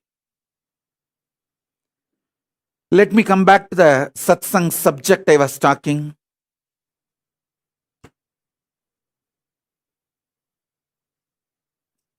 Electromagnetic force in the Brahmanda is the fear in Pindanda.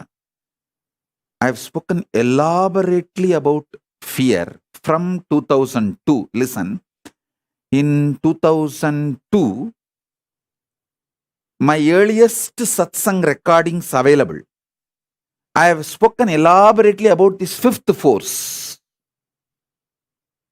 From 2002, 3, you can hear my satsangs on this fifth force, consciousness. That time itself I have spoken elaborately about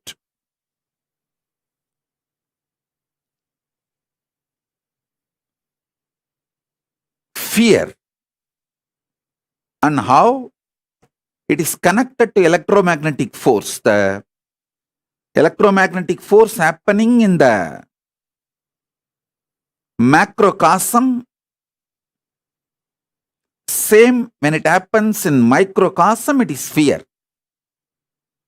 Fear happening in macrocosm is electromagnetic force, and electromagnetic force happening in the microcosm is fear. So study a bit all the laws of the electromagnetic force.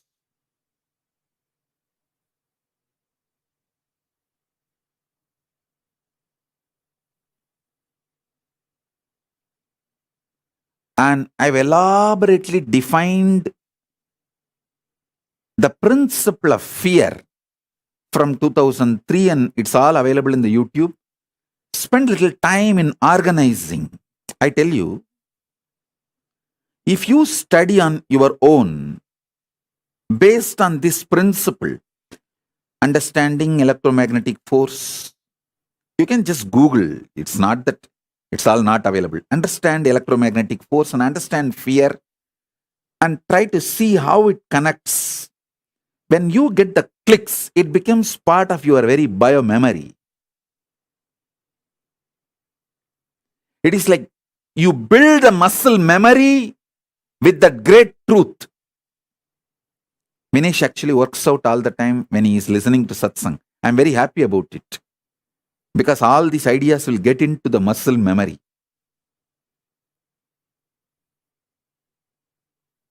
You can actually do gymming and workout, listening to the satsang, even yoga, or have your kids on your lap,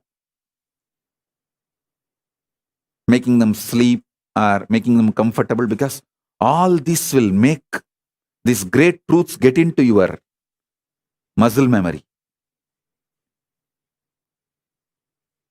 Even drinking coffee or hot chocolate is advisable during the satsang,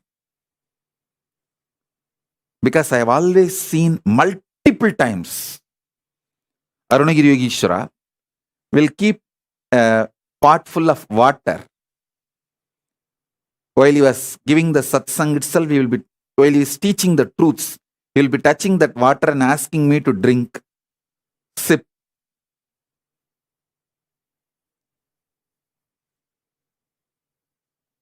Because this satsang time, literally, your consciousness get impregnated by Paramashiva's manifestation, energy into your being.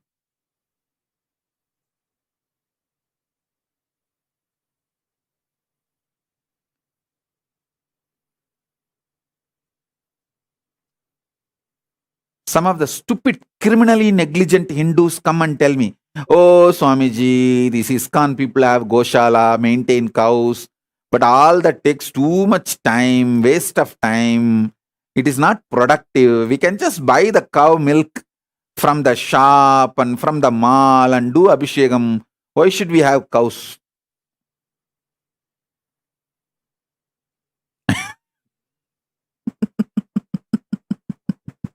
I think by now you guys know my answer. Why? If you want an answer, why ISKCON temple inspires thousands of people to live Hinduism, and why the so-called modern day doctor-run temples in US?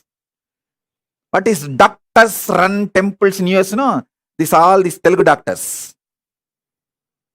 No, I'm not blaming them. They are good people and they make a lot of money, and they can't forget Venkateshwara.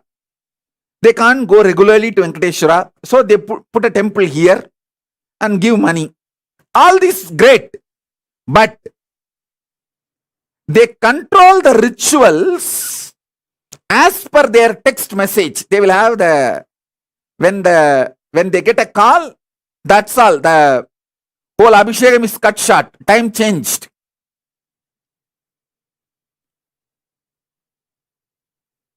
Priority is given to everything other than God.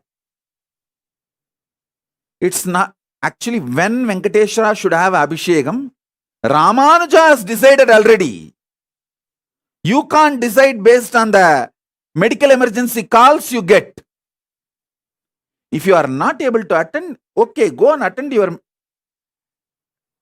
hospital, nothing wrong. But don't try to interfere with the rituals.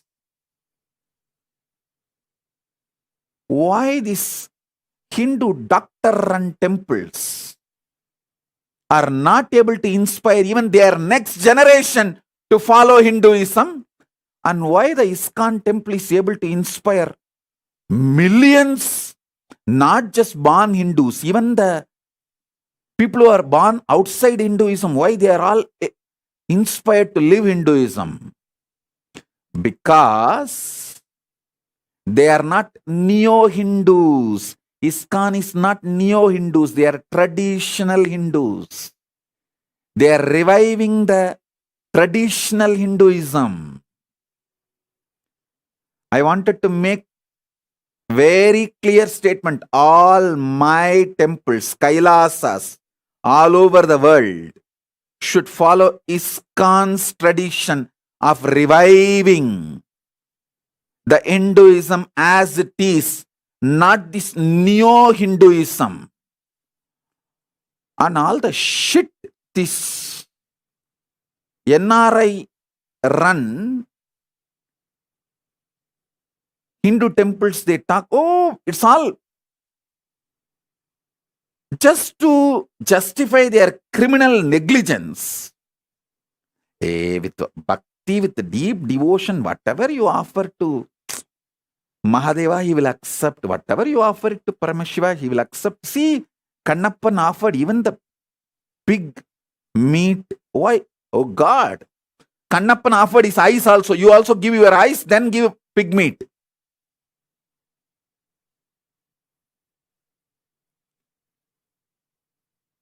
Don't try to use Kannappar for your violation of the Agamas.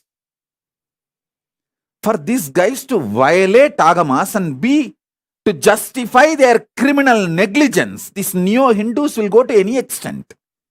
Mix and match. Use Vedanta, part and parcel here and there, to abuse Hindu gods.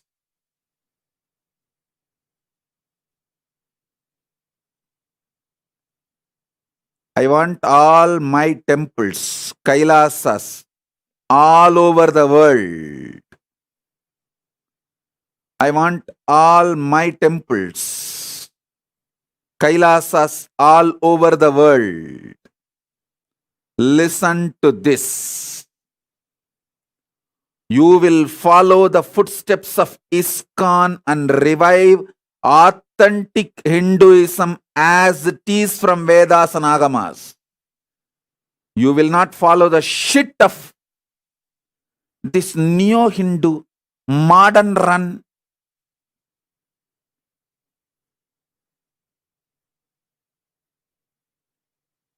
hodgepodge, criminally negligent organizations. I'm making it very clear. See, I don't have a problem in NRIs running, they run the Indian centers and all that. They enjoy.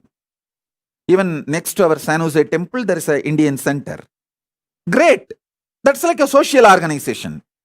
Gather, enjoy, know each other, help each other in business. It's a wonderful thing.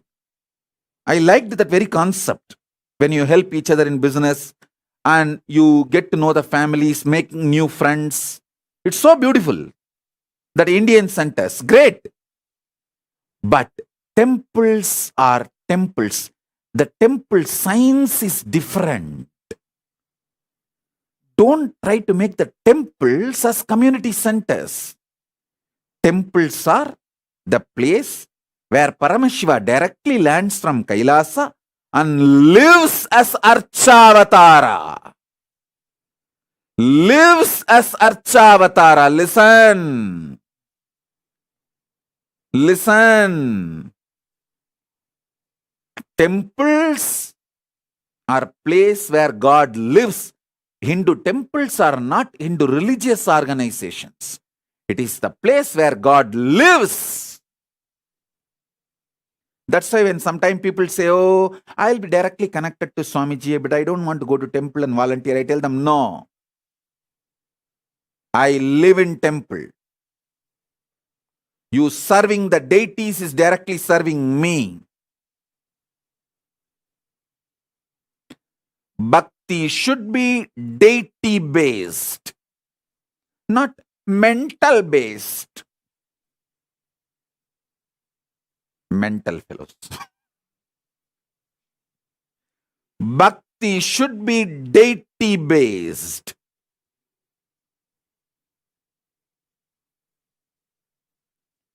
Don't use Vedanta to justify your criminal negligence.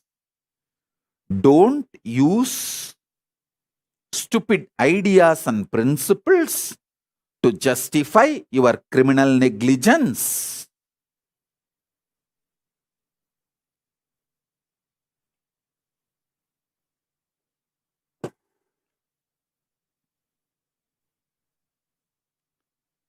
Spend little time. Understand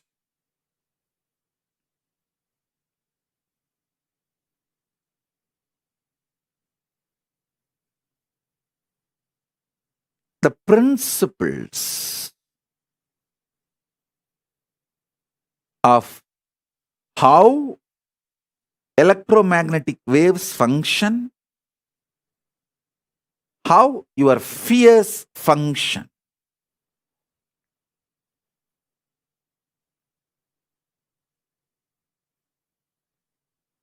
You will have so many clicks, revelations.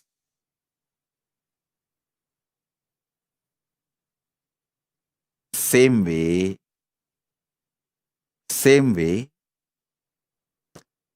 understand all the principles related to quantum physics and soft nuclear power.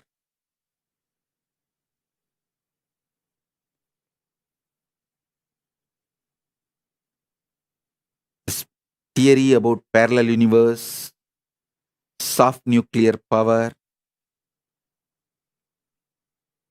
or weak nuclear force,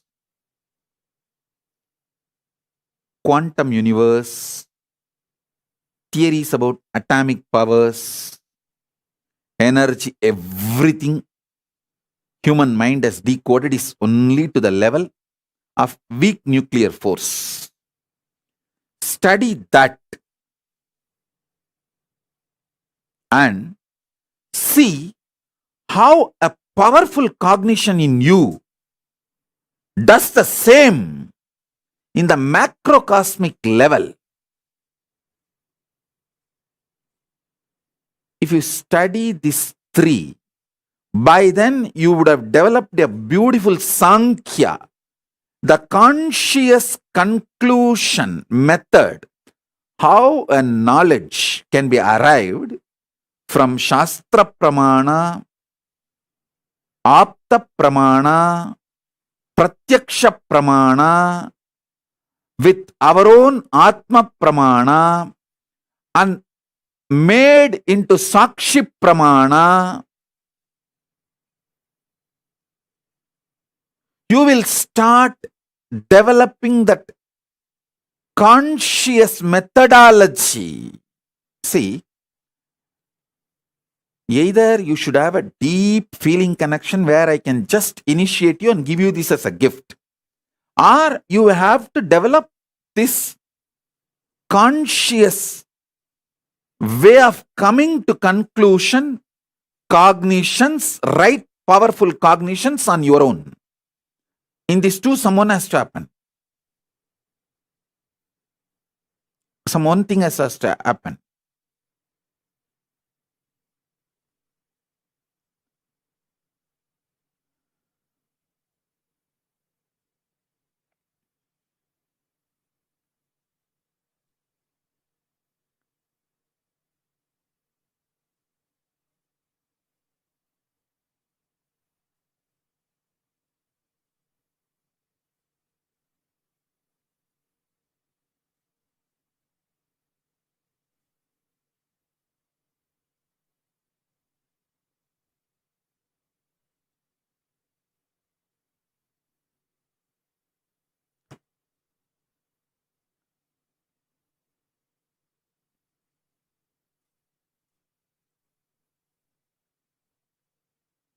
Each powerful cognition which becomes part of you stays in you forever. It never leaves you.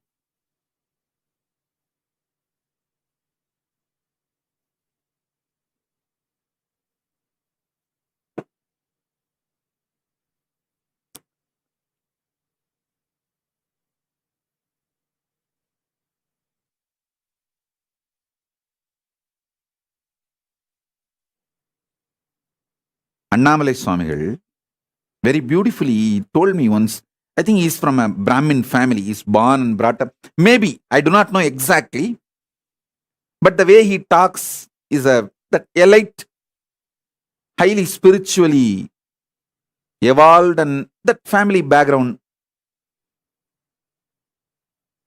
I feel it must be the Brahmin background because the language and everything.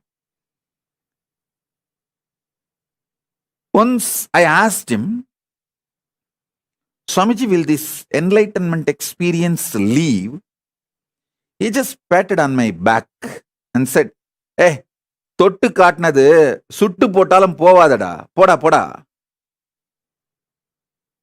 I'll translate in English. He says, once that touched you and shown as a revelation, even if you are burnt, it will not leave you. தொட்டு காட்டினது சுட்டு போட்டாலும் போகாது, போடா போடா.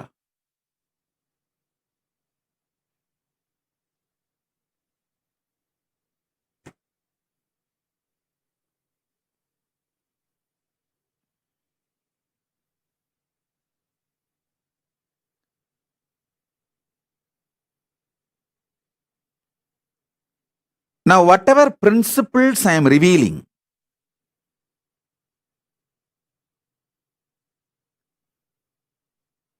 take this and do little homework. Enough we wasted our time in criminal negligence,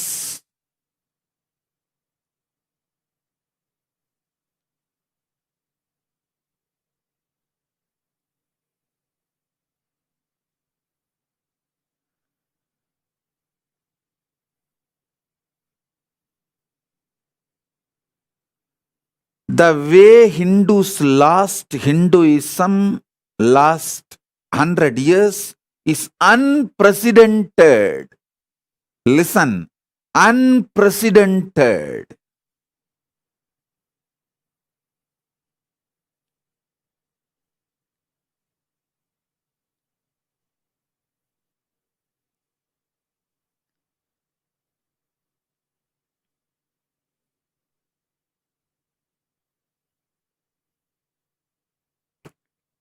I sincerely feel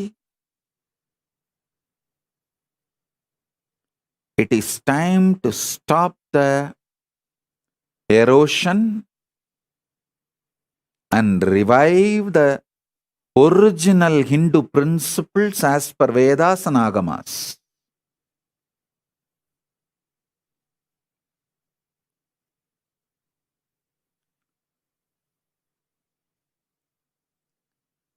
So these three principles today, you start internalizing. I have a lot of references about all these three. I'll upload everything in the Facebook. Take it all and start doing Vakyartha Sadas. Then I'll give you more details about how the initiation and strong nuclear force works. Everything you know about strong nuclear force, collect them. And everything I have revealed about initiation, collect it and see how exactly this is the way your experience is.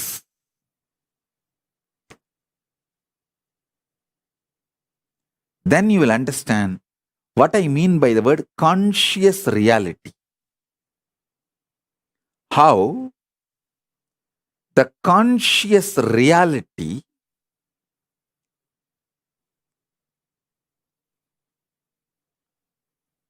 in macrocosm manifests as consciousness, and in the microcosm manifests as consciousness, and in the macrocosm as Paramashiva.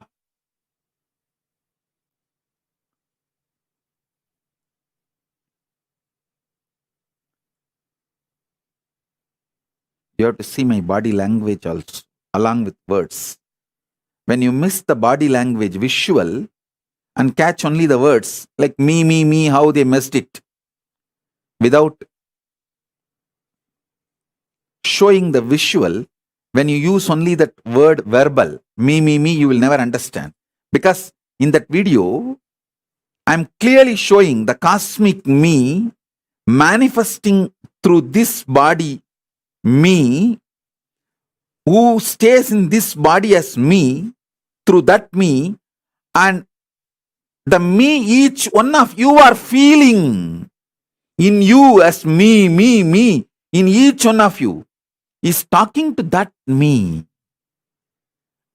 Through visuals, I am showing very clearly the cosmic me is manifesting through me, which is in this body as me, and talking to all of you who are feeling the me in you. The me you are feeling in you, to that me, this me is talking. If you miss the visual and just get the verbal, you will miss the essence. That's why all those trolls, abusers, they take only the verbal. They don't show the visual. Because if they show the visual, then they know, then people will know that what I am talking is the greatest cosmic revelation. The greatest truth from the Vedas. The Shuddhadvaita Satya. When they don't want people to understand this great truth, they just pull only the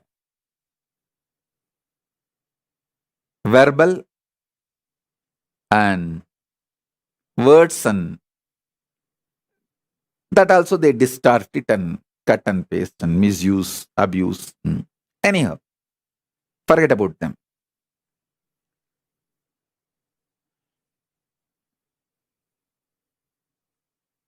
Let me talk to people who want to use me properly, for whom I am useful properly.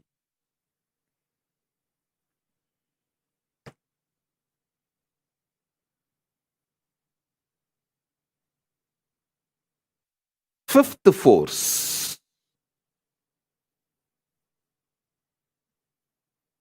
reality. It's actually like a awakening, sudden awakening. Yes, hey, the reality is Paramashiva. Anyone awakens to this truth, understands the larger life. Life is not this just 100 years you carry in your body. Life is not longevity. Longevity is not life. Be very clear. I saw the news article that Corona has reduced the average lifespan of the whole humanity by 2 years. Can you imagine? The average lifespan of the whole humanity is reduced by 2 years. It is not just only the people who suffered with Corona. Corona and all the side effects of Corona has reduced the whole life expectancy of the human beings on planet Earth by 2 years. Oh God, can you imagine? I was shocked when I read that. But the report is very authentic by the people who are doing a sincere work, who have data, information, facts, and came to conclusion with in a very scientific method, in a very systematic way.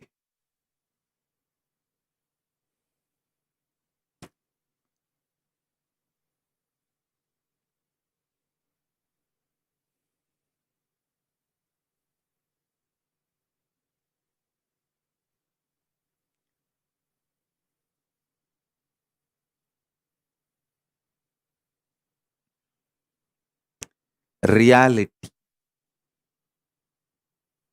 Reality. Listen. Reality is beyond deep sleep, dream, waking state. It is just real. Just few days before, I saw real. I was walking in the streets of New York. Somebody told me this is the street Prabhupada used to do kirtan, and he used to walk in the streets and do kirtan. I immediately bent and touched that road and bowed down and put that dust on my head. I saw it is reality. So I know very soon I'll be visiting New York, especially that same street I'll be walking and touching the road in which Prabhupada used to walk and have kirtan.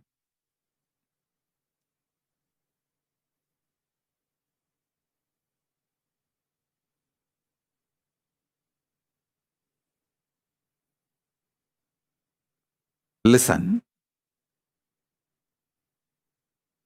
reality is not deep sleep, dream state, waking state. It's beyond these three. I can say all these three are included in reality, but all these three does not complete reality. See, you can't say just that deep sleep, dream and waking state, all these three put together as reality. But in reality, these three are included.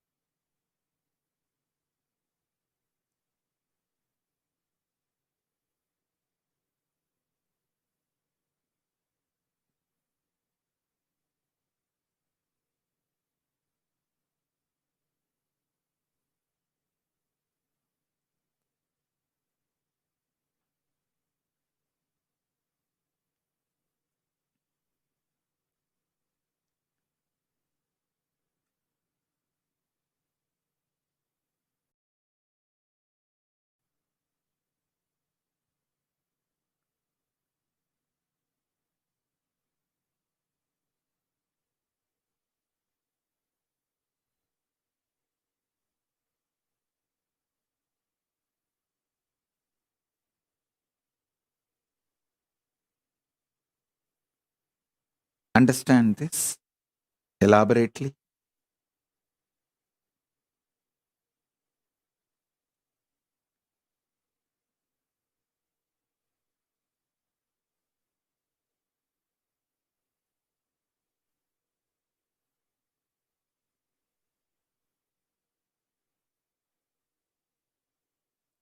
If you walk through the Sankhya, the conscious cognition process, that's the exact translation I will provide for the word Sankhya. Sankhya is not mind building method, it is conscious cognition building method, conscious cognition conclusions building method.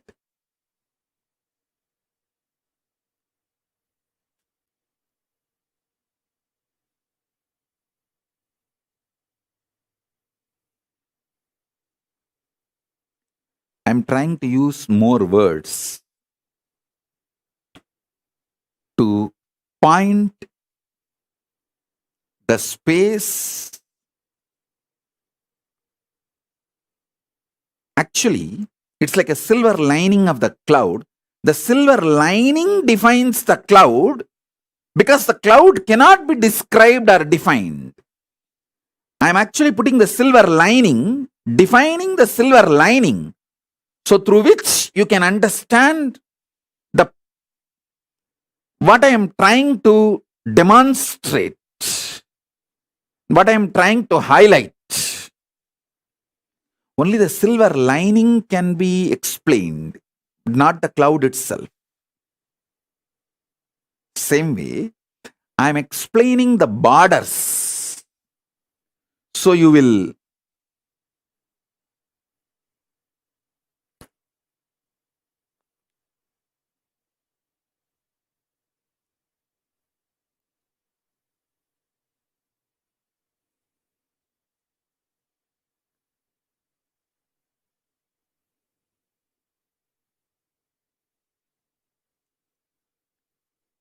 understand what I am trying to explain.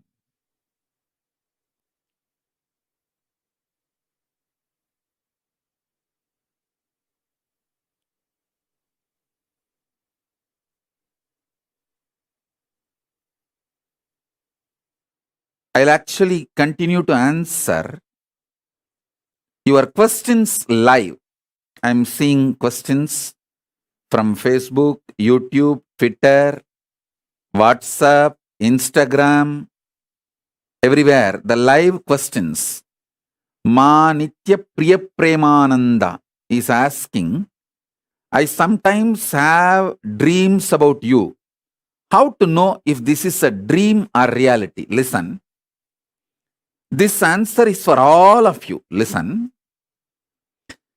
When you remember the dream back, do two things.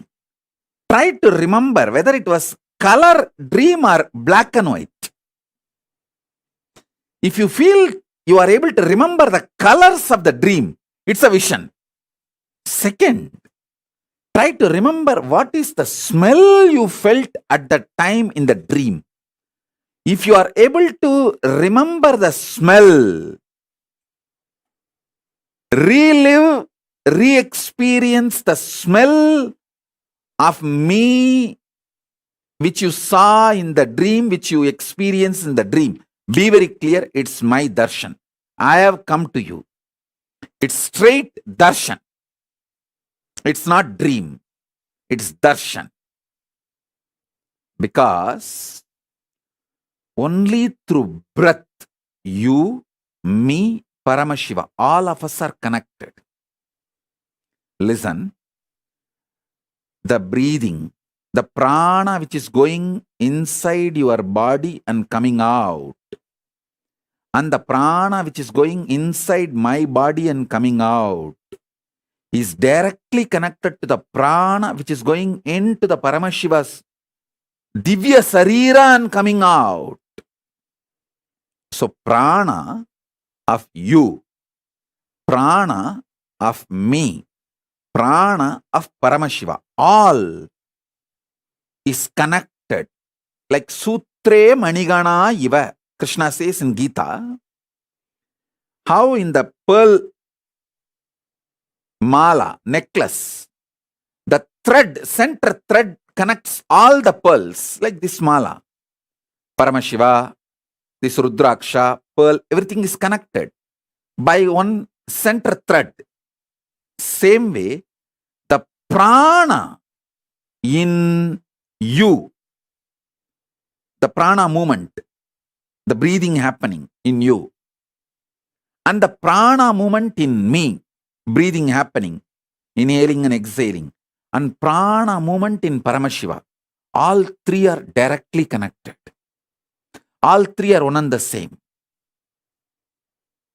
So, if you can remember, re-smell the smell you felt in the dream when I visited you, then be very clear, it's a darshan, not just dream.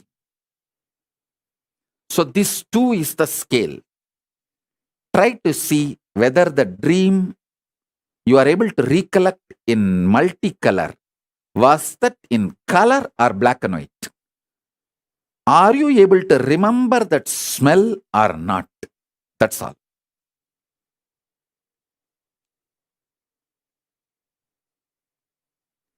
Mohit Gupcham Chandani is asking, Nithyanandam Swamiji, electrostatic force acts between opposite charged particles.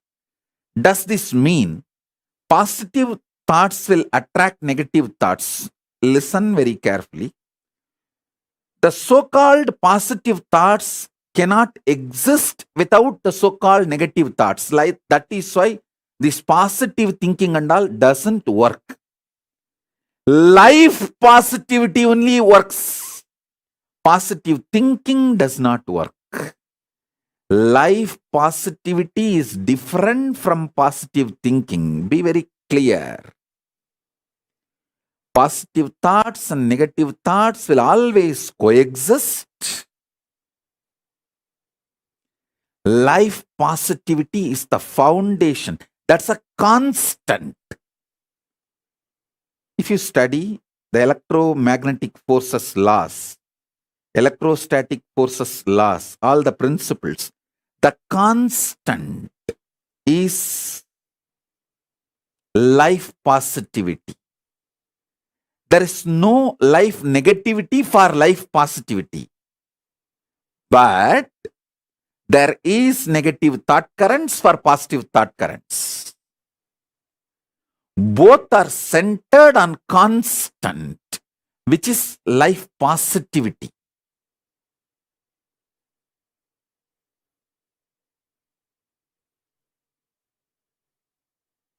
So please understand.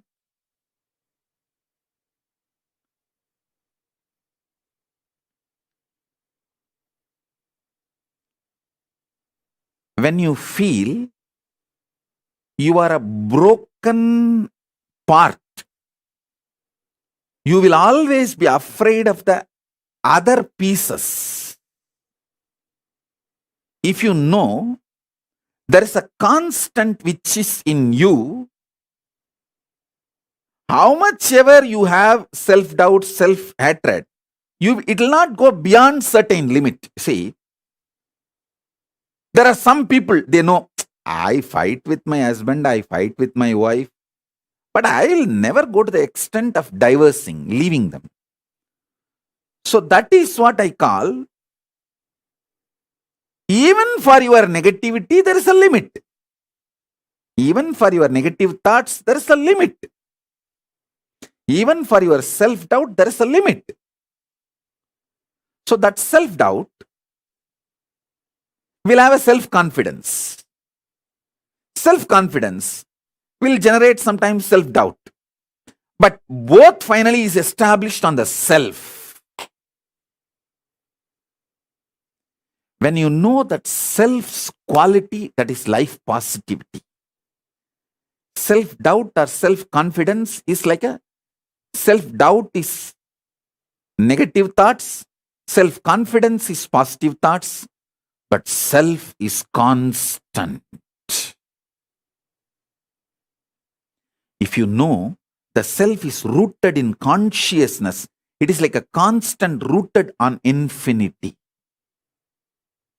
The constant, the principle of constant, rooted on the principle of infinity. Understand? Any one of you do little research, spend 3 months on this one principle. Principle of constant established on the principle of infinity, you will get Nobel Prize. You will get Nobel Prize because you will be revealed the science of number, exactly the state Ramanujam experienced. What the Mahalakshmi, Rajagiri Tayar revealed to Ramanujam, that space I am revealing to all of you. Understand and study. Spend a little time on what is the principle of constant and what is the principle of infinity as per the modern day maths and as per the Western science. I am telling you, this is from the Eastern revelations, the Vedas. The constant, the principle of constant is self. It is established on principle of infinity, which is consciousness. Principle of infinity is consciousness. Principle of self is constant. The constant is established on infinity. If this clicks in you, you will master number. Whole universe is nothing but number. Whole universe is just number. Number is a living God. Whether human beings, siddhas, rishis, Devatas, all is just number. Number, that's all. You may be one, the code number for the human beings, like how the unique code. The number is there all over the world. Same way in the cosmos, there is a unique code. For human being, there is a code number. For Siddhas, there is a code number. For Devatas, there is a code number. Just understanding the number, you will have the revelation about the number. The moment constant is established on infinity clicks in you. Self is established on consciousness. Constant is established on infinity. Constant cannot exist unless it is established on infinity. Self cannot be self unless it is rooted, founded, sitting on consciousness. What Namagiri Tayar, Mahalakshmi Devi, revealed to Ramanujam, I am sharing with you all.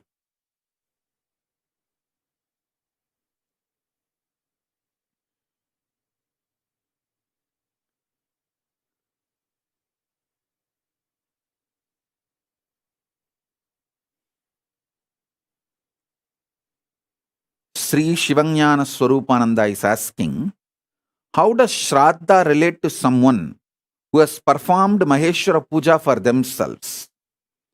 Shivanyana Swarupa, listen. All Hindus listen. If you have performed Maheshwara Puja for yourself, when you reach Kailasa after death, I will not let you be without food and water. I will not let you starve. But if your next generations don't give you Shraddha, you will not have social respect in Kailasa. You will not be treated properly in Mahakailasa because you did not take the collective integrity to keep the Kailasa Dharma, Hinduism, Sanatana Dharma alive on the planet Earth. You fellow need to be punished for the criminal negligence. Take responsibility for your next generation to keep practicing Sanatana Hindu Dharma. If you receive the Shraddha, that is the proof your next generations are practicing Hindus. If you don't get the parcel from Buloka, I will not let you starve. It's like in old age home, when you get gifts from your kids, how among the oldies you get little respect. Wow, still my son cares about me, still my daughter cares about me. I got a flower bouquet, I got a iPhone, I got a muffler. My granddaughter stitched some clothes for me and sent. How you feel the pride. Same way you will be respected in Kailasa if your 7th generation sends you Shraddha properly. I will not let you starve because you have done Maheshwara Puja to yourself, but you will not have the social respect if your next generations are not giving you the Shraddha. You have not taken the collective responsibility, then why should you enjoy the respect in Kailasa? Rot.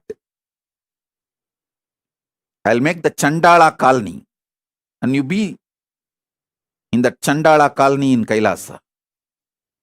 Irresponsible, criminally negligent. You will not be starved, but criminally negligent Chandalas did not bother to inspire, bring up the kids to live the Sanatana Hindu Dharma. Just gave birth like a pig.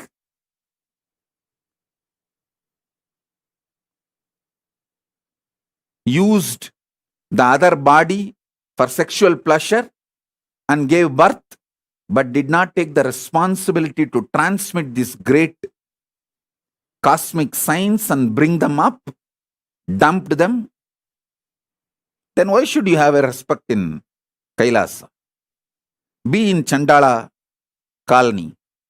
Separately, criminally negligent Hindus will have a separate colony, separate place.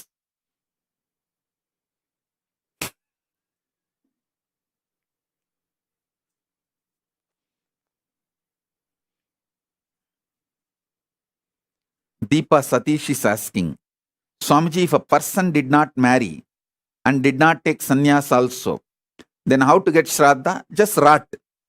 Either you should marry properly and keep that family tradition continue, or take sannyasa, and that sannyasa sampradaya continues, and sannyasa sampradaya does Maheshwara Puja regularly to all their ancestor sannyasis. For the sannyasis who were part of the sampradaya and left the body. So either one way you receive the Shraddha. If you have not done both, then rot. You have no liberation, you have no mukti, and you have no place in Pitruloka. Be in Batala, dark worlds, and rot. And don't try to use me or try to get any support from me for your criminally negligent lifestyle. Don't try to be like a neo-Hindu. Oh, Swamiji, please don't be so harsh and strong on us.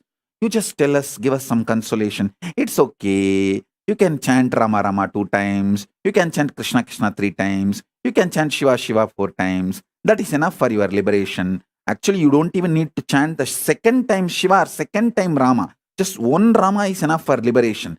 If you have that kind of an initiation and conscious reality. And when you don't have that conscious reality and initiation, don't try to use those statements to justify your criminal negligence. The shitty neo-Hindus using all the great Vedantic principles to justify their criminal intelligence and trying to teach me Hinduism.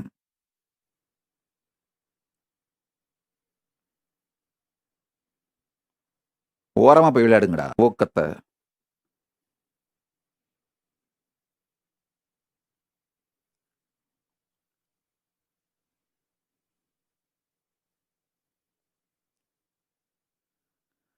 Kela Browserd is asking, what if you don't have a children and you are the only Hindu in your family? Either get married and have children, bring them up as proper practicing Hindus, or take sannyas. So that sannyasa sampradaya gives you the Maheshwara Puja forever. It's your responsibility you do any one of this.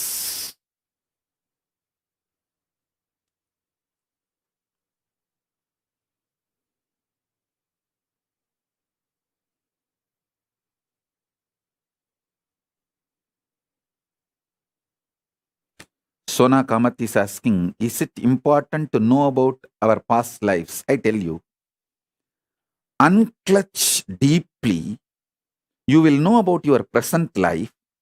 Present life is nothing but the extension of the past life. So whatever you need to know about the past will be revealed to you. So you can build your future. That's all. Next question. Shachi Aranke is asking, beloved Swamiji, how do we know the difference between delusion, fantasy, positive visualization, Satya Sankalpa? Shachi, listen. Shachi, are you there? Listen. Delusion means just intensely packed negativity. Not even a ray of positive hope. Fantasy means a pendulum between this reality and greed. the extension of the reality you experience into the zone of greed, like a pendulum is oscillating between reality and greed. The end of the greed, end of the reality. The pendulum oscillating between these two is called fantasy. So maybe you can understand this word. See the Jagrat state, waking state. That's what I meant by the word reality, not the conscious reality. Waking state and deep sleep state. The pendulum oscillating between these two is called fantasy. Then the third word you are asking, positive visualization. The pendulum oscillating between waking state and turiya is positive visualization. You are positively, consciously constructing it. When you try to visualize, you are with 25 heads, 75 eyes, 50 hands, Paramashiva. A positive visualization. It is like a pendulum oscillating between waking state and turiya state. So listen, pendulum oscillating between waking state and deep sleep is fantasy, and pendulum oscillating between waking state and turiya, conscious reality, that is positive visualization. Satya Sankalpa is more like powerful cognition. You just know this is it. This is it. Conclusive, powerful cognitions are Satya Sankalpa. That's all. This is the definition of these four words. So with this definition, you can see very clearly the difference.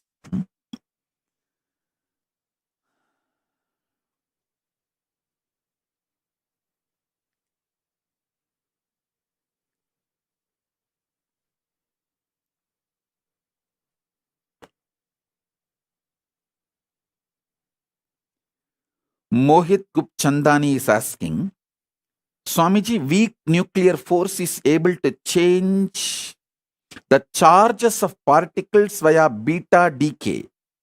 Same way, when we meditate on powerful cognition, our thought current also changes immediately. Mohit Gupchandani, listen.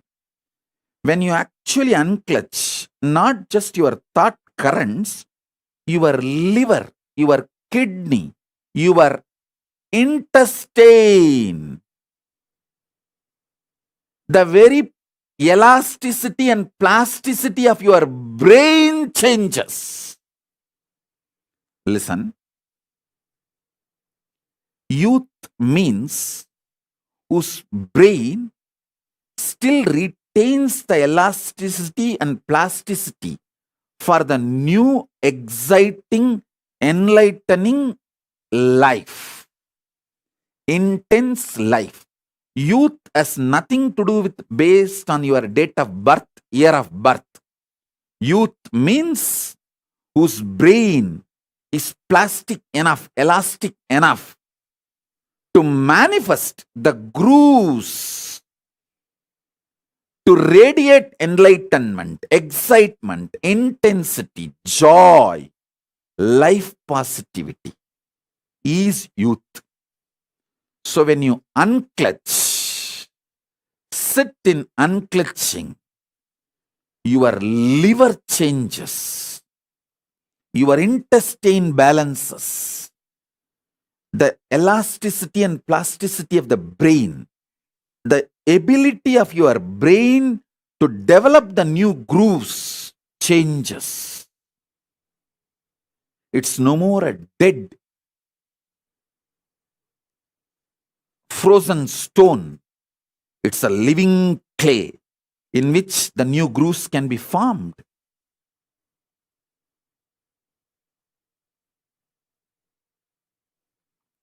Youth is a person who can get inspired, who can get excited, who can really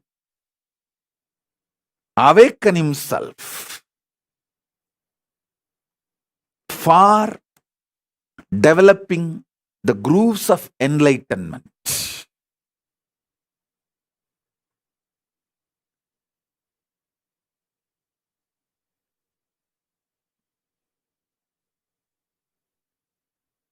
Saranya is asking, Swamiji, as a mother, what can I give the best for my kid? Give e-Gurukul. Don't come back and try to tell me and negotiate me. Oh, my husband doesn't agree. My dad doesn't agree. My father's granddaughters, cousins, machan is angry with you and he doesn't accept you. Don't come back to me with all these shitty stories. This is the best you can give for your kid. If you can give, give. Otherwise, do what you want. Get ready for your Bangladeshi neighbors to come and enjoy your daughters.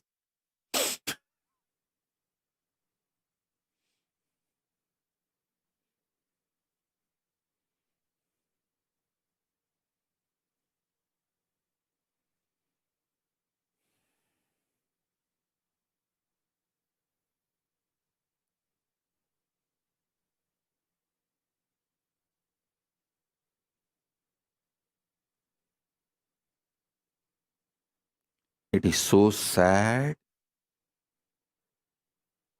Even though Hindus lost the whole Akhanda Bharat, shrinking in such terrorizing speed in last 100 years. And still these fellows are, oh, Sanatana Hindu Dharma cannot be destroyed. It is Sanatana means eternal, jing jing, jung jung.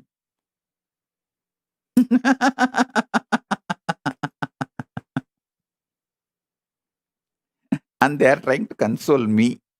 Hey.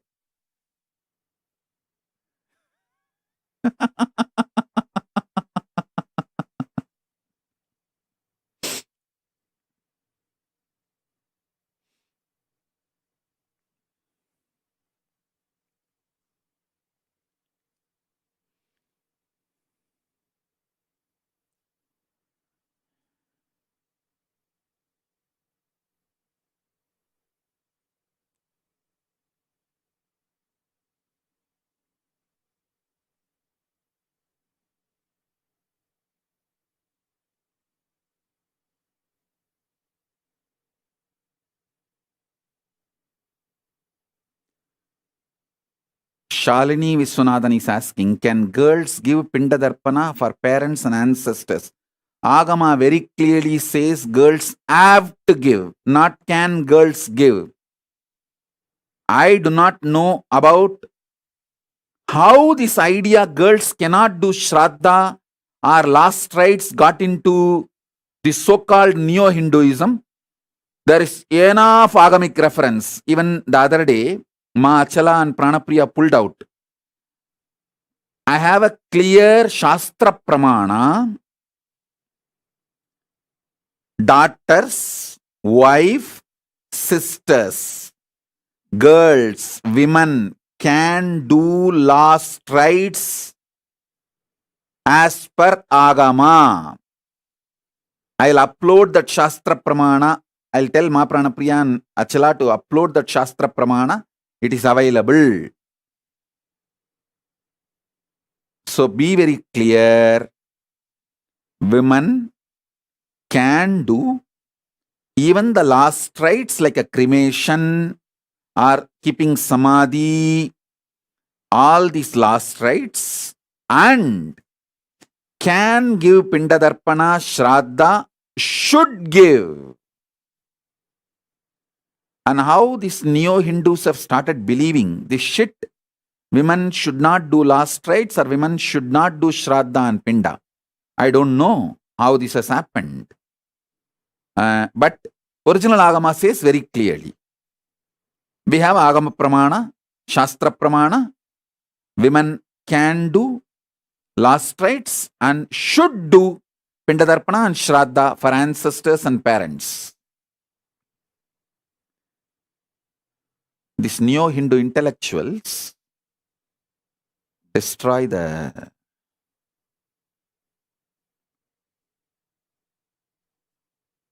original Hinduism.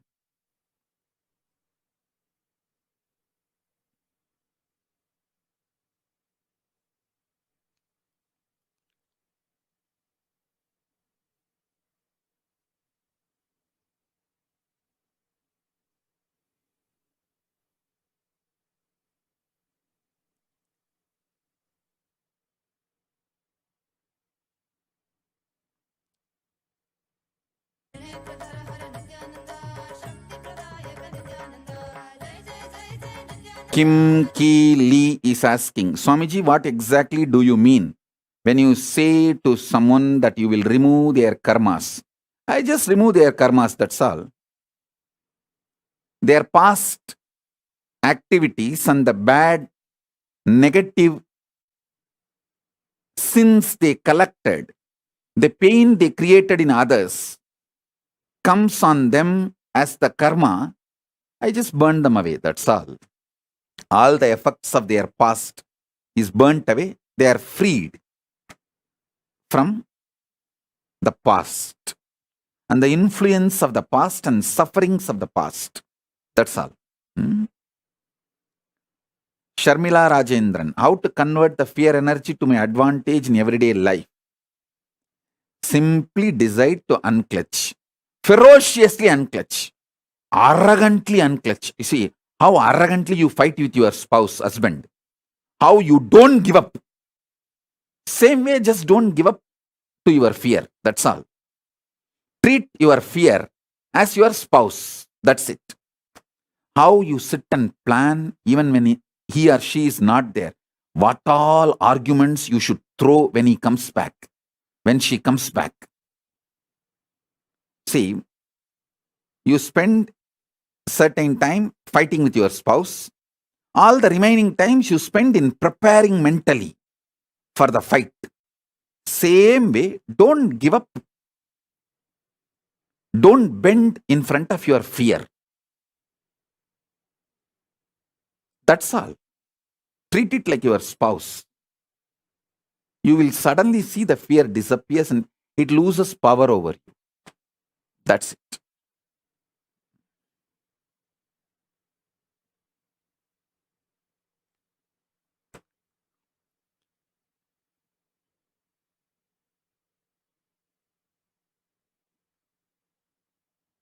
Maya Das.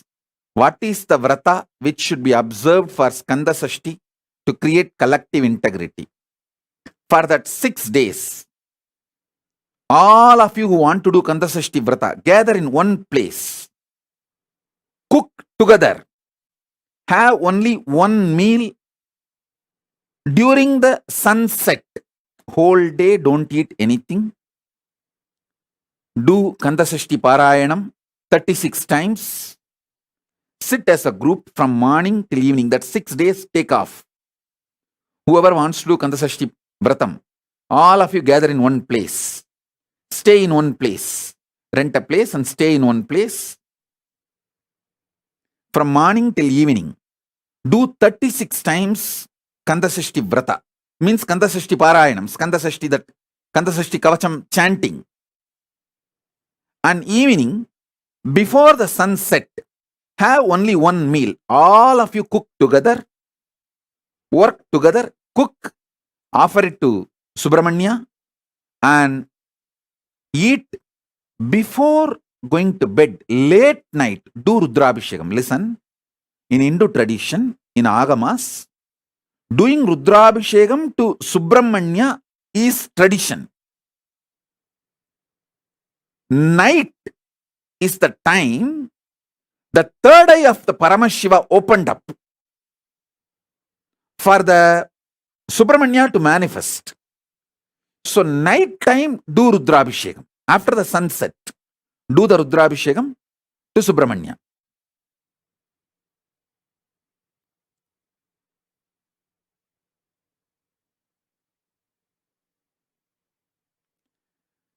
Ma Shuka Yoga is asking, girls can go to temples during menstrual time. No. Any temple gives as a rule in their patadi. See that the prana pratishta, whoever has done the prana pratishta of the deity, they make the patadi. If that temple's patadi does not allow women during the periods 3 days to come into the temple, you should not go. And if you ask me, I will tell not only you should not go to temple, even inside the home, you should isolate yourself. You can go to your personal puja room, like a Atmartha puja, you can do. You should do Atmartha puja. That is okay. But you can't go to the place where Parartha puja happens. If that pattadis ban you entering, so you should follow the pattadi of those temples.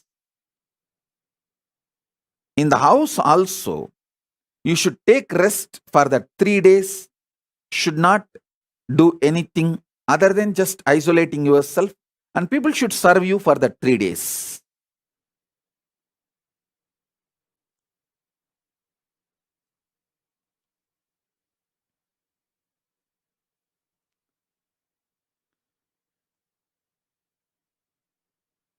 Shachi Arange is asking, can women do Gayatri mantra, other Vedic mantras? Yes. You can do Gayatri and other Vedic mantras. And it will not lead to any hormonal imbalance or any problems. You can do. You can do, and we have enough references of Rishikas. Tons of reference. I have a long list, at least 100 Rishikas were there during the Vedic times, and in the Vedas itself, we have a reference of 100 Rishikas. Not just Maitri and Gargi. There's a big list. So enjoy Vedas.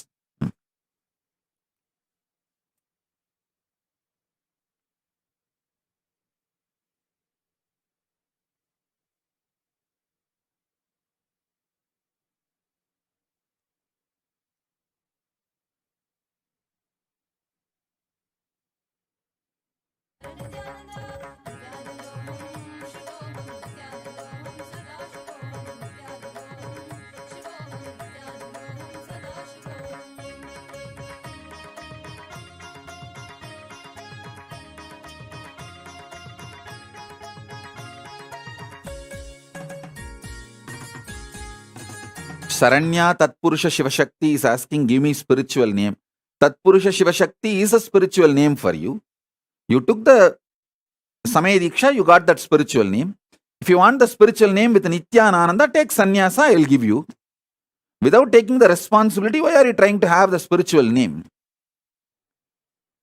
If you say, oh, I can't take a sannyasa, then just be happy with the spiritual name you got with the Samaya Diksha. That's all.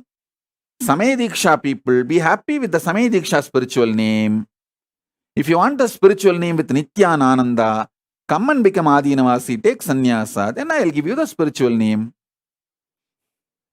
See, I do not expect anything from you. But if you commit, stand with that commitment. If not, it is Gurudroha.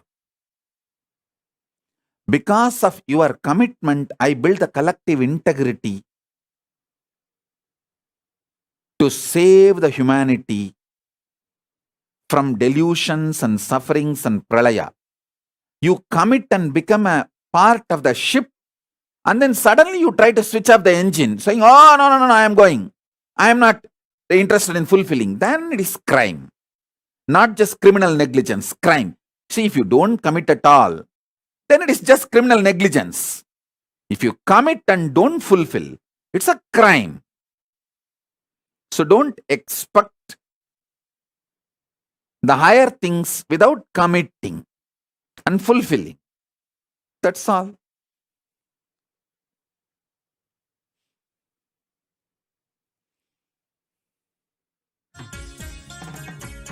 अब देखो ये कैसे देखे पट्टी बंद कर आंखों पे हर बाधा हटा कर सब दूर दूर जो है कह जाएंगे कि सब देखते रह जाएंगे। त्रिनेत्र जागर रंजा इसे कहते हैं, कथाओं में जो सुनने को मिलते हैं, कहने में जो लगे नहीं इतना आसान चुश्चुल, इतना भी नहीं मुश्किल, बात बनेगी संपूर्ति जब साथ है तो आओ एक दीक्षा की तो बात है सारी दुनिया में मगर एक ही इंसान, उप्स नॉट इंसान ये है भगवान। ओम Ma Durgananda Nitya Durgananda is saying, I am part of your ship. Yes, Durgananda, I sincerely accept you. You are the one who never wavered from your commitment. You are a very chaste disciple. Very highly committed, not only committed and integrated and just waiting for my command. I know. And you are really real. And chaste disciple. True. Not hypocritical, very true. And you are part of my ship. I'll call you to Kailasa soon. See, many people like Durgananda, I have not called them to Kailasa due to logistic reasons. But there are some other just hypocrites. Oh, I give myself to you, Swamiji. I want to cook Kanchipuram idli and feed you physically. Can you come, Swamiji? All of you come to Paramashiva Darshan, Devi Darshan and get answered.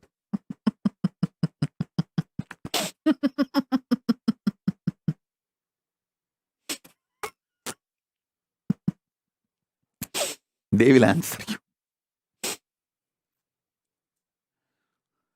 देखो ये कैसे देखे पट्टी बंद कर आंखों पे हर बाधा हटा कर सब दूर दूर जो है कह जाएंगे कि सब देखते रह जाएंगे।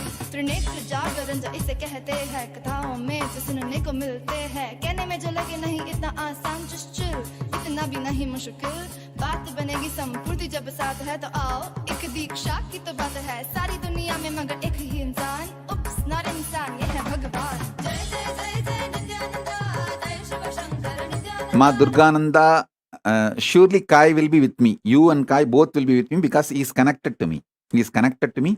Even in the parallel universe, he is connected to me. Don't worry. He may have a little mood swing here and there like a teenage kid, but he will come back and he will come with you to me and both of you will be with me. Don't have any fear or doubt about it. Just support him and inspire him and that's all.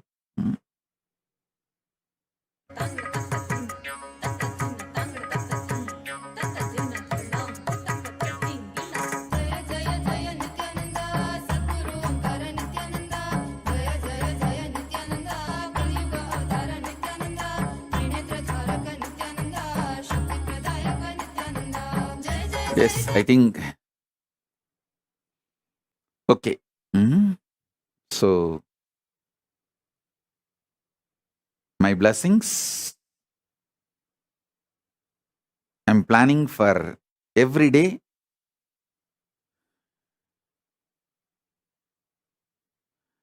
Every day,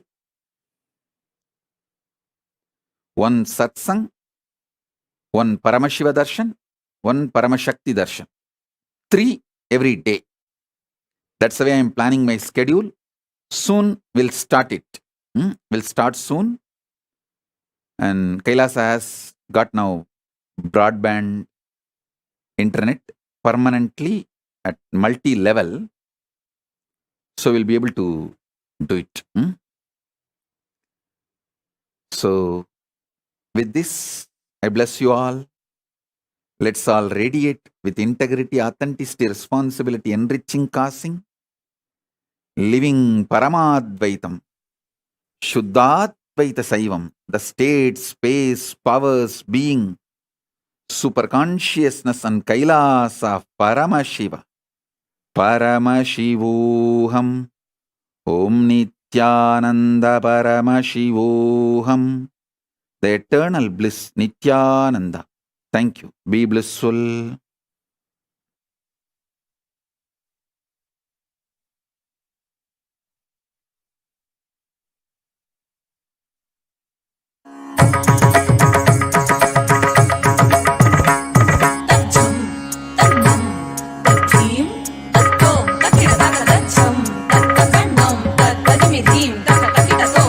जय जय जय जय Nityananda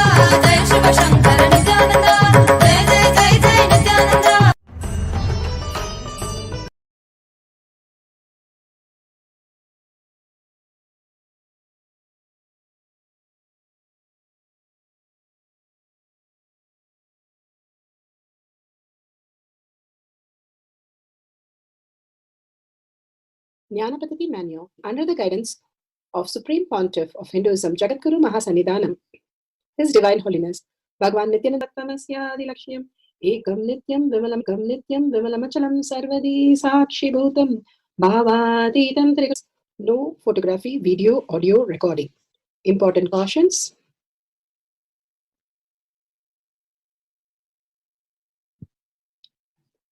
Please be aware of the important cautions.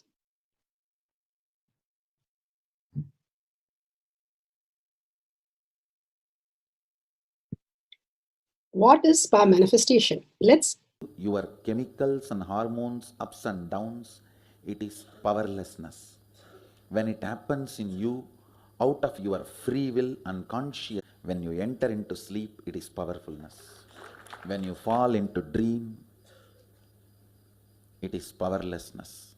When you Turyatita in your whole being and doing, manifest all the powers. Understand? It is just cognitive shift. It's not work. Work is a 4-letter word.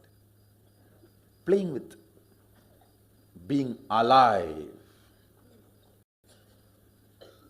Static matter, dynamic activity listens to you. Everything decides as you want. Power manifestation is cognitive shift, raising your frequency, not work. Now let's understand who is Paramashiva.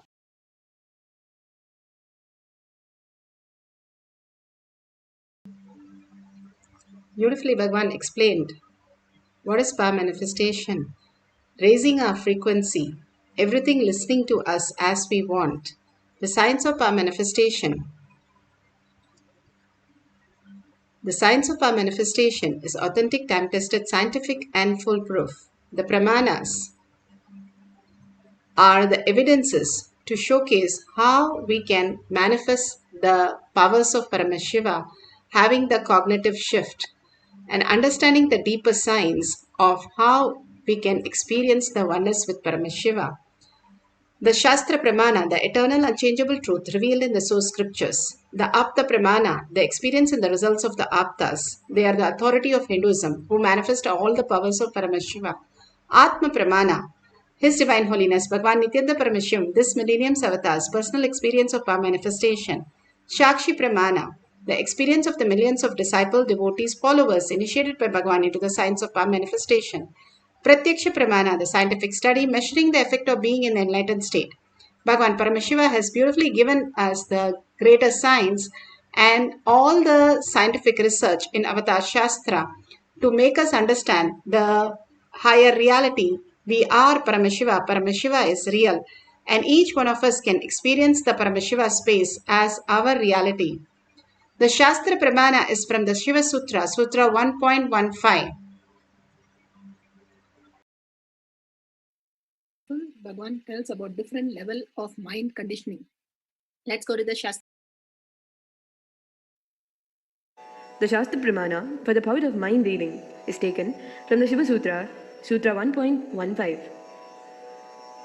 Hridaye chitta samghatad drishyaswapadarsanam.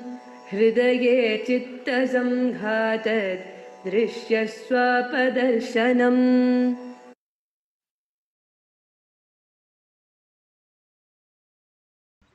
Bhagavan Paramashiva says, when the individual mind is united to the core consciousness, every observable or objective phenomenon, and even the absence of the every objective phenomenon is directly experienced as a form of consciousness and appears its existential reality as it is.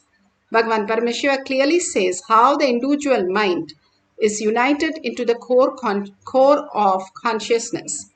As long as we are in the materialistic world, we are engaged with the outer world reality as our identity. When we lose something or lose somebody, we create a huge gap, huge space. That is exactly how the original space, who we are, when we are in the deep sleep, is the eternal, where the space is what we are. We are looking for the 70 years of a life that Bhagavan is saying again and again, which is a delusion which will just disappear in no time. And simply we are again in the birth and death cycle. Out of the 84 million species and 8 billion people, we have been the chosen one to be here to listen even to the greatest science. We have attracted to the greatest science, now coming here to the greatest possibility. If we do not take the higher steps of integrity with the Paramashiva space, we are going to lose out again and be into the birth and death cycle. The mind is having the birth and death cycle. And again, when the mind assumes itself, again and again, it is going to cause us into the delusion, and we get into the suffering and pain and all the miseries. Again and again, living that nothing is happening in this world which is suffering, or it is not a big deal, all this suffering is for everybody. That is not true. The reason why we are here is to experience the eternal bliss. Everything that we need to experience, that we are a conscious being, we are Paramashiva, Paramashiva is real, and that is how we are experiencing ourselves. Including the plants and animals, all of them go to the deep sleep every single day without boredom or tiredness. If you are having so much fun and everything is fine, then why do we sleep? Because we want to get rid of that fine space, but be in the Brahman, the Paramashiva space, at least few hours. We ourselves contradict ourselves if we say Paramashiva is not real, because who we are, the very existence that we are, is Paramashiva. And that is what we experience in the deep sleep. If we can experience that in the awakening state, the waking state, we become the awakened state. We become the consciousness. It's a science, and it is still happening in us. It is not something as we have to experience. It is something we have to recognize ourselves in such a way that we understand the higher reality, who we are. Again and again, Bhagavan gives us the higher definition for us to understand and start living that cognition. Once we start living, we recognize more of it. Even in outer world, if you want to go into the moon, you get prepared for at least 20-30 years to experience the higher science and go into the moon, the gravitational force and all the force, that you do the whole experience living in the NASA and literally experiencing the higher reality.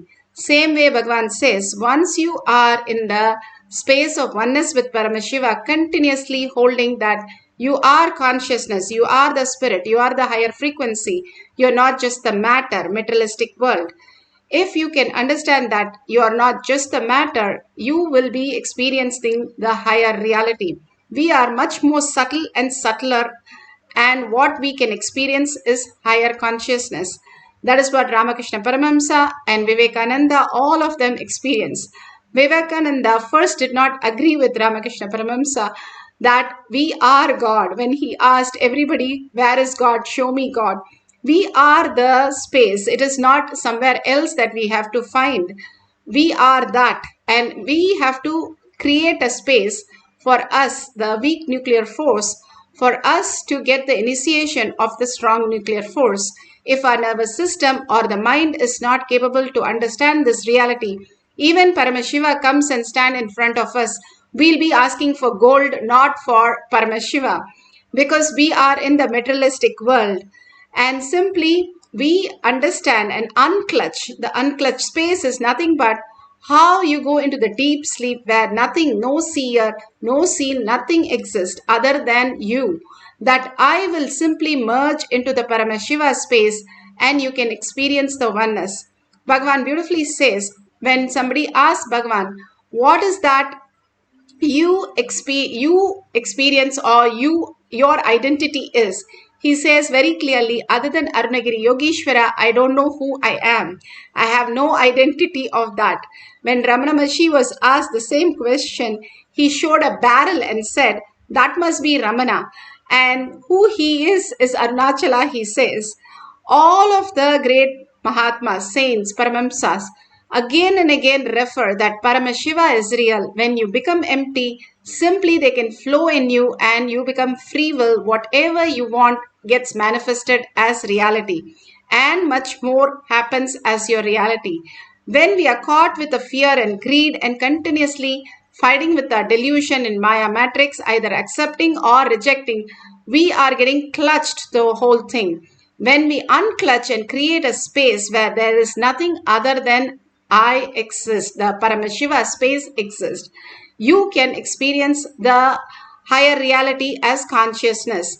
Bhagavan beautifully gives the Apta Pramana for us to understand how Raghavendra lived. Raghavendra's mutt, still in Vrindavan, you can go and hear the sound of his japas that is happening in the inside the Raghavendra mutt where the Jiva Samadhi is, and still you can hear the chanting that he is doing. All these great Mahatma, Tyagaraja, every single day he was chanting the Ramanama 1 crore time, and all the time he spent was in chanting continuously.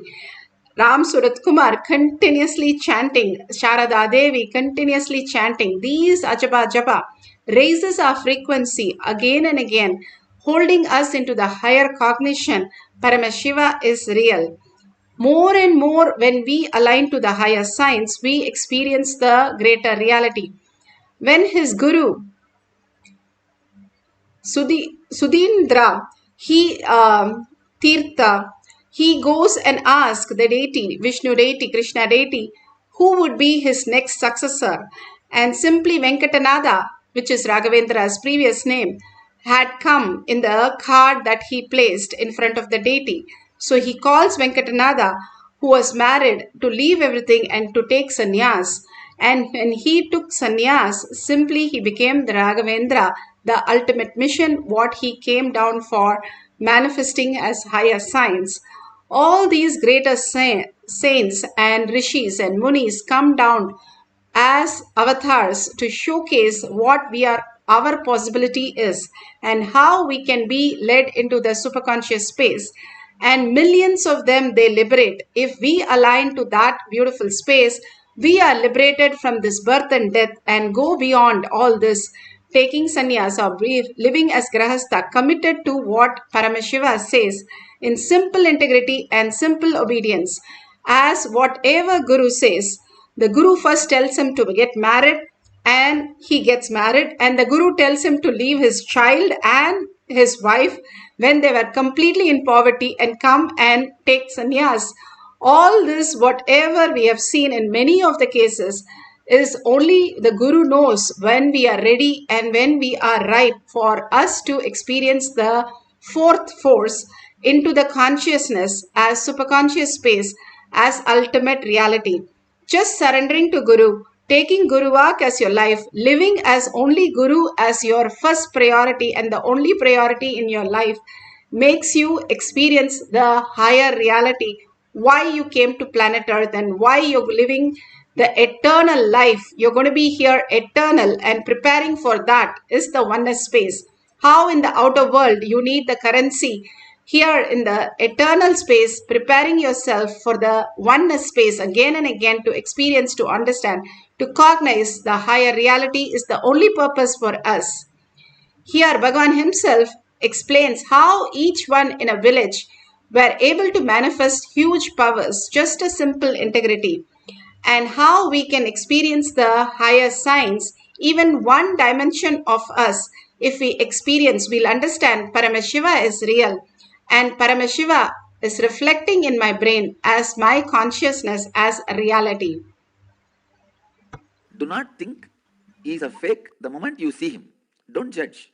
He may be having one altered state of consciousness. There are millions, especially in Indian villages, who have one state of altered consciousness. Means they will be able to handle one extraordinary power. In Karnataka, there was an elderly man, his name was Kasagowda, means Money Gowda, literally if you translate. His speciality was anybody having any fracture, pain, anything, he will just keep a 25 paise coin, India's 25 paise coin, which is like a less than 1 cent. Indian rupee itself now less than 1 cent, there is different, okay. Less than 1 cent, there is a penny. He used to keep the penny and put a band-aid it will become all right. And the funny thing is, when he will ask us only to bring the penny. Our own penny when we give, when he keeps on our skin, it will stick to the skin. If you keep, it won't stick. So I heard about him. And I had a devotee from Salem suffering with a hand pain for quite a number of years. I tried my best to heal him, maybe more than a month. Every day I'll heal him. I could not do. I could not heal. Then I thought it's something to do with bone fracture. I'm not able to do anything. Maybe I'll have to take him I'll have to tell him to go for allopathy.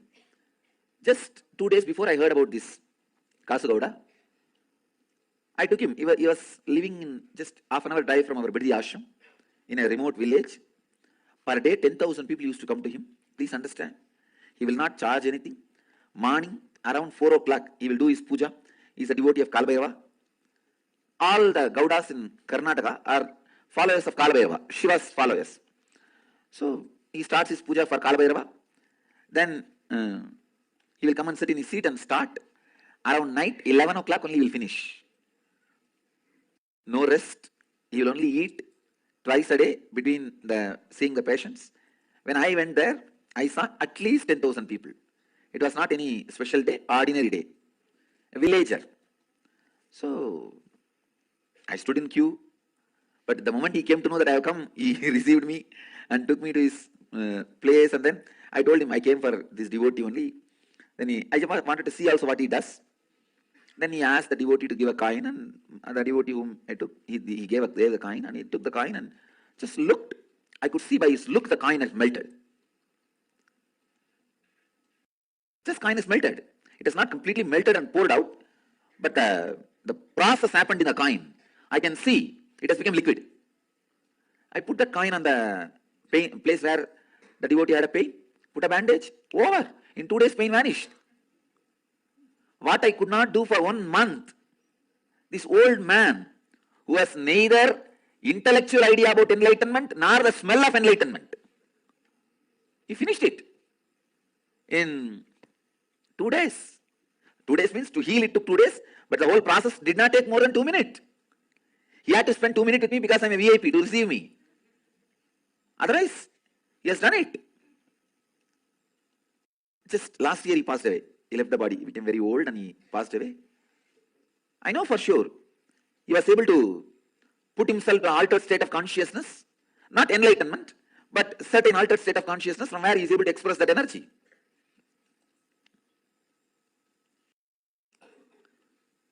So I told him, do not think I am the only person. Maybe more number of expressions are happening through this body. That's all. There's no such thing as monopoly in the field of mystery and spiritual powers.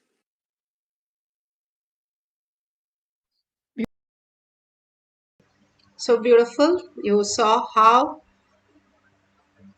Bhagavan was saying how a villager could manifest powers of Paramashiva just by in the space of oneness. They can experience the greatest reality. Here you can see one of the child playing with the cards and arranging the cards as per seeing how the other person has done it.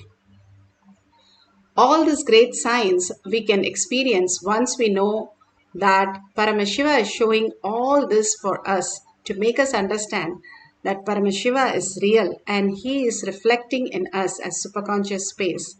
Now you can have some cards or you can have some partner who can show you the cards which you can arrange exactly like how the partner has arranged.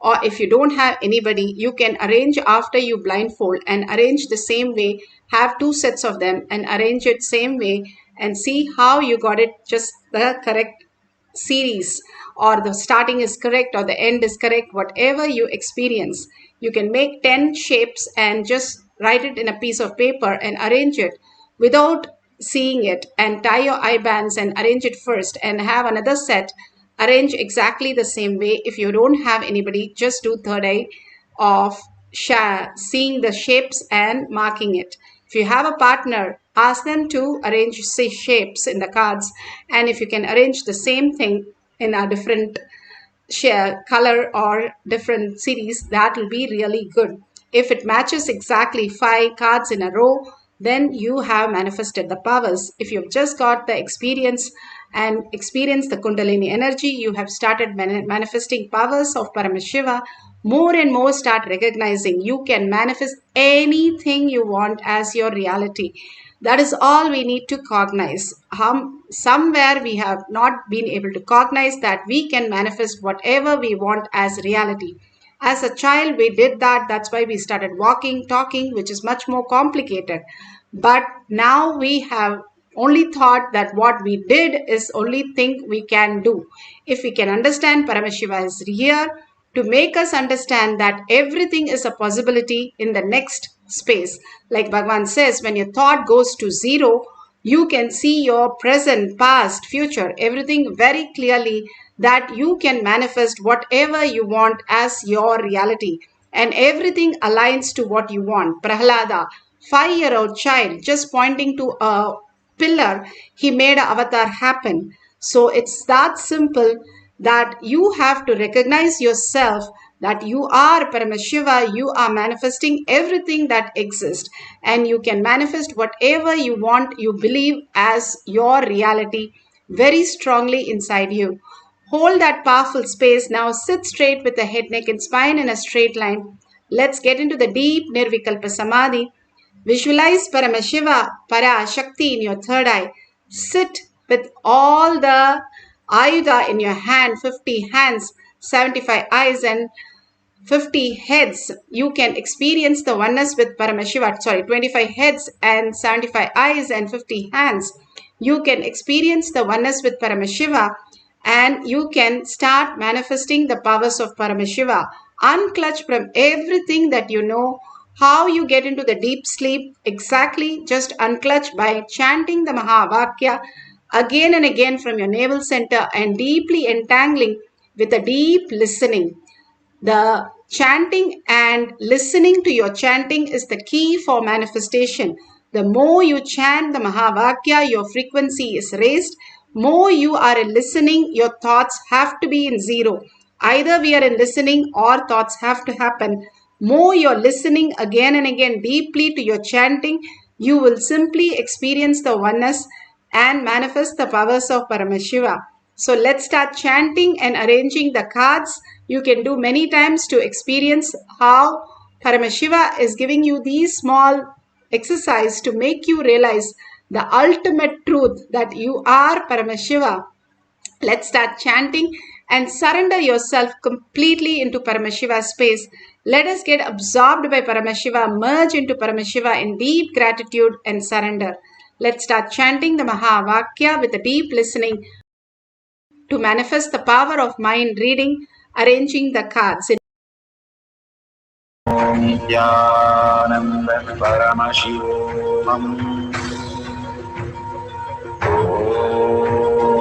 Nithyananda Paramashivoham.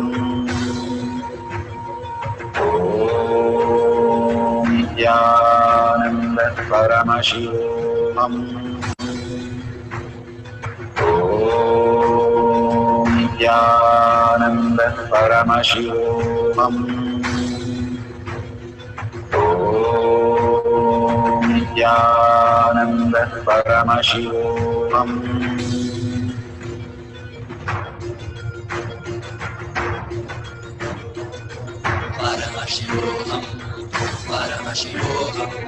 Let Paramashiva's third eye manifest in all our third eyes. Let the Amrita pour, let the Varni open up, manifest in all of us.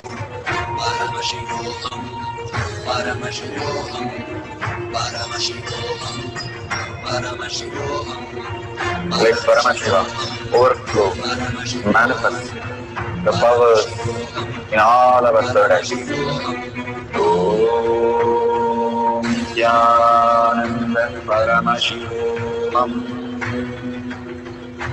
Om Nithyananda Paramashivoham.